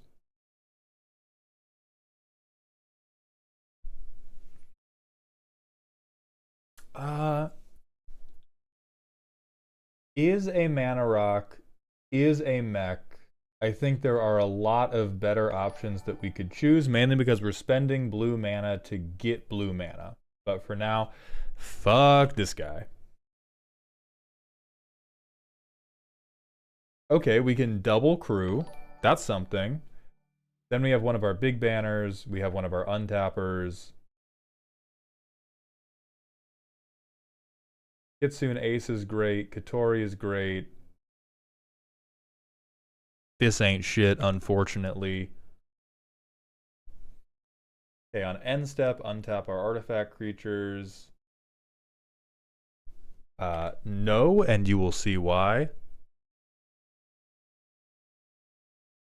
Mechan Assembler. I mean, this makes pilots, but it makes them worse than our commander does, and it's not a very good mech itself. So I think this can be replaced with something that feels a little bit more flavorful. Nanoform's great. This guy's a tremendous pilot, sure.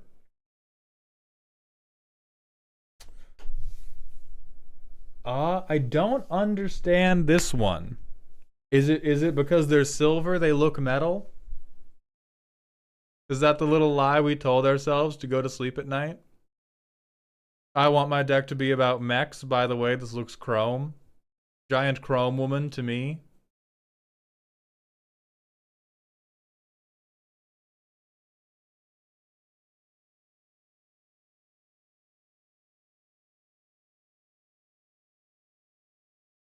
Steel Seraph is fine though. I just thought it was useful as something that isn't a creature but can be one later. You are not incorrect about that. I think this is where I'm going to talk to you about what a 5-tool player, which is a term from Moneyball but comes up in Magic a lot, where people go like, oh, I should play this card because it's like kind of useful in a couple different ways. And I don't think you should be in the business of playing cards like that. I think we should identify specific roles and pick things that are excellent at those roles. So I don't believe in Warring Triad.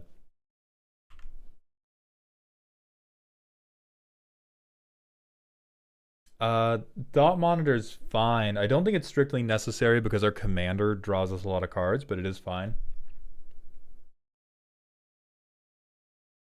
This is an incredible cope.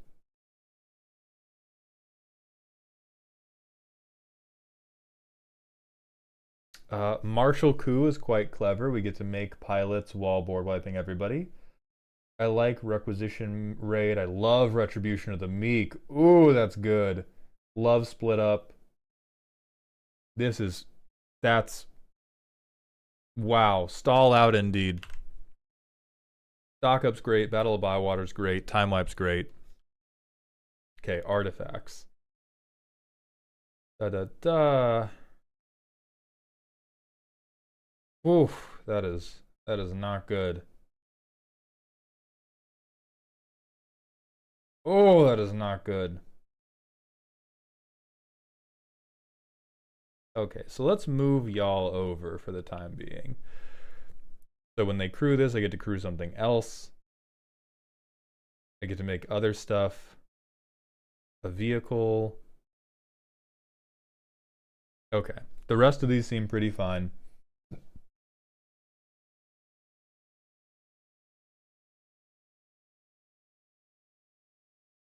I mean, target artifact or creature seems fine. I'm looking at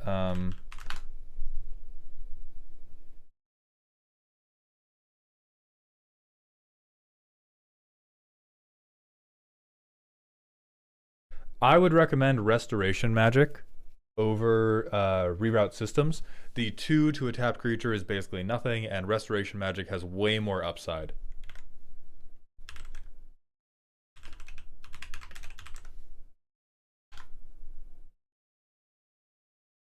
Counter spells are fine. This is crazy work, dog. This is crazy work.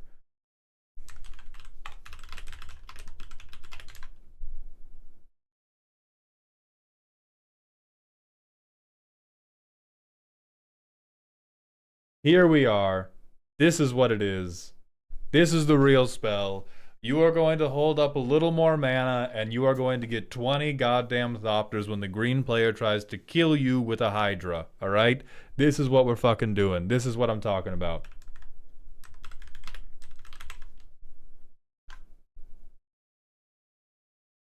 So no more launch mishap. Woof. No, no, no, no, no. No, no, no, no, no.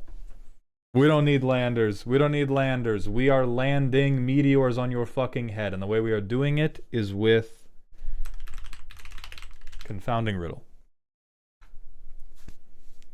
So this is not only a counterspell for an amount of mana that they won't be able to pay, because 2 is pretty payable. 4, nobody's fucking paying that. This also, if you have nothing to counter, will let you draw some cards before your turn, which is quite good.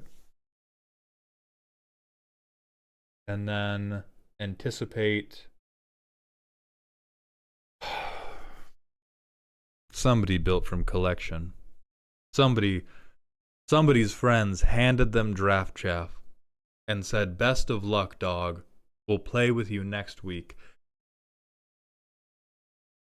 You are not wrong that this is a type of card you should have, but wow, wowee. Wowee, is that bad? I think at minimum we could do something like Thoughtcast. I guess this is sorcery. I'm going through my collection and thought, who would use this as I passed by Anticipate?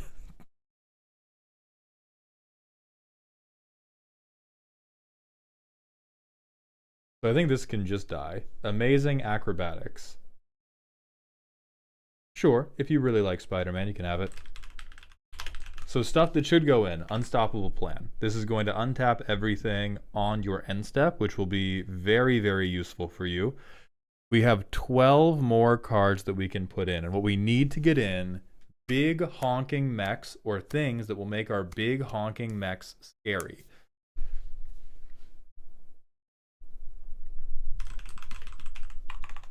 So let's put in Reaver Titan. Let's put in Brotherhood Vertibird. Let's get straight up ridiculous. I'm putting in Imposter Syndrome. I'm also going to put in Nesting Dovehawk.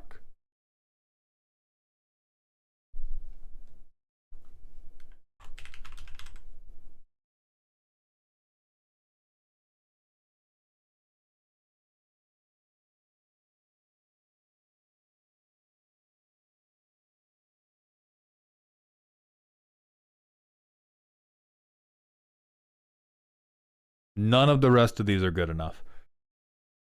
We do Nesting Dovehawk. This is going to let us continually make token copies of our pilots.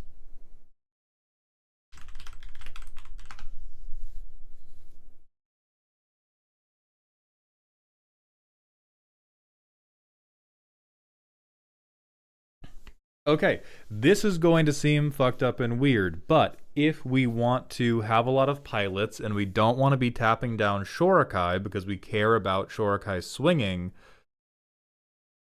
you could play this. You could play this and you could be not that sad about it. Like if you made a Kelpie Guide every turn, boom, that's a shitload of ramp. If you made an Intrepid Adversary every single turn, shitload of banners. If you made a bunch of interface aces every turn, you have a bunch of really good pilots that can be crewed over and over again. You could make this Mana Dork again and again. You could make a thing that crews with First Strike every single time. I think you have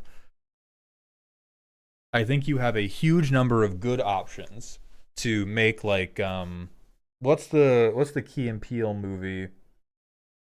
Like Us or something, where everyone had like a dark version of themselves. That's what I want to see. out of stuff like this. So I'm going to say endless evil. I'm going to say extravagant replication because I'm a fucking child. And then I want Azorius card. I want an Azorius card that cares about dealing combat damage. Ooh, what if I did... No, if I make things base 9/9s, then the mechs are no longer going to be special. I do need the mechs to be special.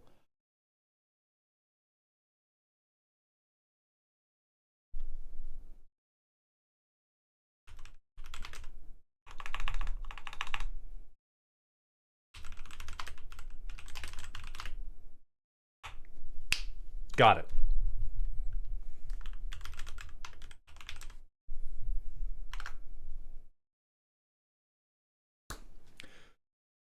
I believe this works. I think if we make a token copy that's tapped and attacking, let me check if this works.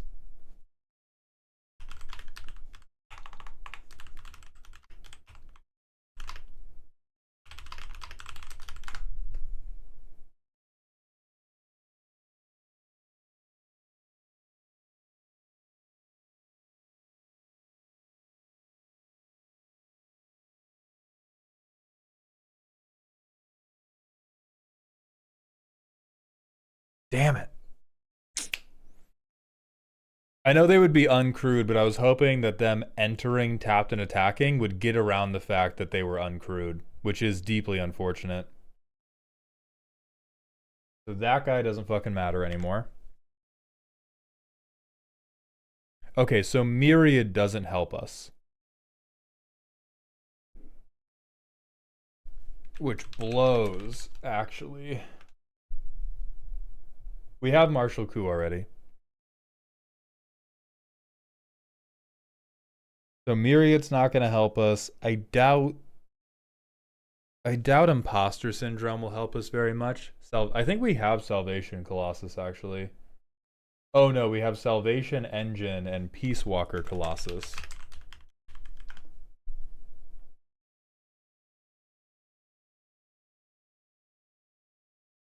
Oh, this guy's fucking... Oh, but he's not a vehicle.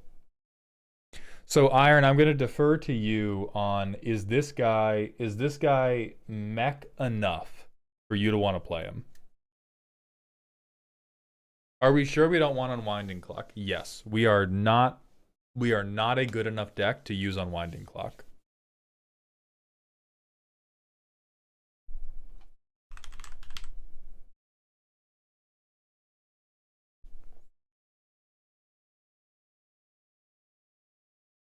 We'll say provisionally he's mech shaped. Thank you very much.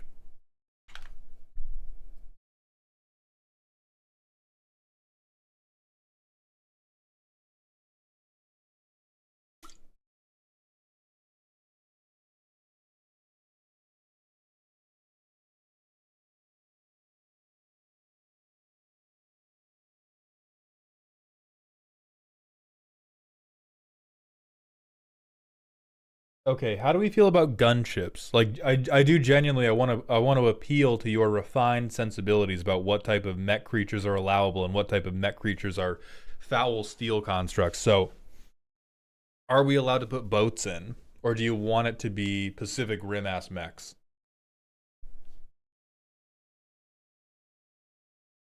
Because I do think Thunderhawk gunship would also be quite useful. It's just like a thing that hits hard, and this will give all of my mechs flying.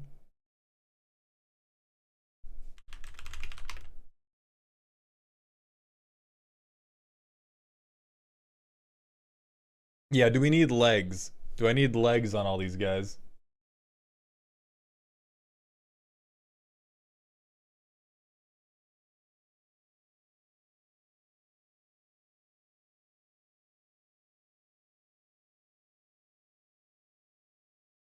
Okay, we got Knight Paladin. Okay, so we want mostly legs.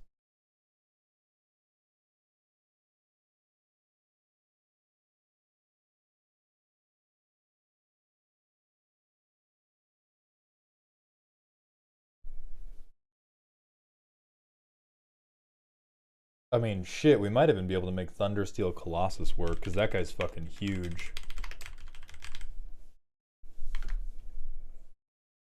I want to give my shit Double Strike.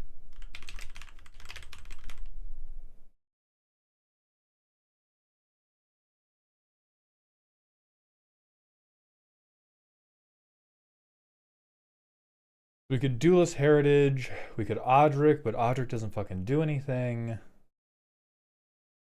Flaming Fist is just for our commander. Ah! If only this man was mechanical. This is only one creature. This is only creatures with counters.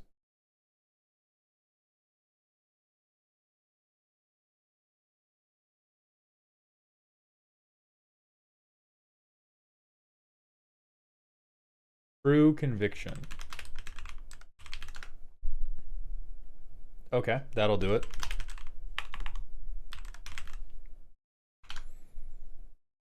Yeah.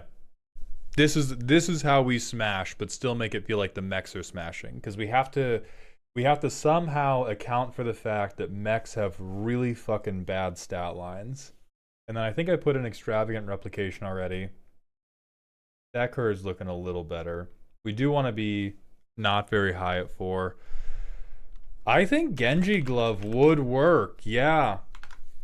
Goes on a mech, gives them double strike, gives us an additional combat. We need the combats to count more. I also think we're cutting lands, if I'm being real. I think 40 is probably a little bit too much, even for this deck. Do we have Mendicant Core? No, and I don't think we need Mendicant Core. What is a mech without their giant Optimus Prime sword, quite frankly?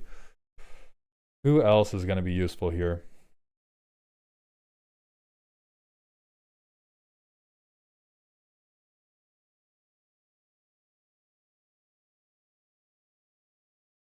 No.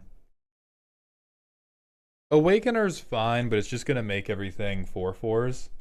What's Jetfire do?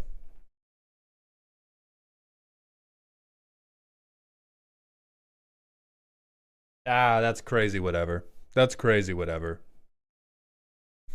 We do need a dragon. So we're going to look at Ao the Dawnsky first. It will hopefully not be where we end.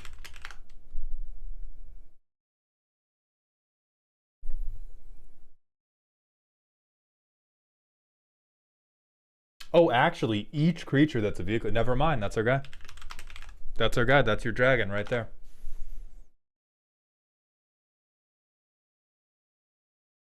What else did we say? Oh, did it not copy your primer? Hold on.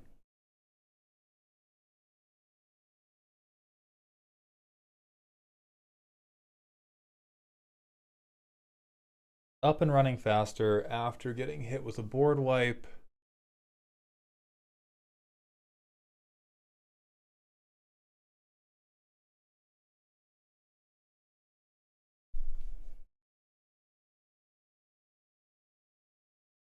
I don't think Sun Titan's really going to do that for us.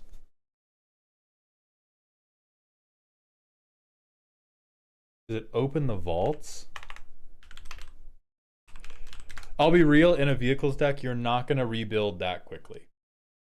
If I'm being 100% honest with you, you were the one who decided that instead of playing a guy, you needed to play a guy, you needed to have him build a car, and then you needed to have him get into the car. So it's going to be a little bit tough. But we can open the vaults.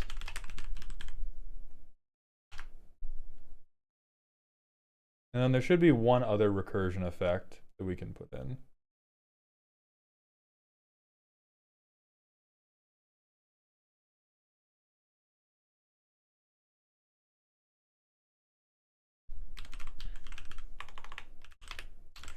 Brilliant Restoration. Perfect.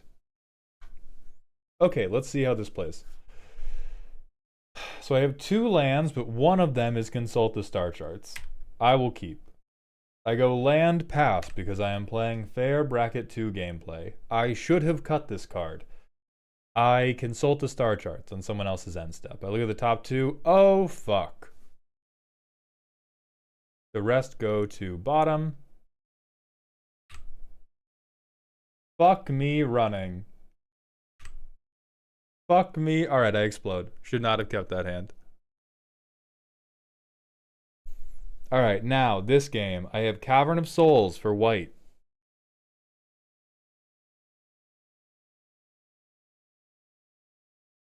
I need...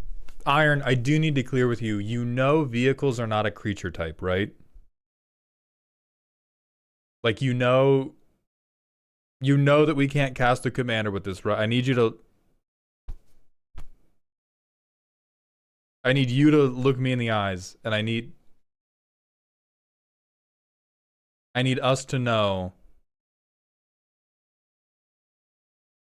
that this probably doesn't work in the way you put it in the deck to make it work. Or is it like, is there a pilot? Is there a pilot creature type that we care a lot about? So I will mulligan this hand. I can neither confirm nor deny that I knew that. Excellent. I'm going to go ahead and pretend this is a basic plains. And we're going to go land pass. Basic plains. Reckoner Bankbuster.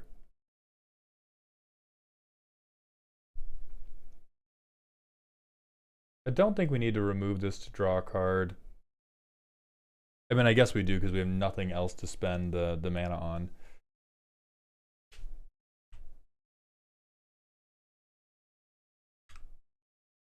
Then I go Shorikai.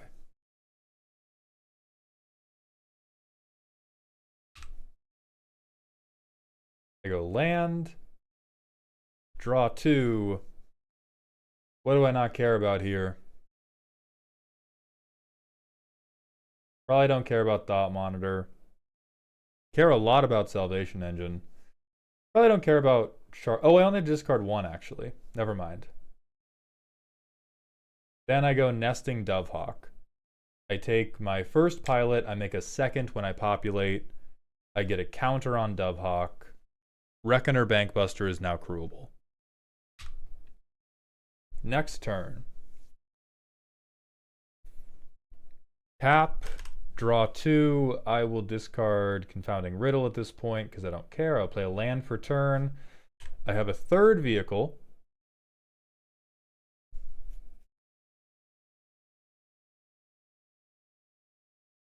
I'm identifying another problem. Do we not have any mana rocks in this deck?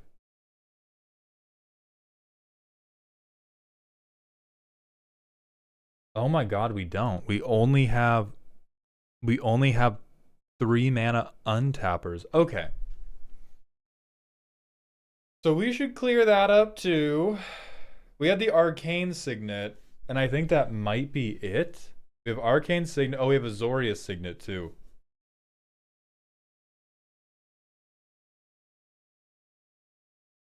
Oh. Oh. So I would recommend we put more ramp in this deck. Not being able to begin Shorikaiing until turn 5 is probably the cause of every problem this deck has. Straight up. Whether we go to... Yeah, we just have these 3 mana. We have these 3 mana untappers to try to like do it more after we start doing it, which is well and good. But I think if the deck feels slow for you right now, the 100% of the reason it feels slow is because we're going turn 4, I tap out for a value engine. Turn 5 is when I begin using that engine to create value. So stuff that will help with that.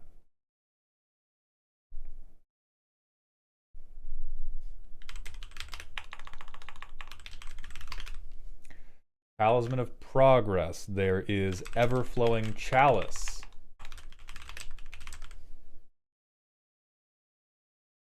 There is Mind Stone. I think Palladium Mirror is not exactly what we want because we don't want... we want things on 2. We want things on CMC 2 to ramp into a 4-drop on turn 3.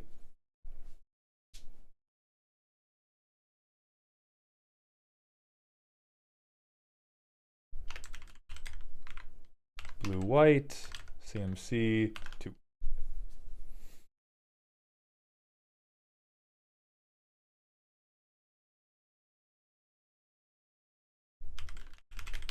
Felwar Stone. Yeah, you can do Everflowing Chalice without Proliferate. It's still just Mind Stone.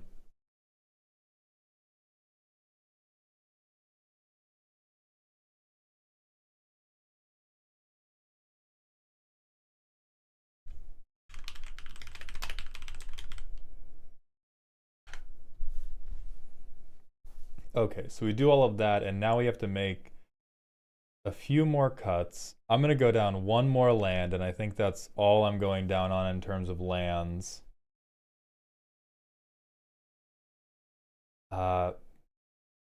Okay, this deck makes a lot more sense now. Now that I understand it was built by the Amish somehow. Makes a whole heckin' lot of sense now. But I think we also get rid of... I think some of these untappers have to die.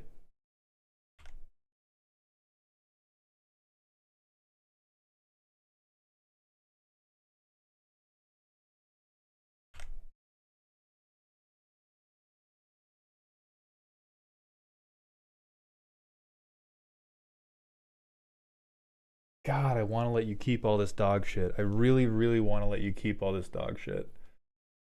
Actually, no, I said I was going to cut this anyway. All right.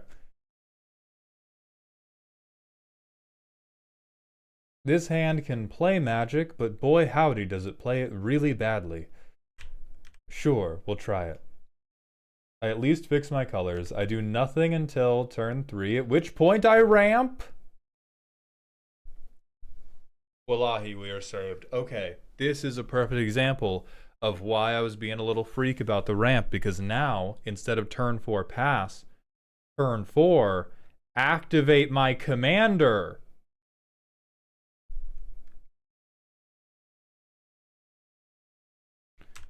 And I get to draw 2, and now I get to discard a land. I don't give a fuck.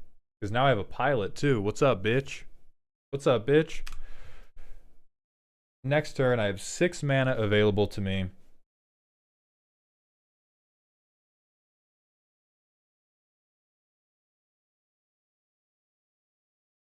I think I go Vizier. Vizier does not have haste, which fucking sucks.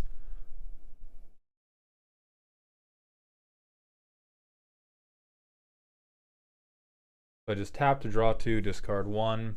I don't think I need Martial Coup at this point.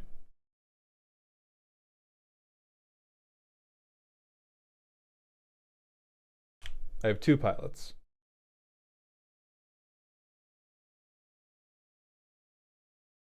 So I can get my Ballista Charger out. Nah, fuck that. I tap 1, I make a 3rd pilot, I draw 2, I discard this land. I untap this guy. I True Conviction. I crew my commander.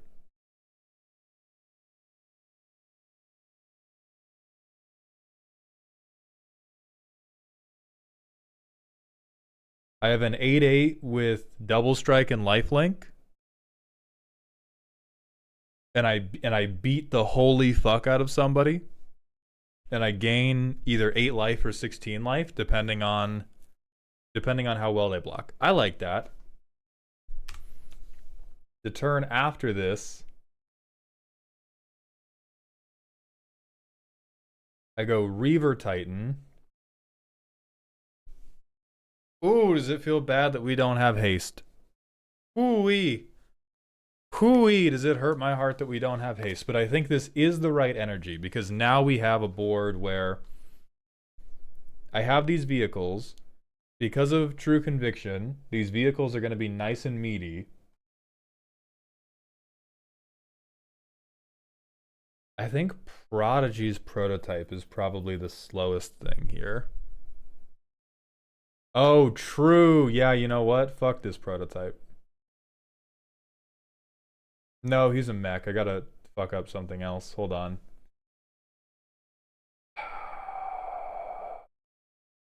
Fuck cargo ship, not a mech. That's just a car. That's just an air car. Crashing drawbridge. Yes. Yes. This is what we need.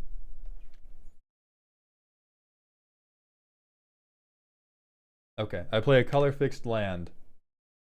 I play a colorless land. I play Prodigies. Oh, this isn't even a creature. God, fuck, dude. Oh, that hurts me. That wounds me.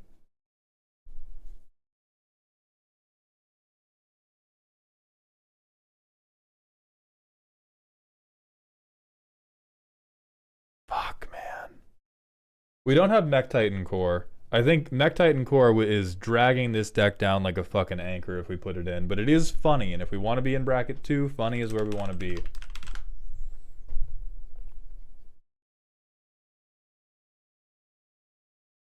The biggest problem with Mech Titan Core is that we are not shitting out artifact creatures.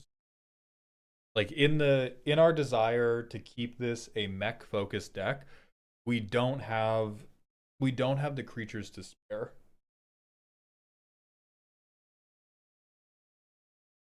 Should we be switching small mana mechs for small creatures to pilot the mechs?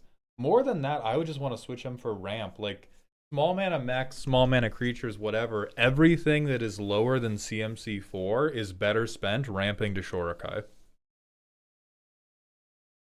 Shorakai is one of our best vehicles. Shorakai is one of our best pilot producers. And Shorakai is one of our best card draw engines. Like, that's part of why he's such a good commander, but genuinely, everything that is under Shorakai's CMC, you could spend attempting to cast Shorakai one turn sooner, and it would work.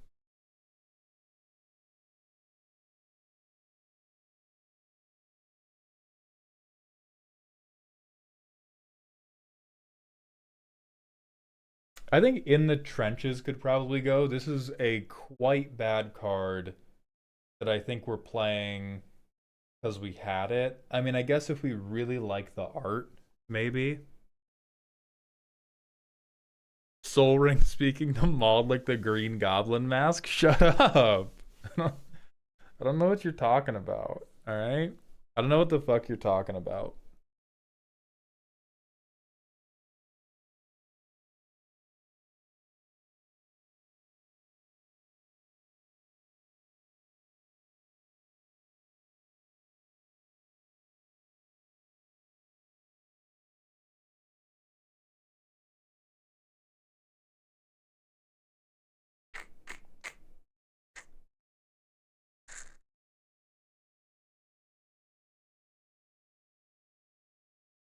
You know what? I don't even believe in Thought Monitor.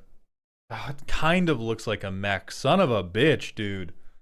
Son of a bitch. Maybe Lady Octopus. I'm fighting so hard against Iron's Dream right now.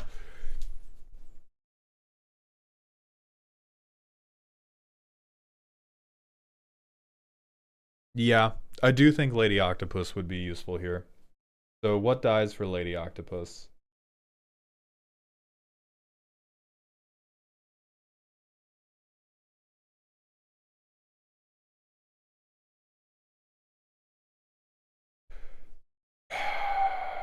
Fuck, dude. Reluctant NGL? No, come on, he's so cute. He's so fucking cute, man. He does nothing. He's garbage, but he's adorable. It's his first day on the job. He just got his fucking learner's permit. Come on. Yeah, fuck this guy.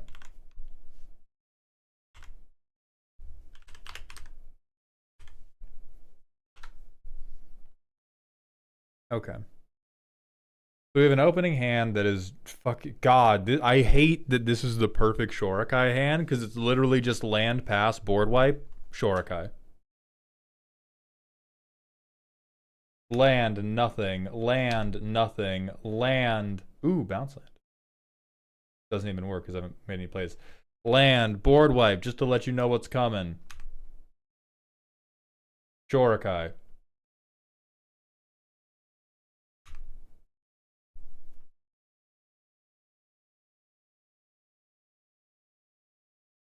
Land, tap, draw 2, discard 1. What do I discard? This guy brings stuff back when he attacks, so I'll discard the Colossus, actually. And I get a pilot. And then I drop Aerial Surveyor as well. So I go crew, attack. Hopefully somebody controls more lands than me. I get a plains. Do I get this untapped? No, tapped. Bullshit game, dude. Dead game, never gonna make it. Play Salvation Engine, play a land. Tappy tappy, draw 2. Fuck Ornithopter at this point. On my next turn, command tower. These crew is at their 3 power. So I crew this guy. I have a Salvation Engine. I do believe I spend the mana to draw and discard to make a 3rd pilot. I crew this guy. On attack. Oh, do I even... And then I play True Conviction. So I have a 6/10 with double strike. I have a 5/6 flying double strike. And when I attack, I get this guy back. Ah, but it's an attack trigger, so I don't get him back. So I'll have him for next turn. This feels like mechs are crashing out to me. And then I gain a shitload of life. And then if I get board wiped, I just bring them all back the next turn.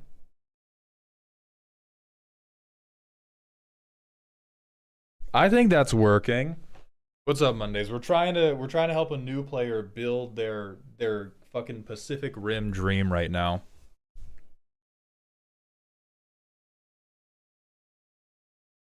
This hand sucks. We can't do anything with it. This hand we can attempt to play Magic the Gathering. So I play this. I can't play Lady Octopus yet because this doesn't tap for blue. Land, depending on the land situation for my ops, I go Lady Octopus. She gets a counter. Boom. Turn 3 Shorakai. I love it. Lady Octopus gets a counter. I draw 2. I get 1 more counter. And now I'm discarding 1.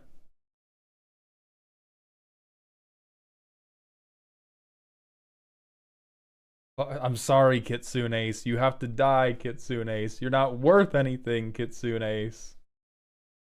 And then I go Vizier of Tumbling Sands. Next turn. Counter. Tap. Free vehicle. Yippee! We've done it! Turn 3 Shorakai, every blue player in a 3,000 mile radius just nuts simultaneously. Exactly.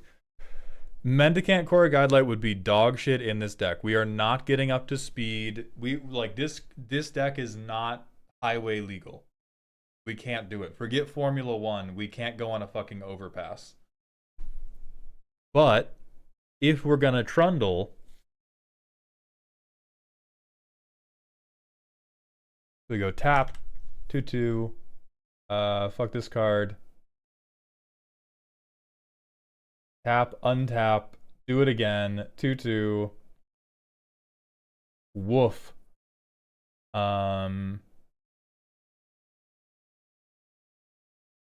At this point, we don't need Aether Spouts because we just board wipe. Ha ha ha ha ha, I'm so evil. So now it's turn 6. We have True Conviction again.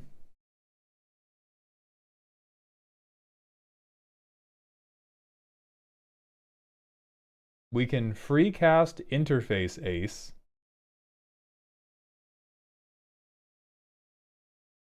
We can crew it, untap it, crew it again. Shorakai is now a creature. We can use one of our pilots to crew the Prodigy's prototype. We now go True Conviction, but I don't necessarily want to just pretend that True Conviction is going to hold the deck together forever. So if we don't True Conviction, we can pay 1 and white twice after Intrepid Adversary comes in, and then we have a +2/+2 banner. So a 10/10 and a 5/6 go to town, make some pilots. How does this behave after a wipe? About as well as any other deck. It is not fantastic at rebuilding, but we do have card draw in hand. We are typically the people wiping, and we have the mana to recast our commander anyway. So I think either of these play patterns work. Like either we go Intrepid Adversary and we get good creatures now, and then the turn after we do True Conviction, and then everybody shits themselves. We also have Nesting Dovehawk to take over our pilot generation so that Shorakai doesn't have to keep doing all the heavy lifting. I think this works. I think this works as a Pacific Rim ass deck that cares mostly about the mechs rather than about like artifact loops. It's able to use Shorakai to deal combat damage. It's able to use all these terribly, terribly dogshit cards. My god, I feel like I'm beating people to death with recalled Legos.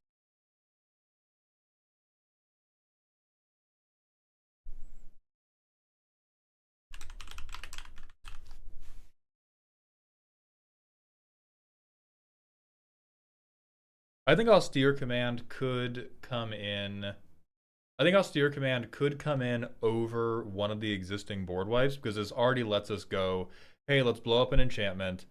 Hey, let's kill all these creatures on board that are not my pilots, and let's leave all the artifacts alone. So I do think that's a good recommendation as well. And that can probably be... This is our least mana efficient wipe, so I'll bring it in for that.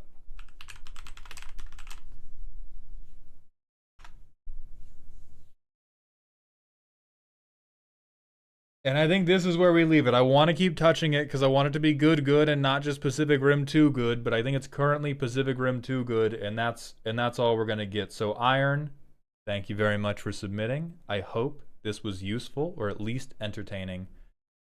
And I hope you have a very good day. I mean, we are down here. We are down here in the fucking ditch.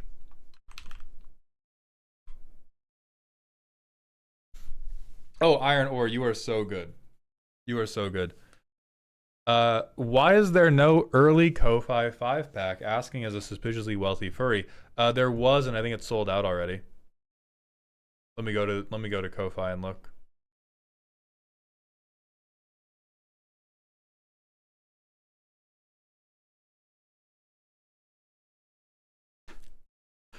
Yeah, Mothman, not only was there one, but additionally, they sold out so quickly that Ko-Fi sold extra.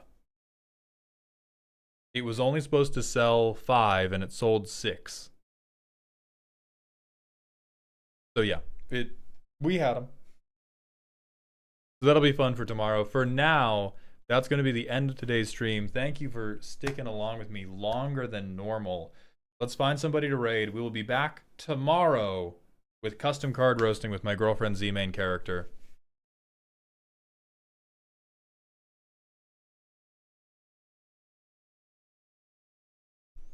Nobody I'm following is currently live, so I am taking, if anybody has suggestions for who we raid, let me know.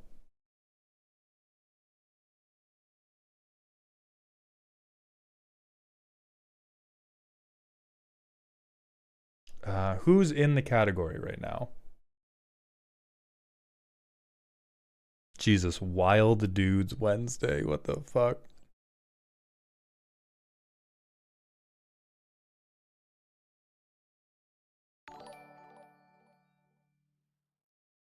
Blue ID Dragon, thank you for the Twitch follow.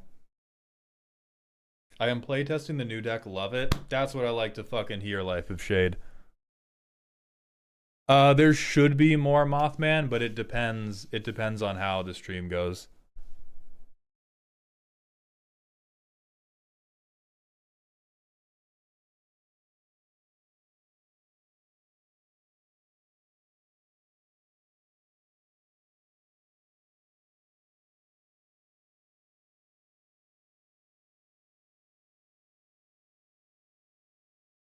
Okay. I do not know these people, so we will actually do no raid today. I will just say thank you all for being here. I appreciate your support. I appreciate your generosity. I hope you all enjoyed the show. And please remember to stay toxic. I will see you tomorrow at noon.